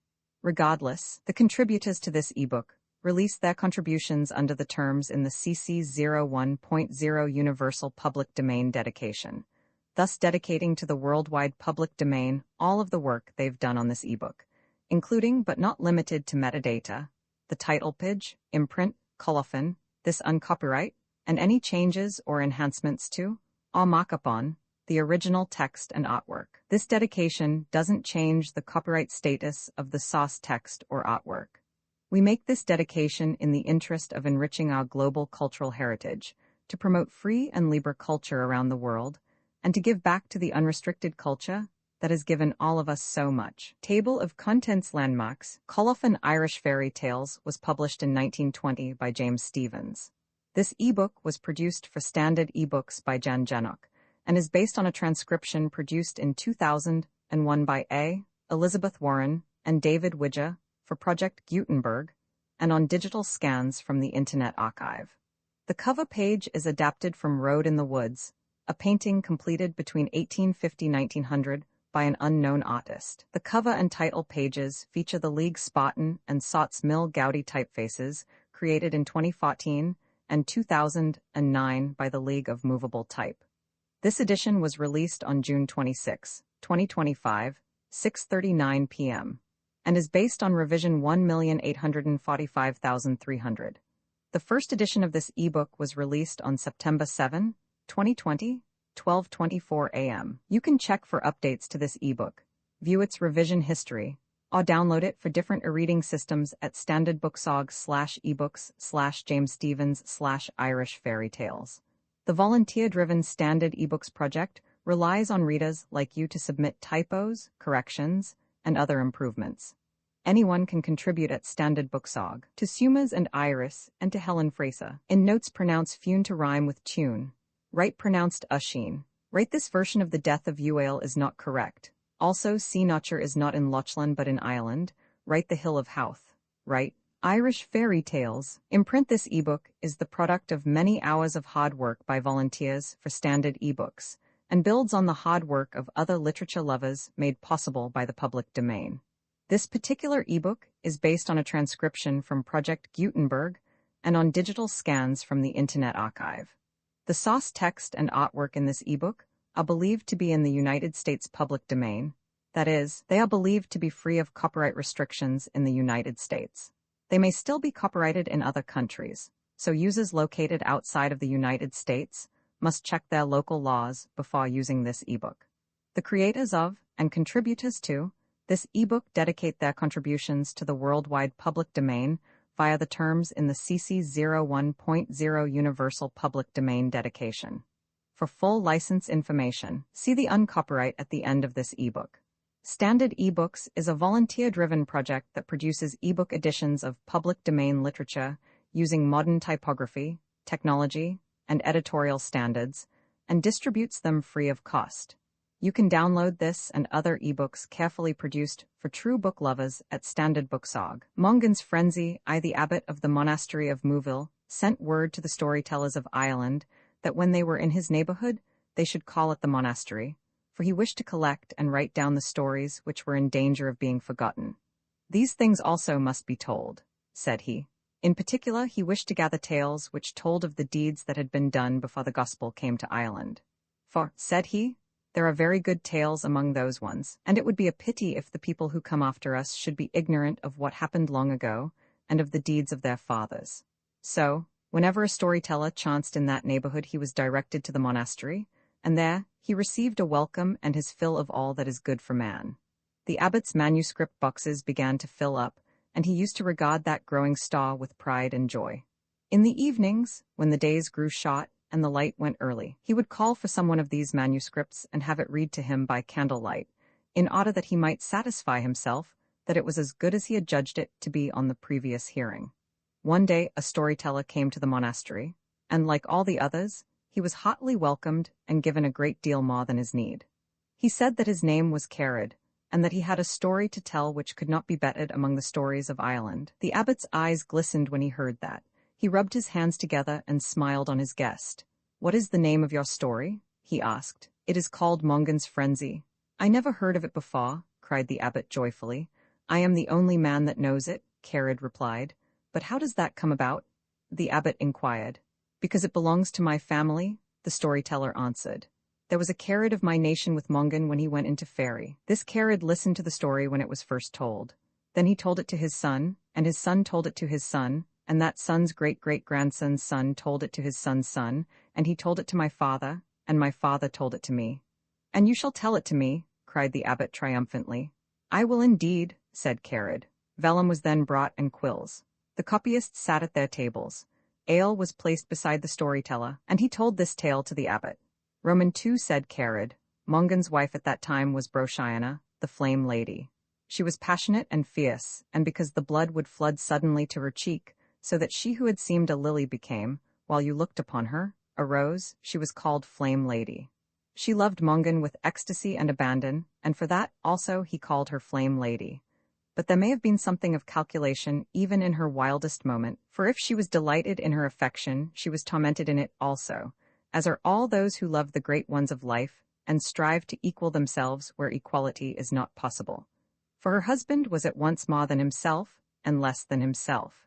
He was less than himself because he was now Mongan. He was more than himself because he was one who had long disappeared from the world of men. His lament had been sung, and his funeral games played many, many years before, and Broshiana sensed in him secrets, experiences, knowledges in which she could have no part, and for which she was greedily envious. So she was continually asking him little, simple questions apropos of every kind of thing. She weighed all that he said on whatever subject, and when he talked in his sleep, she listened to his dream. The knowledge that she gleaned from those listenings tormented her far more than it satisfied her, for the names of other women were continually on his lips, sometimes in terms of dear affection, sometimes in accents of anger or despair, and in his sleep he spoke familiarly of people whom the storytellers told of, but who had been dead for centuries. Therefore she was perplexed, and became filled with a very rage of curiosity. Among the names which her husband mentioned there was one which, because of the frequency with which it appeared, and because of the tone of anguish and love and longing in which it was uttered, she thought of oftener than the others. This name was Dovlaka. Although she questioned and cross-questioned Kerid, her storyteller, she could discover nothing about a lady who had been known as the Black Duck. But one night when Mongan seemed to speak with Dovlaka, he mentioned her father as Fiachna Dovmak Domain, and the storyteller said that king had been dead for a vast number of years. She asked her husband then, boldly, to tell her the story of Dovlaka, and under the influence of their mutual love, he promised to tell it to her some time, but each time she reminded him of his promise he became confused and said that he would tell it some other time. As time went on, the poor flame lady grew more and more jealous of Dovlaka, and more certain that, if only she could know what had happened, she would get some ease to her tormented heart and some assuagement of her perfectly natural curiosity. Therefore she lost no opportunity of reminding Mongan of his promise, and on each occasion he renewed the promise and put it back to another time. Roman 3, in the year when Kieran, the son of the carpenter, died, the same year when Tuathal Maelgariv was killed, and the year when Diarmait the son of Serbal became king of all Ireland, the year 538 of our era in short, it happened that there was a great gathering of the men of Ireland at the hill of Uisneach in Royal Meath. In addition to the council which was being held, there were games and tournaments and brilliant deployments of troops, and universal feastings and enjoyments. The gathering lasted for a week, and on the last day of the week, Mongan was moving through the crowd with 7 gods, his storyteller Kerid, and his wife. It had been a beautiful day, with brilliant sunshine and great spot, but suddenly clouds began to gather in the sky to the west, and others came rushing blackly from the east. When these clouds met, the world went dark for a space, and there fell from the sky a shower of hailstones, so large that each man wondered at their size, and so swift and heavy that the women and young people of the host screamed from the pain of the blows they received. Mongan's men made a roof of their shields, and the hailstones battered on the shields so terribly that even under them they were afraid. They began to move away from the host looking for shelter, and when they had gone apart a little way, they turned the edge of a small hill and a knoll of trees, and in the twinkling of an eye they were in fair weather.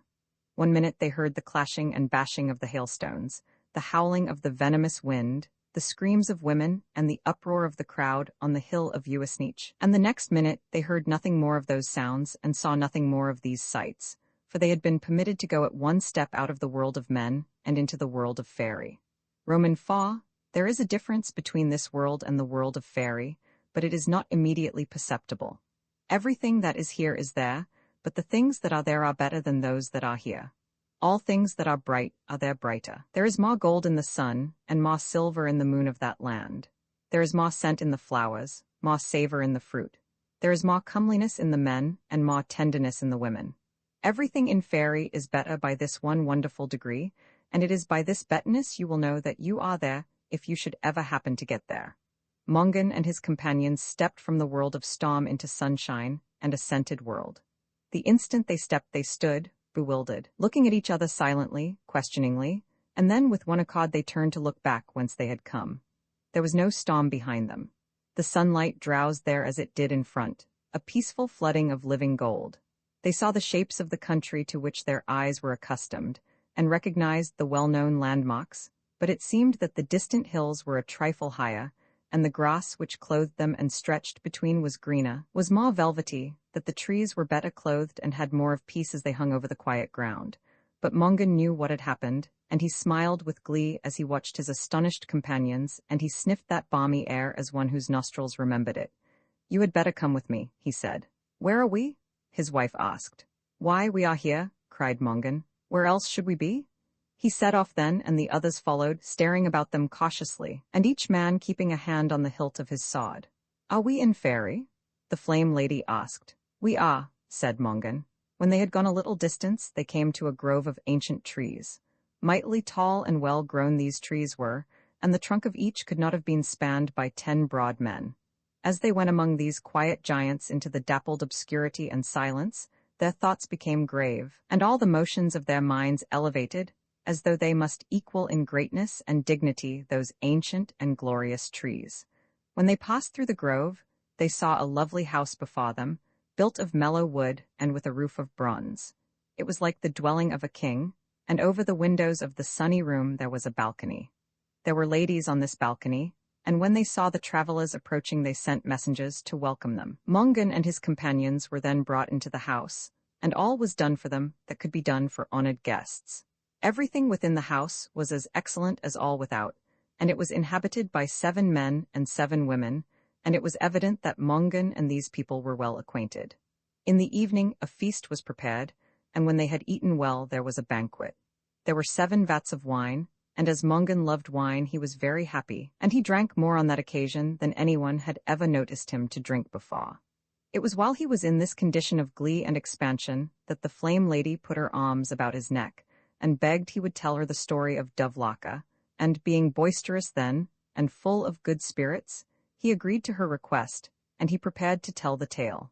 The 7 men and 7 women of the fairy palace then took their places about him in a half-circle. His own 7 gods sat behind them, his wife, the flame lady, sat by his side, and at the back of all carried his storyteller sat, listening with all his ears, and remembering every word that was uttered. Said Mongan, in the days of long ago and the times that have disappeared forever, there was one Fiachna Finn the son of Bolton, the son of Murchatach, the son of Muradach, the son of Eogan, the son of Neil. He went from his own country when he was young, for he wished to see the land of Lochlan, and he knew that he would be welcomed by the king of that country. For Fiachna's father and Ealgog's father had done deeds in common and were obliged to each other. He was welcomed, and he stayed at the cot of Lochlan in great ease and in the midst of pleasures. It then happened that Ealgog Maw fell sick, and the doctors could not cure him. They sent for other doctors, but they could not cure him, nor could anyone say what he was suffering from, beyond that he was wasting visibly before their eyes, and would certainly become a shadow and disappear in air, unless he was healed and fattened and made visible. They sent for more distant doctors, and then for others more distant still, and at last they found a man who claimed that he could make a cure if the king were supplied with the medicine which he would order. "What medicine is that?" said they all. "This is the medicine," said the doctor. "Find a perfectly white cow with red ears, and boil it down in the lump, and if the king drinks that rendering, he will recover." Before he had well said it, messengers were going from the palace in all directions looking for such a cow. They found lots of cows, which were nearly like what they wanted, but it was only by chance they came on the cow which would do the work, and that beast belonged to the most notorious and malicious and cantankerous female in Lochlan, the Black Hag. Now the Black Hag was not only those things that have been said. She was also whiskered and watty and one-eyed and obstreperous, and she was notorious and ill-favored in many other ways also. They offered her a cow in the place of her own cow, but she refused to give it. Then they offered a cow for each leg of her cow, but she would not accept that offer unless Fiachna went bail for the payment. He agreed to do so, and they drove the beast away. On the return journey he was met by messengers who brought news from Ireland. They said that the king of Ulster was dead, and that he, Fiachna Finn, had been elected king in the dead king's place. He at once took ship for Ireland, and found that all he had been told was true, and he took up the government of Ulster. A year passed, and one day as he was sitting at judgment, there came a great noise from without, and this noise was so persistent that the people and suitors were scandalized, and Fiachna at last ordered that the noisy person should be brought before him to be judged. It was done, and to his surprise the person turned out to be the Black Hag. She blamed him in the court before his people, and complained that he had taken away her cow, and that she had not been paid the 4 cows he had gone bail for, and she demanded judgment from him and justice. "If you will consider it to be justice, I will give you 20 cows myself," said Fiachna. "I would not take all the cows in Ulster," she screamed. "Pronounce judgment yourself," said the king, "and if I can do what you demand I will do it." For he did not like to be in the wrong, and he did not wish that any person should have an unsatisfied claim upon him. The Black Hag then pronounced judgment, and the king had to fulfill it. "I have come," said she, "from the east to the west. You must come from the west to the east and make war for me, and revenge me on the king of Lochlan." Fiachna had to do as she demanded, and, although it was with a heavy heart, he set out in 3 days' time for Lochlan, and he brought with him 10 battalions. He sent messengers before him to big Ealgog, warning him of his coming, of his intention, and of the number of troops he was bringing. And when he landed, Ealgog met him with an equal force, and they fought together. In the first battle, 300 of the men of Lochlan were killed, but in the next battle, Ealgog Ma did not fight fair, for he let some venomous sheep out of a tent, and these attacked the men of Ulster and killed 900 of them.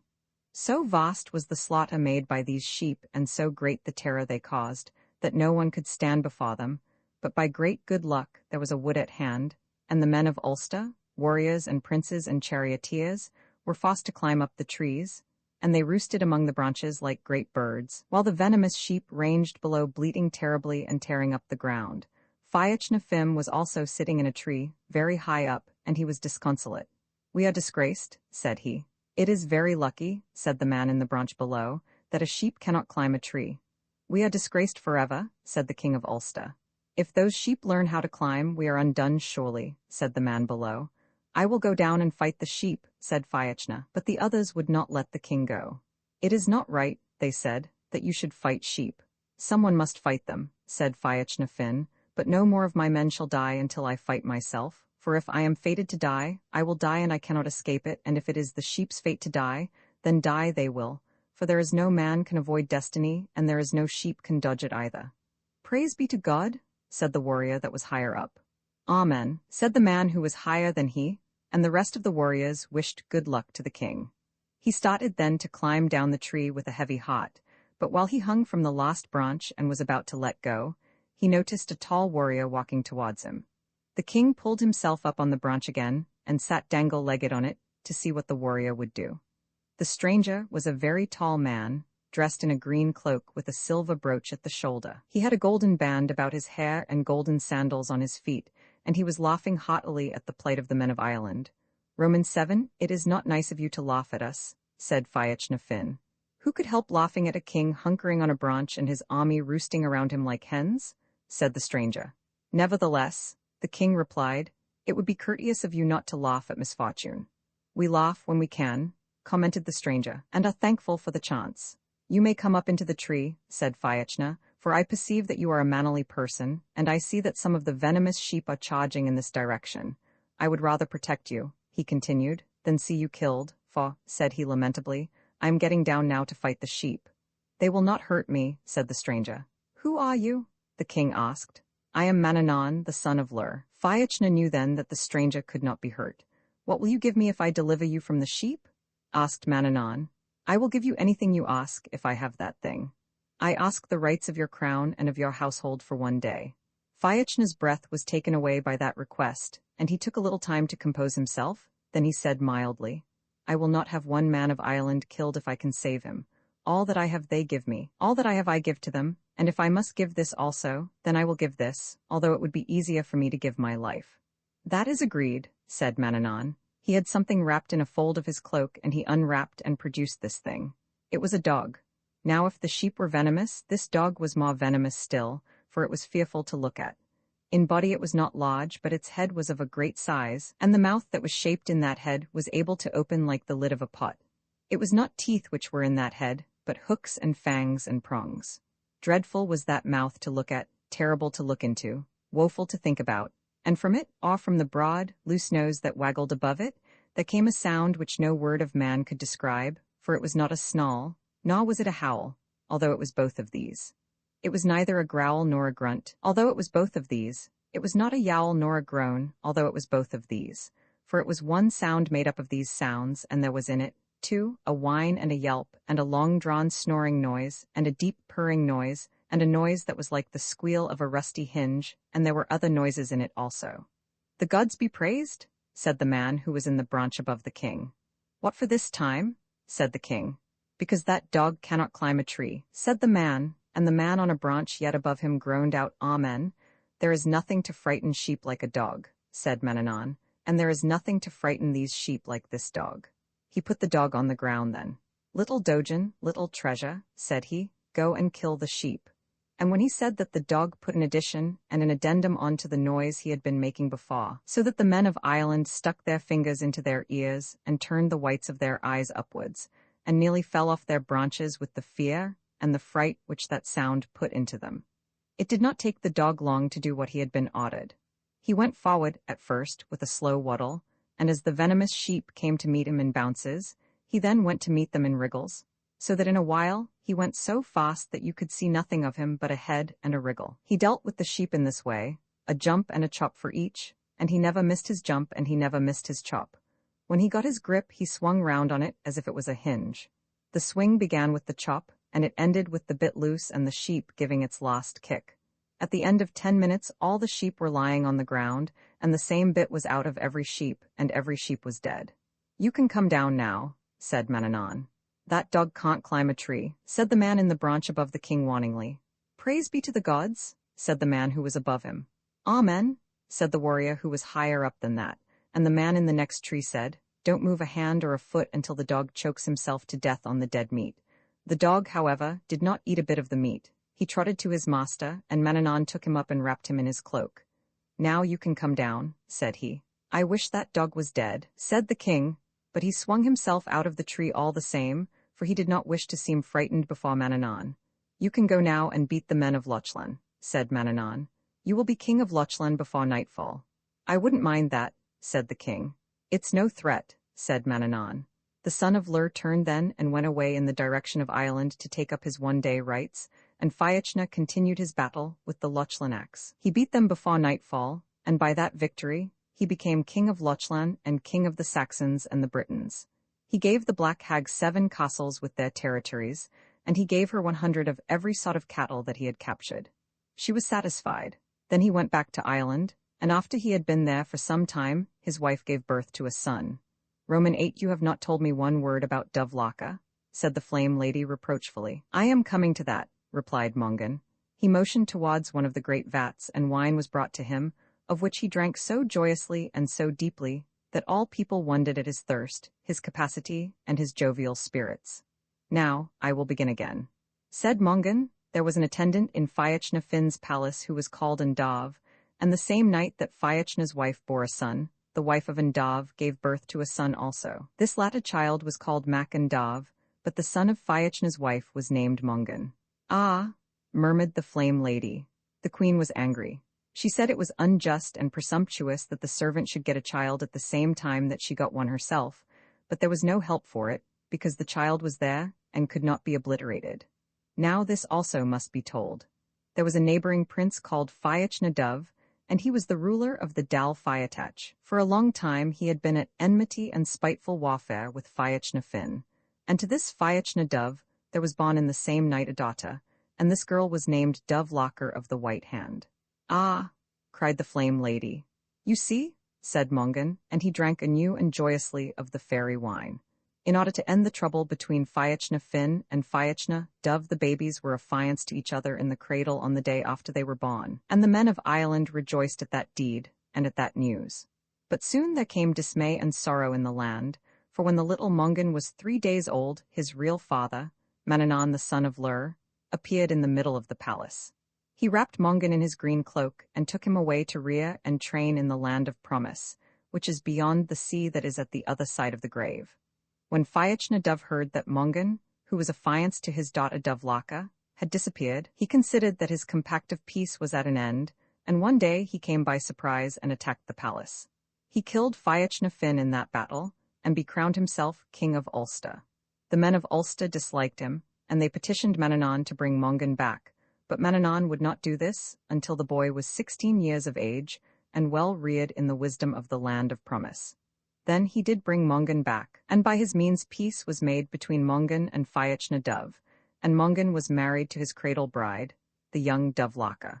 Roman 9. One day, Mongan and Dovlaka were playing chess in their palace.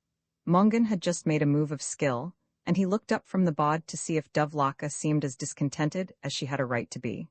He saw then, over Dovlaka's shoulder, a little black-faced, tufty-headed cleric leaning against the doorpost, inside the room. "What are you doing there?" said Mongan. "What are you doing there yourself?" said the little black-faced cleric. "Indeed, I have a right to be in my own house," said Mongan. "Indeed, I do not agree with you," said the cleric. "Where ought I be then?"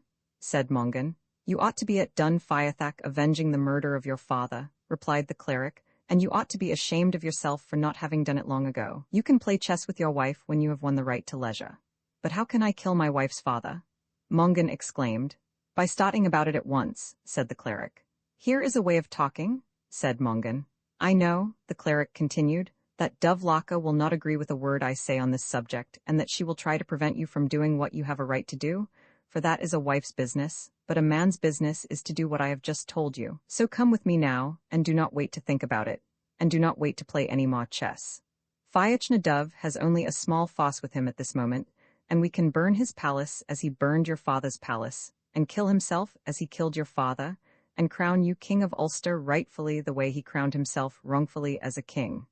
I begin to think that you own a lucky tongue, my black-faced friend, said Mongan, and I will go with you. He collected his fosses then, and he burned Fyachnadov's fortress, and he killed Fyachnadov, and he was crowned king of Ulster. Then for the first time he felt secure and at liberty to play chess. But he did not know until afterwards that the black-faced, tufty-headed person was his father Manannán, although that was the fact. There are some who say, however, that Fyachna the Black was killed in the year 624 by the lord of the Scots Dalriada, Candadsair, at the Battle of Ard-Carrain, but the people who say this do not know what they are talking about, and they do not care greatly what it is they say. There is nothing to marvel about in this Dovlaka, said the flame lady scornfully. She has got married, and she has been beaten at chess. It has happened before. Let us keep to the story, said Mongan, and having taken some few dozen deep draughts of the wine, he became even more jovial than before. Then he recommenced his tale. It happened on a day that Mongan had need of treasure. He had many presents to make, and he had not as much gold and silver and cattle as was proper for a king. He called his nobles together and discussed what was the best thing to be done, and it was arranged that he should visit the provincial kings and ask boons from them. He set out at once on his round of visits, and the first province he went to was Leinster. The king of Leinster at that time was Brandov, the son of Echach. He welcomed Mongan and treated him well, and that night Mongan slept in his palace. When he awoke in the morning he looked out of a lofty window, and he saw on the sunny lawn before the palace a herd of cows. There were 50 cows in all, for he counted them, and each cow had a calf beside her, and each cow and calf was pure white in color, and each of them had red ears. When Mongan saw these cows, he fell in love with them as he had never fallen in love with anything before. He came down from the window and walked on the sunny lawn among the cows, looking at each of them and speaking words of affection and endearment to them all, and while he was thus walking and talking and looking and loving, he noticed that someone was moving beside him. He looked from the cows then, and saw that the king of Leinster was at his side. "Are you in love with the cows?" Brandov asked him. "I am," said Mongan. "Everybody is," said the king of Leinster. "I never saw anything like them," said Mongan. "Nobody has," said the king of Leinster. "I never saw anything I would rather have than these cows," said Mongan. "These," said the king of Leinster, "are the most beautiful cows in Ireland, and," he continued thoughtfully, "Dovlacher is the most beautiful woman in Ireland." "There is no lie in what you say," said Mongan. "Is it not a queer thing," said the king of Leinster, "that I should have what you want with all your soul, and you should have what I want with all my heart?" "Queer indeed," said Mongan, "but what is it that you do want?" "Dovlacha, of course," said the king of Leinster. "Do you mean," said Mongan, "that you would exchange this herd of 50 pure white cows having red ears, and their 50 calves," said the king of Leinster, "for Dovlacha or for any woman in the world?" "I would," cried the king of Leinster, and he thumped his knee as he said it. "Done," roared Mongan, and the two kings shook hands on the bargain. Mongan then called some of his own people, and before any more words could be said, and before any alteration could be made, he set his men behind the cows and marched home with them to Ulster.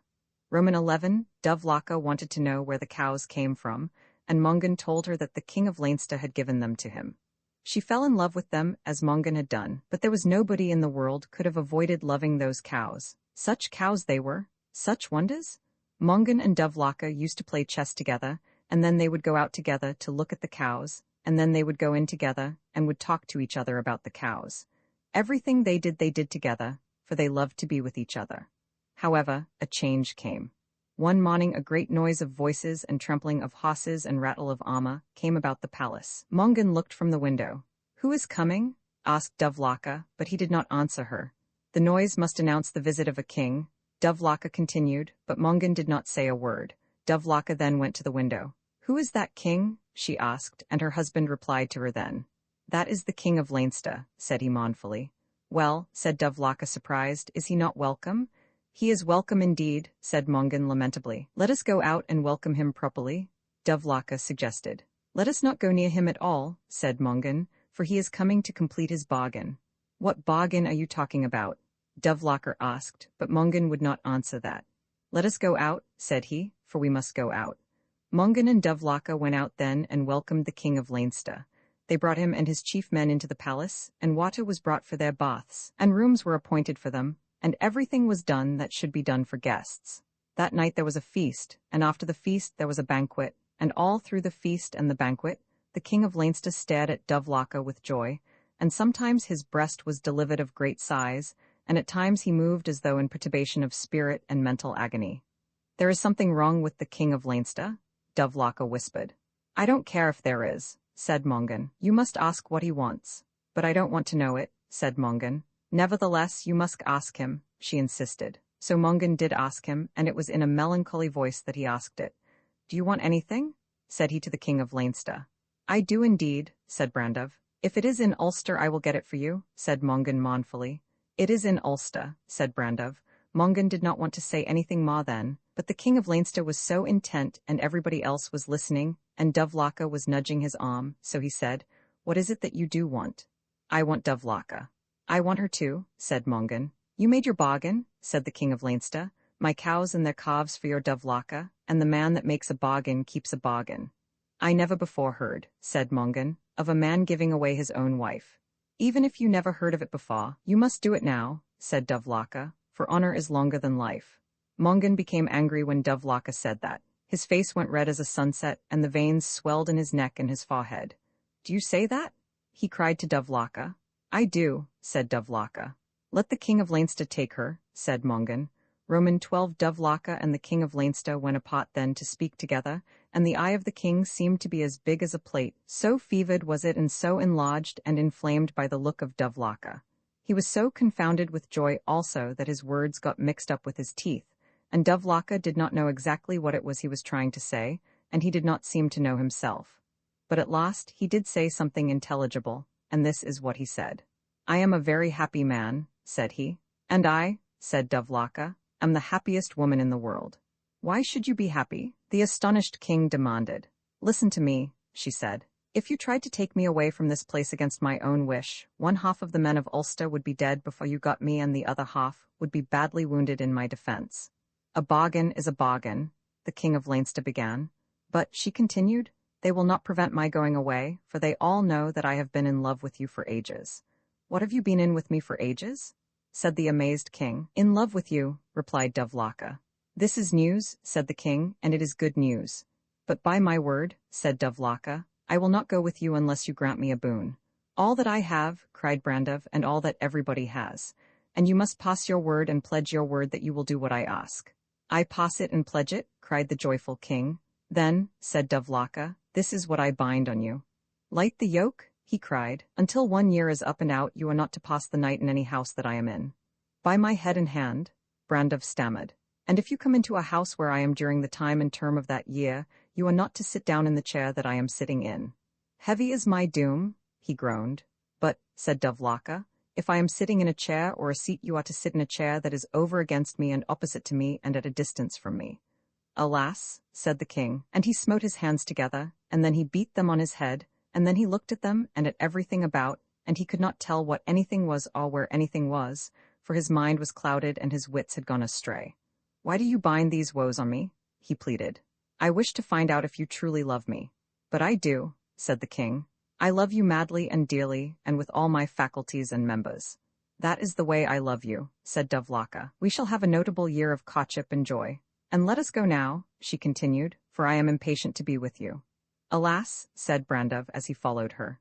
"Alas, alas," said the king of Leinster. "Roman 13, I think," said the flame lady, "that whoever lost that woman had no reason to be sad."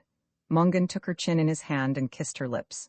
"All that you say is lovely, for you are lovely," said he, "and you are my delight and the joy of the world." Then the attendants brought him wine, and he drank so joyously of that and so deeply, that those who observed him thought he would surely burst and drown them. But he laughed loudly, and with enormous delight, until the vessels of gold and silver and bronze chimed mellowly to his peal, and the rafters of the house went creaking. For said he, Mongan loved Dovelacker of the White Hand better than he loved his life, better than he loved his honor. The kingdoms of the world did not weigh with him beside the string of her shoe. He would not look at a sunset if he could see her. He would not listen to a hop if he could hear her speak, for she was the delight of ages, the gem of time, and the wonder of the world till doom. She went to Leinster with the king of that country, and when she had gone Mongan fell grievously sick, so that it did not seem he could ever recover again, and he began to waste and wither, and he began to look like a skeleton, and a bony structure, and a misery. Now this also must be known. Dove Laka had a young attendant, who was her foster sister as well as her servant, and on the day that she got married to Mongan, her attendant was married to Mac Dov, who was servant and foster brother to Mongan. When Dove Laka went away with the king of Leinster, her servant, Mac Dov's wife, went with her. So there were two wifeless men in Ulster at that time, namely, Mongan the king and Mac Dov his servant. One day as Mongan sat in the sun, brooding lamentably on his fate, Mac Dov came to him. "How are things with you, master?" asked Mac Dov. "Bad," said Mongan. "It was a poor day brought you off with Manannán to the land of promise," said his servant. "Why should you think that?" inquired Mongan. "Because," said Mac Dov, "you learned nothing in the land of promise except how to eat a lot of food and how to do nothing in a deal of time." "What business is it of yours?" said Mongan angrily. "It is my business surely," said Mac Dov, "for my wife has gone off to Leinster with your wife, and she wouldn't have gone if you hadn't made a bet and a bargain with that accursed king." Mac Dov began to weep then. "I didn't make a bargain with any king," said he, "and yet my wife has gone away with one, and it's all because of you." "There is no one sorrier for you than I am," said Mongan.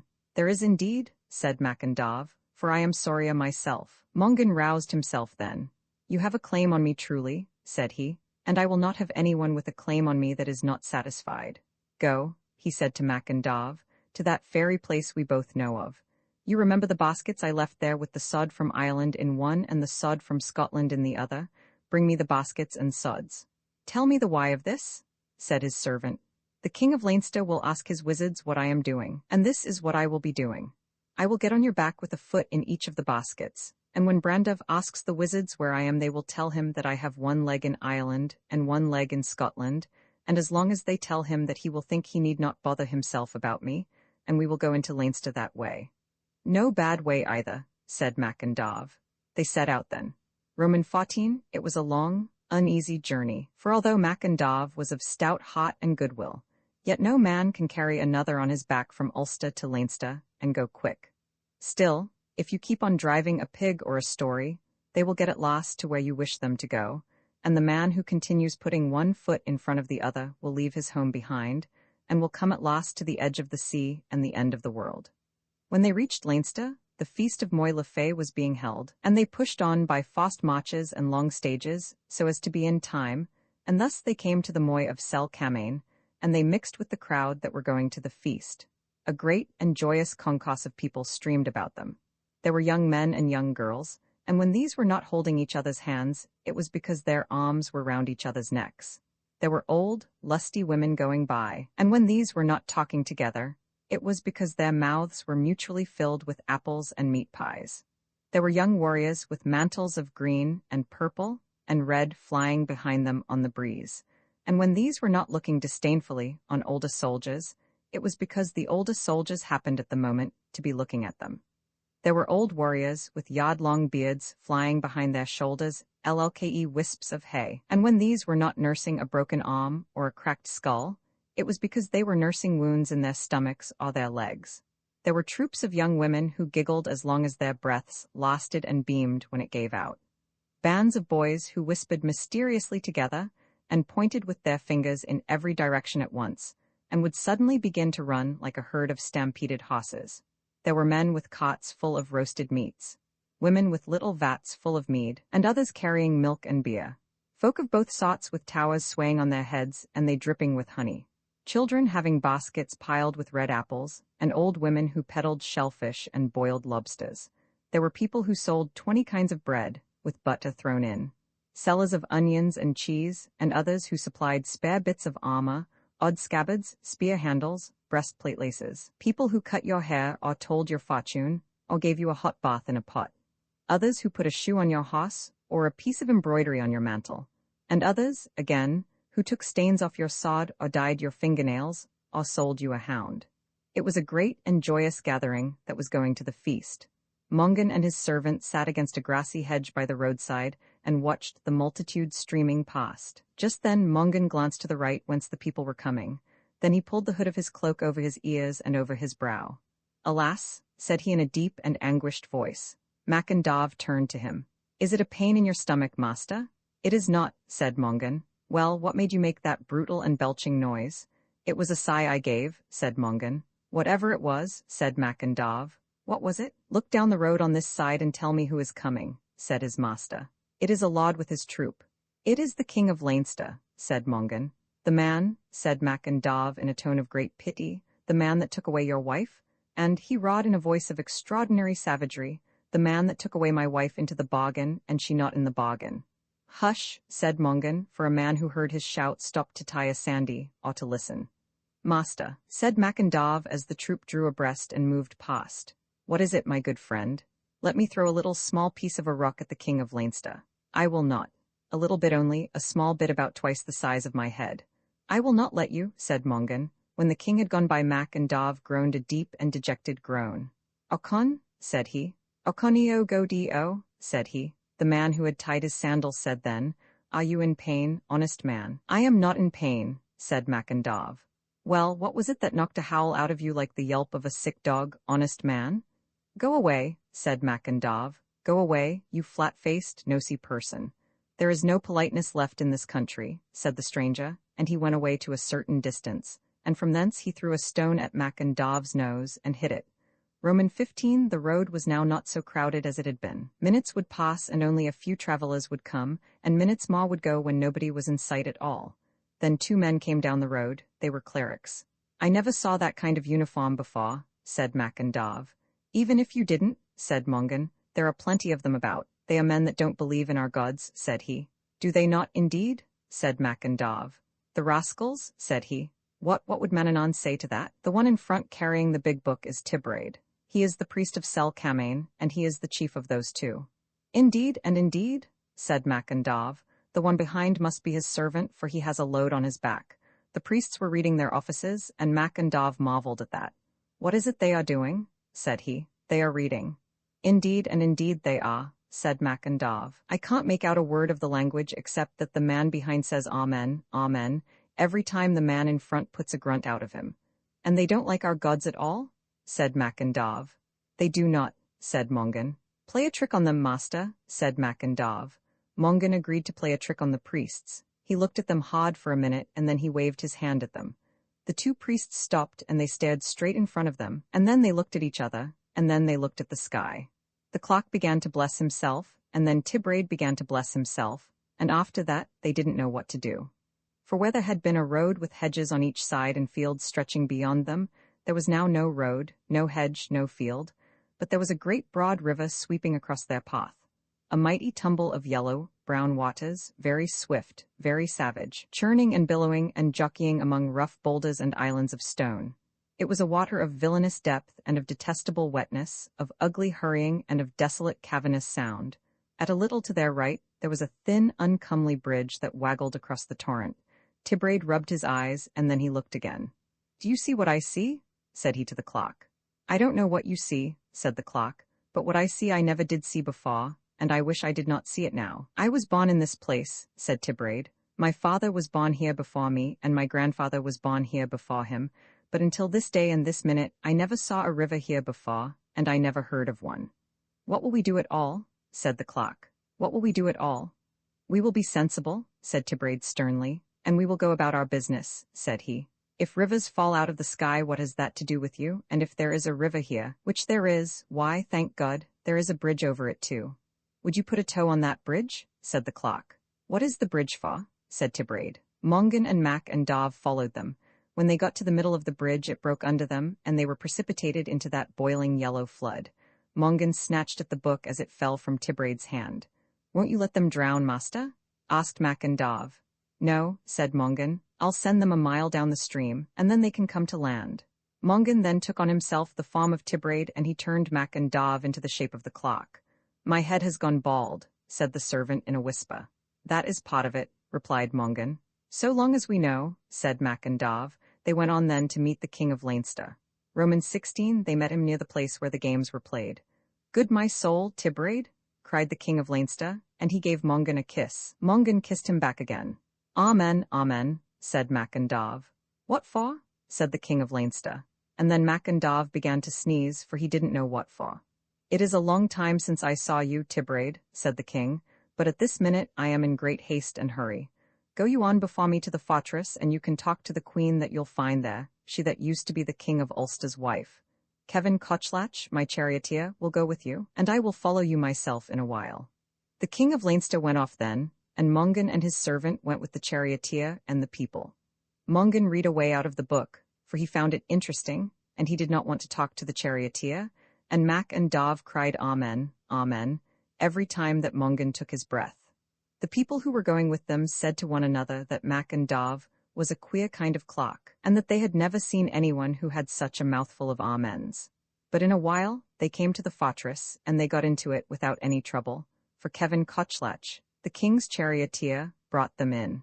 Then they were led to the room where Dovlaka was, and as he went into that room, Mongan shut his eyes, for he did not want to look at Dovlaka while other people might be looking at him. Let everybody leave this room, while I am talking to the queen, said he, and all the attendants left the room except one, and she wouldn't go, for she wouldn't leave her mistress.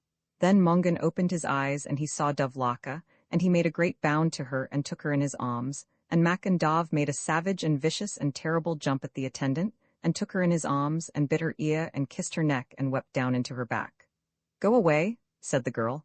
Unhand me, villain, said she. I will not, said Mac and Dov, for I'm your own husband, I'm your own Mac, your little Mac, your Macky Whack Whack. Then the attendant gave a little squeal, and she bit him on each ear and kissed his neck and wept down into his back, and said that it wasn't true and that it was. Romans 17. But they were not alone, although they thought they were. The hag that guarded the jewels was in the room. She sat hunched up against the whale, and as she looked like a bundle of rags, they did not notice her. She began to speak then. Terrible are the things I see, said she. Terrible are the things I see. Mongan and his servant gave a jump of surprise, and their two wives jumped and squealed. Then Mongan puffed out his cheeks till his face looked like a bladder, and he blew a magic breath at the hag, so that she seemed to be surrounded by a fog, and when she looked through that breath, everything seemed to be different to what she had thought. Then she began to beg everybody's pardon. I had an evil vision, said she. I saw crossways. How sad it is that I should begin to see the sort of things I thought I saw. Sit in this chair, mother, said Mongan, and tell me what you thought you saw. And he slipped a spike under her, and Mac and Dov pushed her into the seat, and she died on the spike. Just then there came a knocking at the door. Mac and Dov opened it, and there was Tibraid standing outside, and 29 of his men were with him, and they were all laughing. A mile was not half enough, said Mac and Dov reproachfully. The chamberlain of the fortress pushed into the room, and he stared from one Tibraid to the other. This is a fine growing year, said he. There never was a year when Tibraids were as plentiful as they are this year. There is a Tibraid outside and a Tibraid inside, and who knows but there are some more of them under the bed. The place is crawling with them, said he. Mongan pointed at Tibraid. Don't you know who that is? He cried. I know who he says he is, said the chamberlain. Well, he is Mongan, said Mongan, and these 29 men are 29 of his nobles from Ulster. At that news the men of the household picked up clubs and cudgels and every kind of thing that was near, and made a violent and woeful attack on Tibraid's men. The king of Leinster came in then, and when he was told Tibraid was Mongan he attacked them as well, and it was with difficulty that Tibraid got away to Sel Camain with 9 of his men, and they all wounded. The king of Leinster came back then. He went to Dovlaka's room. Where is Tibraid? Said he. It wasn't Tibraid was here, said the hag who was still sitting on the spike and was not half dead. It was Mongan. Why did you let him near you? Said the king to Dovlaka. There is no one has a better right to be near me than Mongan has, said Dovlaka. He is my own husband, said she. And then the king cried out in dismay, I have beaten Tibraid's people. He rushed from the room. Send for Tibraid till I apologize, he cried. Tell him it was all a mistake. Tell him it was Mongan. Roman 18. Mongan and his servant went home, and for what pleasure is greater than that of memory exercised in conversation? For a time the feeling of an adventure well accomplished kept him in some contentment, but at the end of a time that pleasure was worn out, and Mongan grew at first dispirited and then sullen, and after that as ill as he had been on the previous occasion. For he could not forget Dovlaka of the White Hand, and he could not remember her without longing and despair. It was in the illness which comes from longing and despair that he sat one day looking on a world that was black, although the sun shone, and that was lean and unwholesome, although autumn fruits were heavy on the earth, and the joys of harvest were about him. Winter is in my hot, quoth he, and I am cold already. He thought too that some day he would die, and the thought was not unpleasant, for one half of his life was away in the territories of the king of Leinster, and the half that he kept in himself had no spice in it. He was thinking in this way when Mac and Dov came towards him over the lawn, and he noticed that Mac and Dov was walking like an old man. He took little slow steps, and he did not loosen his knees when he walked, so he went stiffly. One of his feet turned pitifully outwards, and the other turned lamentably in. His chest was pulled inwards, and his head was stuck outwards, and hung down in the place where his chest should have been, and his arms were crooked in front of him, with the hands turned wrongly, so that one palm was shown to the east of the world, and the other one was turned to the west. "How goes it, Mac and Dov?" said the king. "Bad," said Mac and Dov. "Is that the sun I see shining, my friend?" the king asked. "It may be the sun," replied Mac and Dov, peering curiously at the golden radiance that dozed about them, "but maybe it's a yellow fog." "What is life at all?" said the king. "It is a weariness and a tiredness," said Mac and Dov. "It is a long yawn without sleepiness. It is a bee lost at midnight and buzzing on a pane.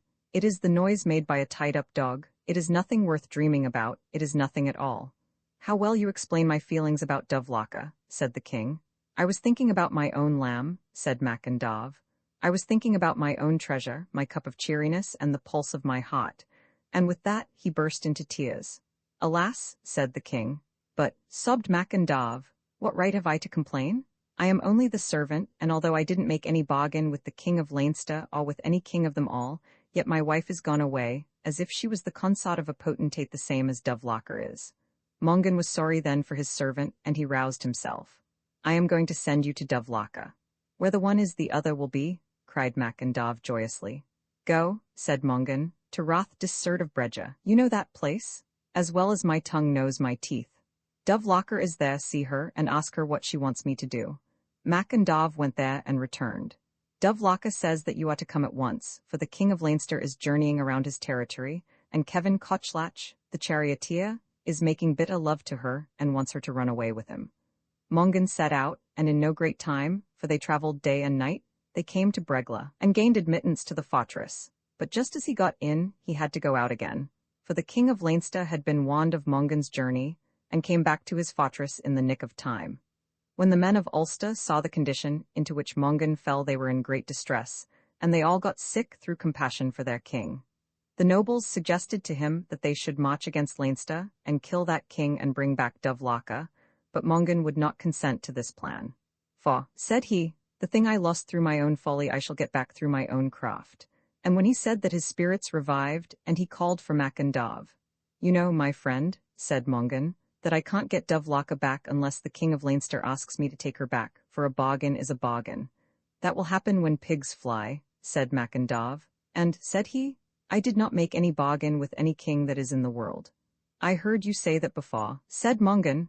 "I will say it till doom," cried his servant, "for my wife has gone away with that pestilent king, and he has got the double of your bad bargain." Mongan and his servant then set out for Leinster. When they neared that country they found a great crowd going on the road with them, and they learned that the king was giving a feast in honor of his marriage to Dovlaka. For the year of waiting was nearly out, and the king had sworn he would delay no longer. They went on, therefore, but in low spirits, and at last they saw the walls of the king's castle towering before them, and a noble company going to and fro on the lawn. Roman 19, they sat in a place where they could watch the castle, and compose themselves after their journey. "How are we going to get into the castle?" asked Mac and Dov, for there were hatchetmen on guard in the big gateway, and there were spearmen at short intervals around the walls, and men to throw hot porridge off the roof were standing in the right places. "If we cannot get in by hook, we will get in by crook," said Mongan. "They are both good ways," said Mac and Dov, "and whichever of them you decide on I'll stick by." Just then they saw the hag of the mill coming out of the mill, which was down the road a little.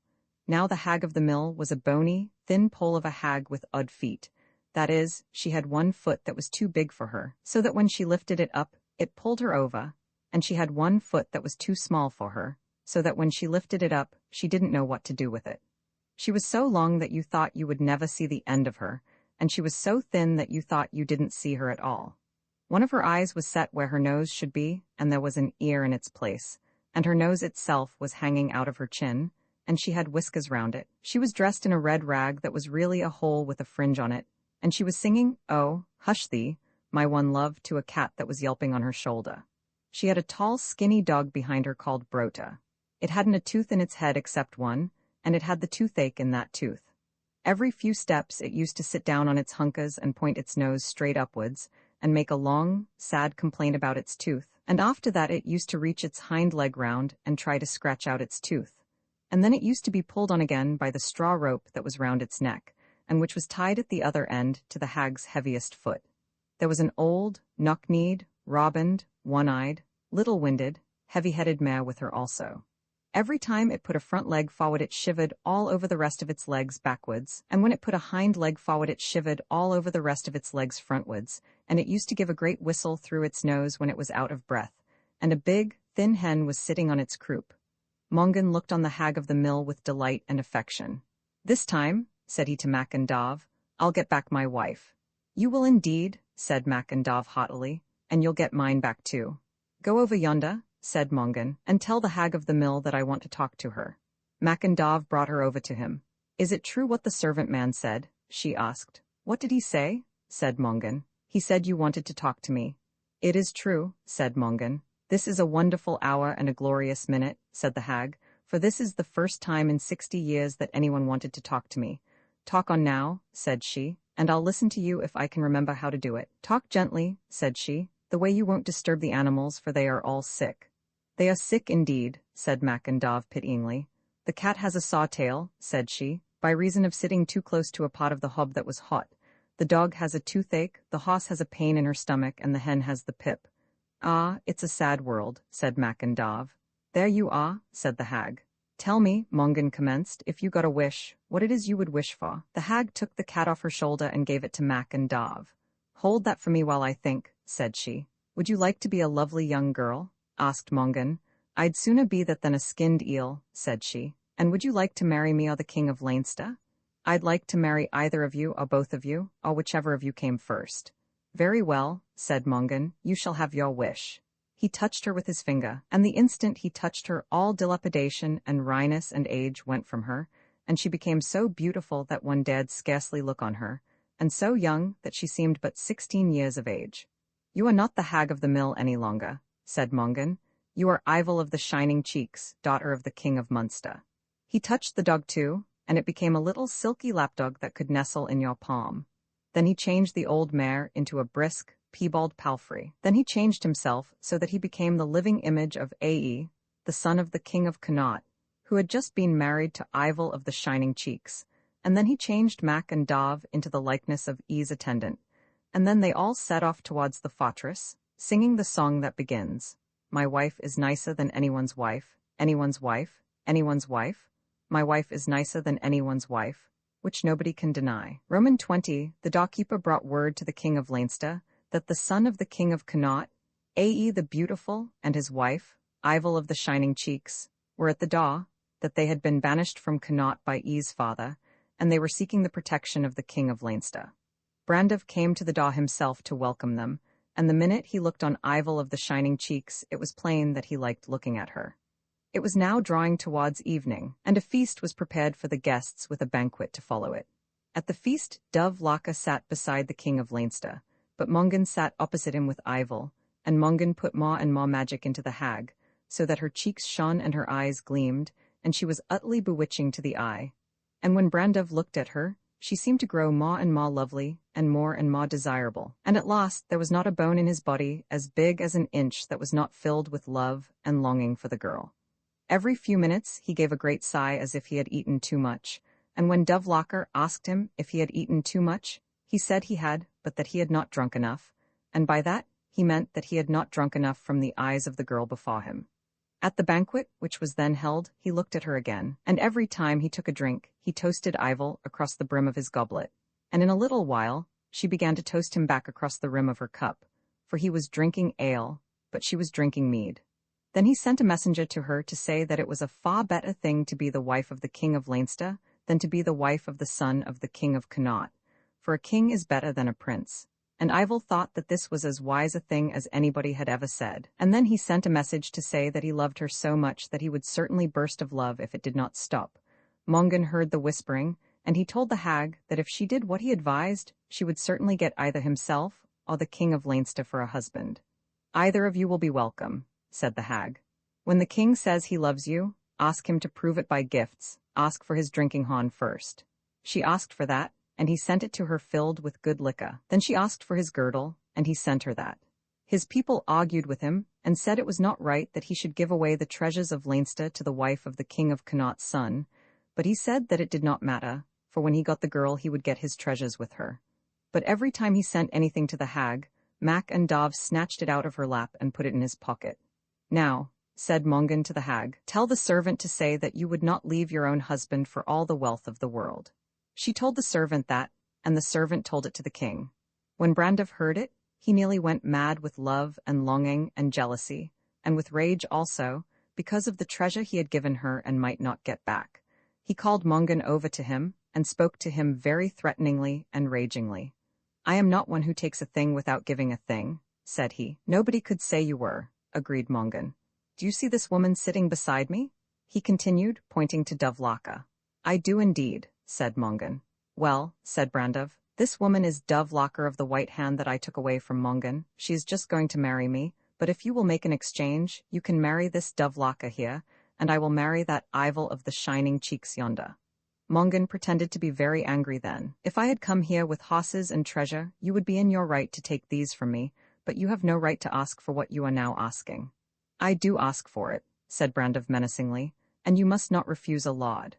"Very well," said Mongan reluctantly, and as if in great fear. "If you will make the exchange, I will make it, although it breaks my heart." He brought Ivel over to the king then, and gave her 3 kisses. "The king would suspect something if I did not kiss you," said he, and then he gave the hag over to the king. After that they all got drunk and merry, and soon there was a great snoring and snotting, and very soon all the servants fell asleep also, so that Mongan could not get anything to drink. Mac and Dov said it was a great shame, and he kicked some of the servants, but they did not budge, and then he slipped out to the stables and saddled 2 mares. He got on one with his wife behind him, and Mongan got on the other with Dovlaka behind him, and they rode away towards Ulster like the wind, singing this song. "The king of Leinster was married today, married today, married today. The king of Leinster was married today, and everyone wishes him joy." In the morning the servants came to waken the king of Leinster, and when they saw the face of the hag lying on the pillow beside the king, and her nose all covered with whiskers, and her big foot and little foot sticking away out at the end of the bed, they began to laugh, and poke one another in the stomachs and thump one another on the shoulders, so that the noise awakened the king, and he asked what was the matter with them at all. It was then he saw the hag lying beside him, and he gave a great screech and jumped out of the bed. "Aren't you the hag of the mill?" said he. "I am indeed," she replied, "and I love you dearly." "I wish I didn't see you," said Brandov. That was the end of the story, and when he had told it, Mongan began to laugh uproariously and called for more wine. He drank this deeply, as though he was full of thirst and despair and a wild jollity, but when the flame lady began to weep he took her in his arms and caressed her, and said that she was the love of his heart and the one treasure of the world. After that, they feasted in great contentment, and at the end of the feasting, they went away from Fairy and returned to the world of men. They came to Mongan's palace at Moylinny, and it was not until they reached the palace that they found they had been away 1 whole year, for they had thought they were only away 1 night. They lived then peacefully and lovingly together, and that ends the story, but Broshiana did not know that Mongan was Fionn. The abbot leaned forward. "Was Mongan Fionn?" he asked in a whisper. "He was," replied Carid. "Indeed, indeed?" said the abbot. After a while he continued, "There is only one part of your story that I do not like." "What part is that?" asked Carid. "It is the part where the holy man Tibraid was ill-treated by that rap, by Mongan." Carid agreed that it was ill done, but to himself he said gleefully that whenever he was asked to tell the story of how he told the story of Mongan he would remember what the abbot said. Oisin's mother evening was drawing nigh, and the Fianna had decided to hunt no more that day. The hounds were whistled to heel, and a sober, homeward march began. For men will walk soberly in the evening, however they go in the day, and dogs will take the mood from their masters. They were pacing so, through the golden-shafted, tender-colored eve, when a fawn leaped suddenly from covert, and with that leap all quietness vanished. The men shouted, the dogs gave tongue, and a furious chase commenced. Fionn loved a chase at any hour, and with Bran and Siolan, he outstripped the men and dogs of his troop, until nothing remained in the limpid world but Fionn, the two hounds, and the nimble, beautiful fawn. These and the occasional boulders, round which they raced, or over which they scrambled. The solitary tree which dozed aloof and beautiful in the path, the occasional clump of trees that hived sweet shadow as a hive hods honey, and the rustling grass that stretched to infinity, and that moved and crept and swung under the breeze in endless, rhythmic billowings. In his wildest moment, Fionn was thoughtful, and now, although running hard, he was thoughtful. There was no movement of his beloved hounds that he did not know, not a twitch or fling of the head, not a cock of the ears or tail that was not significant to him. But on this chase, whatever signs the dogs gave were not understood by their master. He had never seen them in such eager flight. They were almost utterly absorbed in it, but they did not whine with eagerness, nor did they cast any glance towards him for the encouraging word which he never failed to give when they sought it. They did look at him, but it was a look which he could not comprehend. There was a question and a statement in those deep eyes, and he could not understand what that question might be, nor what it was they sought to convey. Now and again one of the dogs turned ahead in full flight, and stared, not at Fionn, but distantly backwards, over the spreading and swelling plain where their companions of the hunt had disappeared. "They are looking for the other hounds," said Fionn, "and yet they do not give tongue it of Ran?" He shouted, bellowed out a Hiolan. It was then they looked at him, the look which he could not understand and had never seen on a chase. They did not tongue it nor bell it, but they added silence to silence and speed to speed, until the lean grey bodies were one pucker and lashing of movement. Fionn marveled. "They do not want the other dogs to hear or to come on this chase," he murmured, and he wondered what might be passing within those slender heads. "The fawn runs well," his thought continued. "What is it of Ran, my heart? After her a Hiolan? Hist and away, my loves. There is going and to spare in that beast yet." His mind went on. "She is not stretched to the full, nor half stretched. She may outrun even Bran," he thought ragingly. They were racing through a smooth valley in a steady, beautiful, speedy flight when, suddenly, the fawn stopped and lay on the grass, and it lay with the calm of an animal that has no fear, and the leisure of one that is not pressed. "Here is a change," said Fionn, staring in astonishment. "She is not winded," he said. "What is she lying down for?" But Bran and Siolan did not stop. They added another inch to their long-stretched, easy bodies and came up on the fawn. "It is an easy kill," said Fionn regretfully. "They have her," he cried. But he was again astonished, for the dogs did not kill. They leaped and played about the fawn, licking its face and rubbing delighted noses against its neck. Fionn came up then. His long spear was lowered in his fist at the thrust, and his sharp knife was in its sheath, but he did not use them, for the fawn and the two hounds began to play round him, and the fawn was as affectionate towards him as the hounds were, so that when a velvet nose was thrust in his palm, it was as often a fawn's muzzle as a hound's. In that joyous company, he came to wide Allen of Leinster, where the people were surprised to see the hounds and the fawn and the chief, and none other of the hunters that had set out with them. When the others reached home, the chief told of his chase, and it was agreed that such a fawn must not be killed, but that it should be kept and well treated, and that it should be the pet fawn of the Fianna. But some of those who remembered Bra's parentage thought that as Bran herself had come from the She, so this fawn might have come out of the She also. Roman too late that night, when he was preparing for rest, the door of Fionn's chamber opened gently, and a young woman came into the room. The captain stared at her, as he well might, for he had never seen or imagined to see a woman so beautiful as this was. Indeed, she was not a woman, but a young girl, and her bearing was so gently noble, her look so modestly high, that the champion dared scarcely look at her, although he could not by any means have looked away. As she stood within the doorway, smiling and shy as a flower, beautifully timid as a fawn, the chief communed with his heart. "She is the sky woman of the dawn," he said. "She is the light on the foam. She is white and odorous as an apple blossom. She smells of spice and honey. She is my beloved beyond the women of the world. She shall never be taken from me." And that thought was delight and anguish to him, delight because of such sweet prospect, anguish because it was not yet realized, and might not be. As the dogs had looked at him on the chase with a look that he did not understand, so she looked at him, and in her regard there was a question that baffled him and a statement which he could not follow. He spoke to her then, mastering his heart to do it. "I do not seem to know you," he said. "You do not know me indeed," she replied. "It is the more wonderful," he continued gently, for I should know every person that is here. What do you require from me? I beg your protection, royal captain. I give that to all, he answered. Against whom do you desire protection? I am in terror of the fear Dwatch. The dark man of the She? He is my enemy, she said. He is mine now, said Fionn. Tell me your story. My name is Sieve, and I am a woman of fairy, she commenced. In the She many men gave me their love, but I gave my love to no man of my country. That was not reasonable, the other chided with a blithe heart. I was contented, she replied, and what we do not want we do not lack. But if my love went anywhere it went to a mortal, a man of the men of Ireland. By my hand, said Fionn in mortal distress, I marvel who that man can be. He is known to you, she murmured.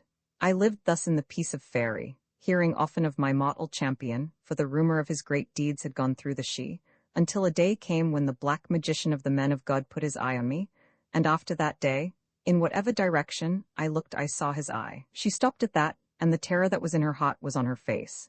He is everywhere, she whispered. He is in the bushes and on the hill. He looked up at me from the water, and he stared down on me from the sky. His voice commands out of the spaces, and it demands secretly in the heart. He is not here or there, he is in all places at all times. I cannot escape from him, she said, and I am afraid.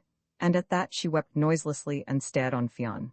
He is my enemy, Fionn growled. I name him as my enemy. You will protect me? She implored. Where I am let him not come, said Fionn. I also have knowledge. I am Fionn, the son of Uail, the son of Bascny, a man among men and a god where the gods are. He asked me in marriage, she continued, but my mind was full of my own dear hero, and I refused the dark man. That was your right, and I swear by my hand that if the man you desire is alive and unmarried, he shall marry you, or he will answer to me for the refusal. He is not married, said Sieve, and you have small control over him. The chief frowned thoughtfully. Except the High King and the kings I have authority in this land. What man has authority over himself? Said Sieve. Do you mean that I am the man you seek? Said Fionn. It is to yourself I gave my love, she replied. This is good news, Fionn cried joyfully. For the moment you came through the door, I loved and desired you, and the thought that you wished for another man went into my heart like a sod. Indeed, Fionn loved Sieve as he had not loved a woman before, and would never love one again. He loved her as he had never loved anything before. He could not bear to be away from her. When he saw her, he did not see the world, and when he saw the world without her, it was as though he saw nothing, or as if he looked on a prospect that was bleak and depressing. The belling of a stag had been music to Fionn, but when Sieve spoke, that was sound enough for him. He had loved to hear the cuckoo calling in the spring from the tree that is highest in the hedge, or the blackbird's jolly whistle in an autumn bush, or the thin, sweet enchantment that comes to the mind when a lark thrills out of sight in the air, and the hushed fields listen to the song. But his wife's voice was sweeter to Fionn than the singing of a lark. She filled him with wonder and surmise. There was magic in the tips of her fingers. Her thin palm ravished him. Her slender foot set his heart beating, and whatever way her head moved there came a new shape of beauty to her face. She is always new, said Fionn. She is always better than any other woman. She is always better than herself. He attended no more to the Fianna. He ceased to hunt. He did not listen to the songs of poets or the curious sayings of magicians, for all of these were in his wife, and something that was beyond these was in her also. She is this world and the next one. She is completion, said Fionn. Roman 3, it happened that the men of Lochlan came on an expedition against Ireland. A monstrous fleet rounded the bluffs of Ben Eder, and the Danes landed there to prepare an attack which would render them masters of the country. Fionn and the Fianna Fáin marched against them. He did not like the men of Lochlan at any time, but this time he moved against them in wrath, for not only were they attacking Ireland, but they had come between him and the deepest joy his life had known. It was a hard fight, but a short one. The Lochlanacs were driven back to their ships, and within a week the only Danes remaining in Ireland were those that had been buried there. That finished, he left the victorious Fianna and returned swiftly to the plain of Allen, for he could not bear to be one unnecessary day parted from Sieve. You are not leaving us, exclaimed Gull MacMona. I must go, Fionn replied. You will not desert the victory feast, Canaan reproached him. Stay with us, chief, Cailt begged. What is a feast without Fionn? They complained, but he would not stay. By my hand, he cried, I must go, she will be looking for me from the window. That will happen indeed, Gull admitted. That will happen, cried Fionn, and when she sees me far out on the plain, she will run through the great gate to meet me. It would be the queer wife would neglect that run, Canaan growled. I shall hold her hand again. Fionn entrusted to Kilt's ear. You will do that, surely. I shall look into her face, his lord insisted. But he saw that not even beloved Kilt understood the meaning of that, and he knew sadly and yet proudly that what he meant could not be explained by anyone, and could not be comprehended by anyone. You are in love. Dear heart, said Kilt. In love he is? Canaan grumbled. A cordial for women, a disease for men, a state of wretchedness. Wretched in truth, the chief murmured. Love makes us poor. We have not eyes enough to see all that is to be seen, nor hands enough to seize the tenth of all we want. When I look in her eyes, I am tormented because I am not looking at her lips, and when I see her lips, my soul cries out, look at her eyes, look at her eyes. That is how it happens, said Gull rememberingly. That way and no other, Kilt agreed, and the champions looked backwards in time on these lips and those, and knew their chief would go. When Fionn came in sight of the great keep, his blood and his feet quickened, and now and again he waved a spear in the air.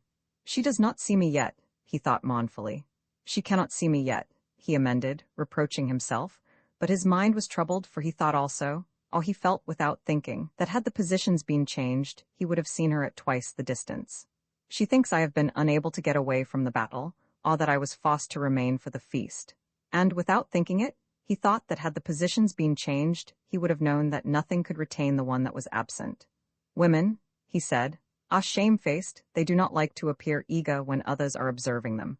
But he knew that he would not have known if others were observing him, and that he would not have cared about it if he had known. And he knew that his sieve would not have seen, and would not have cared for any eyes than his. He gripped his spear on that reflection, and ran as he had not run in his life, so that it was a panting, disheveled man that raced heavily through the gates of the great dun. Within the dun there was disorder. Servants were shouting to one another, and women were running to and fro aimlessly, wringing their hands and screaming, and when they saw the champion, those nearest to him ran away, and there was a general effort on the part of every person to get behind every other person. But Fionn caught the eye of his butler, Gar of Crenan, the rough buzzer, and held it. Come you here, he said, and the rough buzzer came to him without a single buzz in his body. Where is the flower of Allen? His master demanded. I do not know, master, the terrified servant replied. You do not know? Said Fionn. Tell what you do know. And the man told him this story. Roman 4, when you had been away for a day, the gods were surprised. They were looking from the heights of the dun, and the flower of Allen was with them. She, for she had a quest's eye, called out that the master of the Fianna was coming over the ridges to the dun, and she ran from the keep to meet you. It was not I, said Fionn. It bore your shape, replied Gar of Crenan. It had your armor and your face, and the dogs, Bran and Seolin, were with it. They were with me, said Fionn. They seemed to be with it, said the servant humbly. Tell us this tale, cried Fionn. We were distrustful, the servant continued. We had never known Fionn to return from a combat before it had been fought, and we knew you could not have reached Ben Eddar or encountered the Lochlanax. So we urged Our Lady to let us go out to meet you, but to remain herself in the dun. It was good urging, Fionn assented. She would not be advised. The servant wailed. She cried to us, let me go to meet my love. Alas, said Fionn. She cried on us, let me go to meet my husband, the father of the child that is not born. Alas, groaned deep-wounded Fionn. She ran towards your appearance that had your arms stretched out to her. At that wise Fionn put his hand before his eyes, seeing all that happened. Tell on your tale, said he. She ran to those arms, and when she reached them, the figure lifted its hand. It touched her with a hazel rod, and while we looked, she disappeared, and where she had been there was a fawn standing and shivering. The fawn turned and bounded towards the gate of the dun, but the hounds that were by flew after her. Fionn stared on him like a lost man. They took her by the throat. The shivering servant whispered. Ah, cried Fionn in a terrible voice, and they dragged her back to the figure that seemed to be Fionn. 3 times she broke away and came bounding to us, and 3 times the dogs took her by the throat and dragged her back. You stood to look. The chief snarled. No, master, we ran, but she vanished as we got to her. The great hounds vanished away, and that being that seemed to be Fionn disappeared with them. We were left in the rough grass, staring about us and at each other, and listening to the moan of the wind and the terror of our hearts. Forgive us, dear master, the servant cried, but the great captain made him no answer. He stood as though he were dumb and blind, and now and again he beat terribly on his breast with his closed fist, as though he would kill that within him which should be dead and could not die. He went so, beating on his breast, to his inner room in the dun, and he was not seen again for the rest of that day, nor until the sun rose over Moy le Fay in the morning. For many years after that time, when he was not fighting against the enemies of Ireland, Fionn was searching and hunting through the length and breadth of the country in the hope that he might again chance on his lovely lady from the Shee. Through all that time, he slept in misery each night, and he rose each day to grief. Whenever he hunted, he brought only the hounds that he trusted, Bran and Siolan, Lemaire, Brud, and Lomlu. For if a fawn was chased, each of these 5 great dogs would know if that was a fawn to be killed or one to be protected, and so there was small danger to Sieve and a small hope of finding her. Once, when 7 years had passed in fruitless search, Fionn and the chief nobles of the Fianna were hunting Ben Gulbane. All the hounds of the Fianna were out, for Fionn had now given up hope of encountering the Flower of Allen. As the hunt swept along the sides of the hill, there arose a great outcry of hounds from a narrow place high on the slope, and, over all that uproar, there came the savage baying of Fionn's own dogs. "What is this for?" said Fionn, and with his companions he pressed to the spot whence the noise came. "They are fighting all the hounds of the Fianna," cried a champion, and they were. The 5 wise hounds were in a circle and were giving battle to 100 dogs at once. They were bristling and terrible, and each bite from those great, keen jaws was woe to the beast that received it. Nor did they fight in silence, as was their custom and training, but between each onslaught the great heads were uplifted, and they pealed loudly, mournfully, urgently, for their master. "They are calling on me," he roared. And with that he ran, as he had only once before run, and the men who were nigh to him went racing as they would not have run for their lives. They came to the narrow place on the slope of the mountain, and they saw the 5 great hounds in a circle keeping off the other dogs, and in the middle of the ring a little boy was standing. He had long, beautiful hair, and he was naked. He was not daunted by the terrible combat and clamor of the hounds. He did not look at the hounds, but he stared like a young prince at Fionn and the champions as they rushed towards him, scattering the pack with the butts of their spears. When the fight was over, Bran and Siolan ran whining to the little boy and licked his hands. "They do that to no one," said a bystander. "What new master is this they have found?" Fionn bent to the boy. "Tell me, my little prince and pulse, what your name is, and how you have come into the middle of a hunting pack, and why you are naked." But the boy did not understand the language of the men of Ireland. He put his hand into Fionn's, and the chief felt as if that little hand had been put into his heart. He lifted the lad to his great shoulder. "We have caught something on this hunt," said he to Kilt Mac Renan. "We must bring this treasure home. You shall be one of the Fianna Finn, my darling," he called upwards. The boy looked down on him, and in the noble trust and fearlessness of that regard Fionn's heart melted away. "My little fawn?" he said, and he remembered that other fawn. He set the boy between his knees and stared at him earnestly and long. "There is surely the same look," he said to his wakening heart. "That is the very eye of Sieve." The grief flooded out of his heart as at a stroke, and joy foamed into it in one great tide. He marched back singing to the encampment, and men saw once more the merry chief they had almost forgotten. Just as at one time he could not be parted from Sieve, so now he could not be separated from this boy. He had 1,000 names for him, each one more tender than the last. My fawn, my pulse, my secret little treasure. Or he would call him my music, my blossoming branch, my store in the heart, my soul. And the dogs were as wild for the boy as Fionn was. He could sit in safety among a pack that would have torn any man to pieces, and the reason was that Bran and Siolan, with their 3 whelps, followed him about like shadows. When he was with the pack, these 5 were with him, and woeful indeed was the eye they turned on their comrades when these pushed too closely, or were not properly humble. They thrashed the pack severally and collectively, until every hound in Fionn's kennels knew that the little lad was their master, and that there was nothing in the world so sacred as he was. In no long time, the 5 wise hounds could have given over their guardianship, so complete was the recognition of their young lord. But they did not so give over, for it was not love they gave the lad, but adoration. Fionn even may have been embarrassed by their too close attendance. If he had been able to do so, he might have spoken harshly to his dogs, but he could not. It was unthinkable that he should, and the boy might have spoken harshly to him if he had dared to do it. For this was the order of Fionn's affection. First there was the boy, next Bran and Siolan with their 3 whelps, then Kilt Mac Renan, and from him down through the champions. He loved them all, but it was along that precedence his affections ran. The thorn that went into Bran's foot ran into Fionn's also. The world knew it, and there was not a champion but admitted sorrowfully that there was reason for his love. Little by little, the boy came to understand their speech and to speak it himself, and at last he was able to tell his story to Fionn. There were many blanks in the tale, for a young child does not remember very well. Deeds grow old in a day and are buried in a night. New memories come crowding on old ones, and one must learn to forget as well as to remember. A whole new life had come on this boy, a life that was instant and memorable, so that his present memories blended into and obscured the past, and he could not be quite sure if that which he told of had happened in this world or in the world he had left. Romans 7, I used to live, he said, in a wide, beautiful place.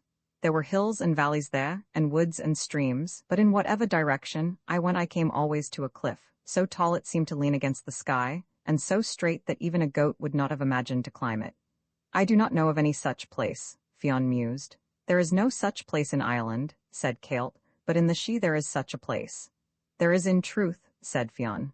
I used to eat fruits and roots in the summer, the boy continued, but in the winter food was left for me in a cave. Was there no one with you? Fionn asked. No one but a deer that loved me and that I loved. Ah me, cried Fionn in anguish, tell me your tale, my son. A dark stern man came often after us, and he used to speak with the deer. Sometimes he talked gently and softly and coaxingly, but at times again he would shout loudly and in a harsh, angry voice. But whatever way he talked the deer would draw away from him in dread, and he always left her at last furiously. It is the dark magician of the men of God, cried Fionn despairingly. It is indeed, my soul, said Celt. The last time I saw the deer, the child continued, the dark man was speaking to her. He spoke for a long time. He spoke gently and angrily, so that I thought he would never stop talking, but in the end he struck her with a hazel rod, so that she was forced to follow him when he went away. She was looking back at me all the time, and she was crying so bitterly that anyone would pity her. I tried to follow her also, but I could not move, and I cried after her too, with rage and grief, until I could see her no more and hear her no more. Then I fell on the grass, my senses went away from me, and when I awoke I was on the hill in the middle of the hounds where you found me. That was the boy whom the Fianna called Oisin, or the little fawn. He grew to be a great fighter afterwards, and he was the chief maker of poems in the world. But he was not yet finished with the She. He was to go back into Fairy when the time came, and to come thence again to tell these tales, for it was by him these tales were told. The birth of Bran, either are people who do not like dogs a bit, they are usually women. But in this story, there is a man who did not like dogs. In fact, he hated them. When he saw one, he used to go black in the face, and he threw rocks at it until it got out of sight. But the power that protects all creatures had put a squint into this man's eye, so that he always threw crooked. This gentleman's name was Fergus Fianlyeth, and his stronghold was near the harbour of Galway. Whenever a dog barked, he would leap out of his seat, and he would throw everything that he owned out of the window in the direction of the bark. He gave prizes to servants who disliked dogs, and when he heard that a man had drowned a litter of pups, he used to visit that person and try to marry his daughter. Now Fionn, the son of Uail, was the reverse of Fergus Fianlyeth in this matter, for he delighted in dogs, and he knew everything about them from the setting of the first little white tooth to the rucking of the last long yellow one. He knew the affections and antipathies which are proper in a dog, the degree of obedience to which dogs may be trained without losing their honorable qualities or becoming servile and suspicious. He knew the hopes that animate them, the apprehensions which tingle in their blood, and all that is to be demanded from, or forgiven in, a paw, an ear, a nose, an eye, or a tooth. And he understood these things because he loved dogs, for it is by love alone that we understand anything. Among the 300 dogs which Fionn owned there were 2 to whom he gave an especial tenderness, and who were his daily and nightly companions. These 2 were Bran and Cialan, but if a person were to guess for 20 years, he would not find out why Fionn loved these 2 dogs, and why he would never be separated from them. Fionn's mother, Muireann, went to Wide Allen of Leinster to visit her son, and she brought her young sister Tuain with her. The mother and aunt of the great captain were well treated among the Fianna, first, because they were parents to Fionn, and second, because they were beautiful and noble women. No words can describe how delightful Muireann was. She took the branch, and as to Tuain, a man could not look at her without becoming angry or dejected. Her face was fresh as a spring morning, her voice more cheerful than the cuckoo calling from the branch that is highest in the hedge, and her form swayed like a reed and flowed like a river, so that each person thought she would surely flow to him. Men who had wives of their own grew moody and downcast because they could not hope to marry her, while the bachelors of the Fianna stared at each other with truculent, bloodshot eyes, and then they gazed on Tuain so gently that she may have imagined she was being beamed on by the mild eyes of the dawn. It was to an Ulster gentleman, Ireland Eachtach, that she gave her love, and this chief stated his rights and qualities and asked for her in marriage. Now Fionn did not dislike the man of Ulster, but either he did not know them well or else he knew them too well, for he made a curious stipulation before consenting to the marriage. He bound Ireland to return the lady if there should be occasion to think her unhappy, and Ireland agreed to do so. The sureties to this bargain were Kilt mac Ronan, Gull mac Mana, and Lugade. Lugade himself gave the bride away, but it was not a pleasant ceremony for him, because he also was in love with the lady, and he would have preferred keeping her to giving her away. When she had gone he made a poem about her, beginning, "There is no more light in the sky," and hundreds of sad people learned the poem by heart. Roman II, when Ireland and Tuain were married, they went to Ulster, and they lived together very happily. But the law of life is change. Nothing continues in the same way for any length of time. Happiness must become unhappiness, and will be succeeded again by the joy it had displaced. The past also must be reckoned with. It is seldom as far behind us as we could wish. It is more often in front, blocking the way, and the future trips over it just when we think that the road is clear and joy our own. Ireland had a past. He was not ashamed of it. He merely thought it was finished, although in truth it was only beginning, for it is that perpetual beginning of the past that we call the future. Before he joined the Fianna, he had been in love with a lady of the Sidhe, named Ucht Díolbh, Fair-breast, and they had been sweethearts for years. How often he had visited his sweetheart in Fairy, with what eagerness and anticipation he had gone there. The lover's whistle that he used to give was known to every person in that Sidhe, and he had been discussed by more than one of the delicate sweet ladies of Fairy. "That is your whistle, Fair-breast," her sister of the Sidhe would say, and Ucht Díolbh would reply, "Yes, that is my mottle, my lover, my pulse, and my one treasure." She laid her spinning aside, all her embroidery if she was at that, or if she were baking a cake of fine wheaten bread mixed with honey she would leave the cake to bake itself and fly to Ireland. Then they went hand in hand in the country that smells of apple blossom and honey, looking on heavy-bowed trees and on dancing and beaming clouds. Or they stood dreaming together, locked in a clasping of arms and eyes, gazing up and down on each other, Ireland staring down into sweet grey wells that peeped and flickered under thin brows, and Ucht Díolbh looking up into great black ones that went dreamy and went hot in endless alternation. Then Ireland would go back to the world of men, and Ucht Díolbh would return to her occupations in the land of the ever-young. "What did he say?" her sister of the Sidhe would ask. "He said I was the berry of the mountain, the star of knowledge, and the blossom of the raspberry." "They always say the same thing," her sister pouted. "But they look other things," Ucht Díolbh insisted. "They feel other things," she murmured, and an endless conversation recommenced. Then for some time Ireland did not come to Fairy, and Ucht Díolbh marvelled at that, while her sister made 100 surmises, each one worse than the last. "He is not dead or he would be here," she said. "He has forgotten you, my darling." News was brought to Tla nar Enog of the marriage of Ireland and Tuain, and when Ucht Díolbh heard that news her heart ceased to beat for a moment, and she closed her eyes. "Now," said her sister of the Sidhe, "that is how long the love of a mortal lasts," she added, in the voice of sad triumph which is proper to sisters. But on Ucht Díolbh there came a rage of jealousy and despair such as no person in the Sidhe had ever heard of, and from that moment she became capable of every ill deed, for there are two things not easily controlled, and they are hunger and jealousy. She determined that the woman who had supplanted her in Ireland's affections should rue the day she did it. She pondered and brooded revenge in her heart, sitting in thoughtful solitude and bitter collectedness, until at last she had a plan. She understood the arts of magic and shape-changing, so she changed her shape into that of Fionn's female runner, the best-known woman in Ireland. Then she set out from Fairy and appeared in the world. She traveled in the direction of Ireland's stronghold. Ireland knew the appearance of Fionn's messenger, but he was surprised to see her. She saluted him. "Health and long life, my master." "Health and good days," he replied. "What brings you here, dear heart?" "I come from Fionn." "And your message?" said he. "The royal captain intends to visit you." "He will be welcome," said Ireland. "We shall give him an Ulster feast."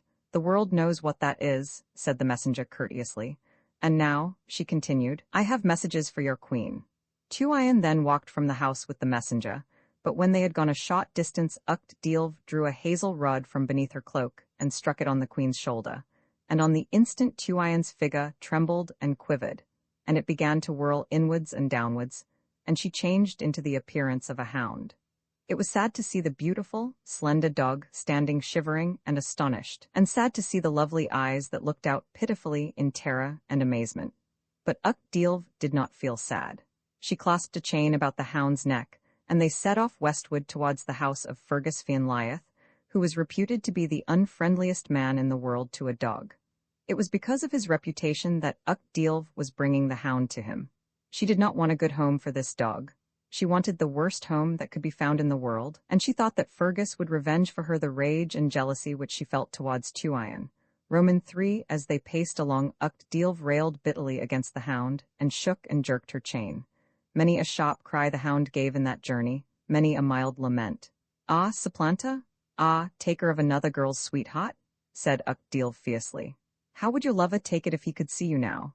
How would he look if he saw your pointy ears, your long thin snout, your shivering, skinny legs, and your long gray tail? He would not love you now, bad girl. Have you heard of Fergus Fianlyeth?" she said again, "the man who does not like dogs?" Tuion had indeed heard of him. "It is to Fergus I shall bring you," cried Uchtdilv. "He will throw stones at you. You have never had a stone thrown at you. Ah, bad girl, you do not know how a stone sounds as it nips the ear with a whirling buzz, nor how jagged and heavy it feels as it thumps against a skinny leg. Robber, mortal, bad girl, you have never been whipped, but you will be whipped now. You shall hear the song of a lash as it curls forward and bites inward and drags backward. You shall dig up old bones stealthily at night and chew them against famine. You shall whine and squeal at the moon and shiver in the cold, and you will never take another girl's sweetheart again." And it was in those terms and in that tone that she spoke to Tuion as they journeyed forward, so that the hound trembled and shrank and whined pitifully and in despair. They came to Fergus Fianlyeth's stronghold, and Uchtdilv demanded admittance. "Leave that dog outside," said the servant. "I will not do so," said the pretended messenger. "You can come in without the dog, or you can stay out with the dog," said the surly guardian. "By my hand," cried Uchtdilv, "I will come in with this dog, or your master shall answer for it to Fionn." At the name of Fionn, the servant almost fell out of his standing. He flew to acquaint his master, and Fergus himself came to the great door of the stronghold. "By my faith," he cried in amazement, "it is a dog." "A dog it is," growled the glum servant. "Go you away," said Fergus to Uchtdilv, "and when you have killed the dog come back to me, and I will give you a present." "Life and health, my good master, from Fionn, the son of Uail, the son of Bascni," said she to Fergus. "Life and health back to Fionn," he replied. "Come into the house and give your message, but leave the dog outside, for I don't like dogs." "The dog comes in," the messenger replied. "How is that?" cried Fergus angrily. "Fionn sends you this hound to take care of until he comes for her," said the messenger. "I wonder at that," Fergus growled, "for Fionn knows well that there is not a man in the world has less of a liking for dogs than I have. However that may be, master, I have given Fionn's message, and here at my heel is the dog. Do you take her or refuse her?" "If I could refuse anything to Fionn it would be a dog," said Fergus, "but I could not refuse anything to Fionn, so give me the hound." Uchtdilv put the chain in his hand. "Ah, bad dog," said she, and then she went away well satisfied with her revenge, and returned to her own people in the Sidhe. Roman 4. On the following day Fergus called his servant. "Has that dog stopped shivering yet?" he asked. "It has not, sir," said the servant. "Bring the beast here," said his master, "for whoever else is dissatisfied Fionn must be satisfied." The dog was brought, and he examined it with a jaundiced and bitter eye. "It has the shivers indeed," he said. "The shivers it has," said the servant. "How do you cure the shivers?" his master demanded, for he thought that if the animal's legs dropped off Fionn would not be satisfied. "There is a way," said the servant doubtfully. "If there is a way, tell it to me," cried his master angrily. "If you were to take the beast up in your arms and hug it and kiss it, the shivers would stop," said the man. "Do you mean?" His master thundered, and he stretched his hand for a club. "I heard that," said the servant humbly. "Take that dog up," Fergus commanded, "and hug it and kiss it, and if I find a single shiver left in the beast, I'll break your head." The man bent to the hound, but it snapped a piece out of his hand and nearly bit his nose off as well. "That dog doesn't like me," said the man. "Nor do I," roared Fergus. "Get out of my sight." The man went away, and Fergus was left alone with the hound, but the poor creature was so terrified that it began to tremble 10 times worse than before. "Its legs will drop off," said Fergus. "Fionn will blame me," he cried in despair. He walked to the hound. "If you snap at my nose, or if you put as much as the start of a tooth into the beginning of a finger."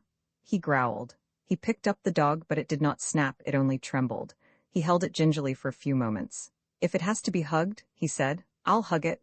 I'd do more than that for Fionn. He tucked and tightened the animal into his breast and marched moodily up and down the room. The dog's nose lay along his breast under his chin, and as he gave it dutiful hugs, one hug to every 5 paces, the dog put out its tongue and licked him timidly under the chin. Stop, Rod Fergus, stop that forever, and he grew very red in the face and stared truculently down along his nose. A soft brown eye looked up at him, and the shy tongue touched again on his chin. If it has to be kissed, said Fergus gloomily, I'll kiss it. I'd do more than that for Fionn. He groaned. He bent his head, shut his eyes, and brought the dog's jaw against his lips. And at that the dog gave little wriggles in his arms and little barks and little licks so that he could scarcely hold her. He put the hound down at last. There is not a single shiver left in her, he said, and that was true. Everywhere he walked the dog followed him, giving little prances and little pats against him, and keeping her eyes fixed on his with such eagerness and intelligence that he marveled. That dog likes me, he murmured in amazement. By my hand, he cried next day, I like that dog. The day after that he was calling her, my one treasure, my little branch. And within a week he could not bear her to be out of his sight for an instant. He was tormented by the idea that some evil person might throw a stone at the hound, so he assembled his servants and retainers and addressed them. He told them that the hound was the queen of creatures, the pulse of his heart, and the apple of his eye, and he warned them that the person who as much as looked sideways on her, or knocked one shiver out of her, would answer for the deed with pains and indignities. He recited a list of calamities which would befall such a miscreant, and these woes began with flaying and ended with dismemberment, and had inside bits of such complicated and ingenious torment that the blood of the men who heard it ran chill in their veins, and the women of the household fainted where they stood. In course of time, the news came to Fionn that his mother's sister was not living with Ireland. He at once sent a messenger calling for fulfillment of the pledge that had been given to the Fianna, and demanding the instant return of Tuain. Ireland was in a sad condition when this demand was made. He guessed that Uchtdilv had a hand in the disappearance of his queen, and he begged that time should be given him in which to find the lost girl. He promised if he could not discover her within a certain period that he would deliver his body into Fionn's hands and would abide by whatever judgment Fionn might pronounce. The great captain agreed to that. Tell the wife loser that I will have the girl, or I will have his head, said Fionn. Ireland set out then for Ferry. He knew the way, and in no great time he came to the hill where Uchtdilv was. It was hard to get Uchtdilv to meet him, but at last she consented, and they met under the apple boughs of Ferry. Well, said Uchtdilv. Ah, breaker of vows and traitor to love, said she. Hail and a blessing, said Ireland humbly. By my hand, she cried, I will give you no blessing, for it was no blessing you left with me when we parted. I am in danger, said Ireland. What is that to me? She replied fiercely. Fionn may claim my head, he murmured. Let him claim what he can take, said she. No, said Ireland proudly, he will claim what I can give. Tell me your tale, said she coldly. Ireland told his story then, and he concluded, I am certain that you have hidden the girl. If I save your head from Fionn, the woman of the she replied, then your head will belong to me. That is true, said Ireland. And if your head is mine, the body that goes under it is mine. Do you agree to that? I do, said Ireland. Give me your pledge, said Uchtdilv, that if I save you from this danger you will keep me as your sweetheart until the end of life and time. I give that pledge, said Ireland. Uchtdilv went then to the house of Fergus Fionn Lyeth, and she broke the enchantment that was on the hound, so that Tuain's own shape came back to her, but in the matter of 2 small whelps, to which the hound had given birth, the enchantment could not be broken, so they had to remain as they were. These 2 whelps were Bran and Cialan. They were sent to Fionn, and he loved them for ever after, for they were loyal and affectionate, as only dogs can be, and they were as intelligent as human beings. Besides that, they were Fionn's own cousins. Tuain was then asked in marriage by Lugaid, who had loved her so long. He had to prove to her that he was not any other woman's sweetheart, and when he proved that they were married, and they lived happily ever after, which is the proper way to live, he wrote a poem beginning, Lovely the day. Dear is the eye of the dawn, and 1,000 merry people learned it after him. But as to Fergus Fionn Lyeth, he took to his bed, and he stayed there for a year and a day suffering from blighted affection, and he would have died in the bed only that Fionn sent him a special pup, and in a week that young hound became the star of fortune and the very pulse of his heart, so that he got well again, and he also lived happily ever after.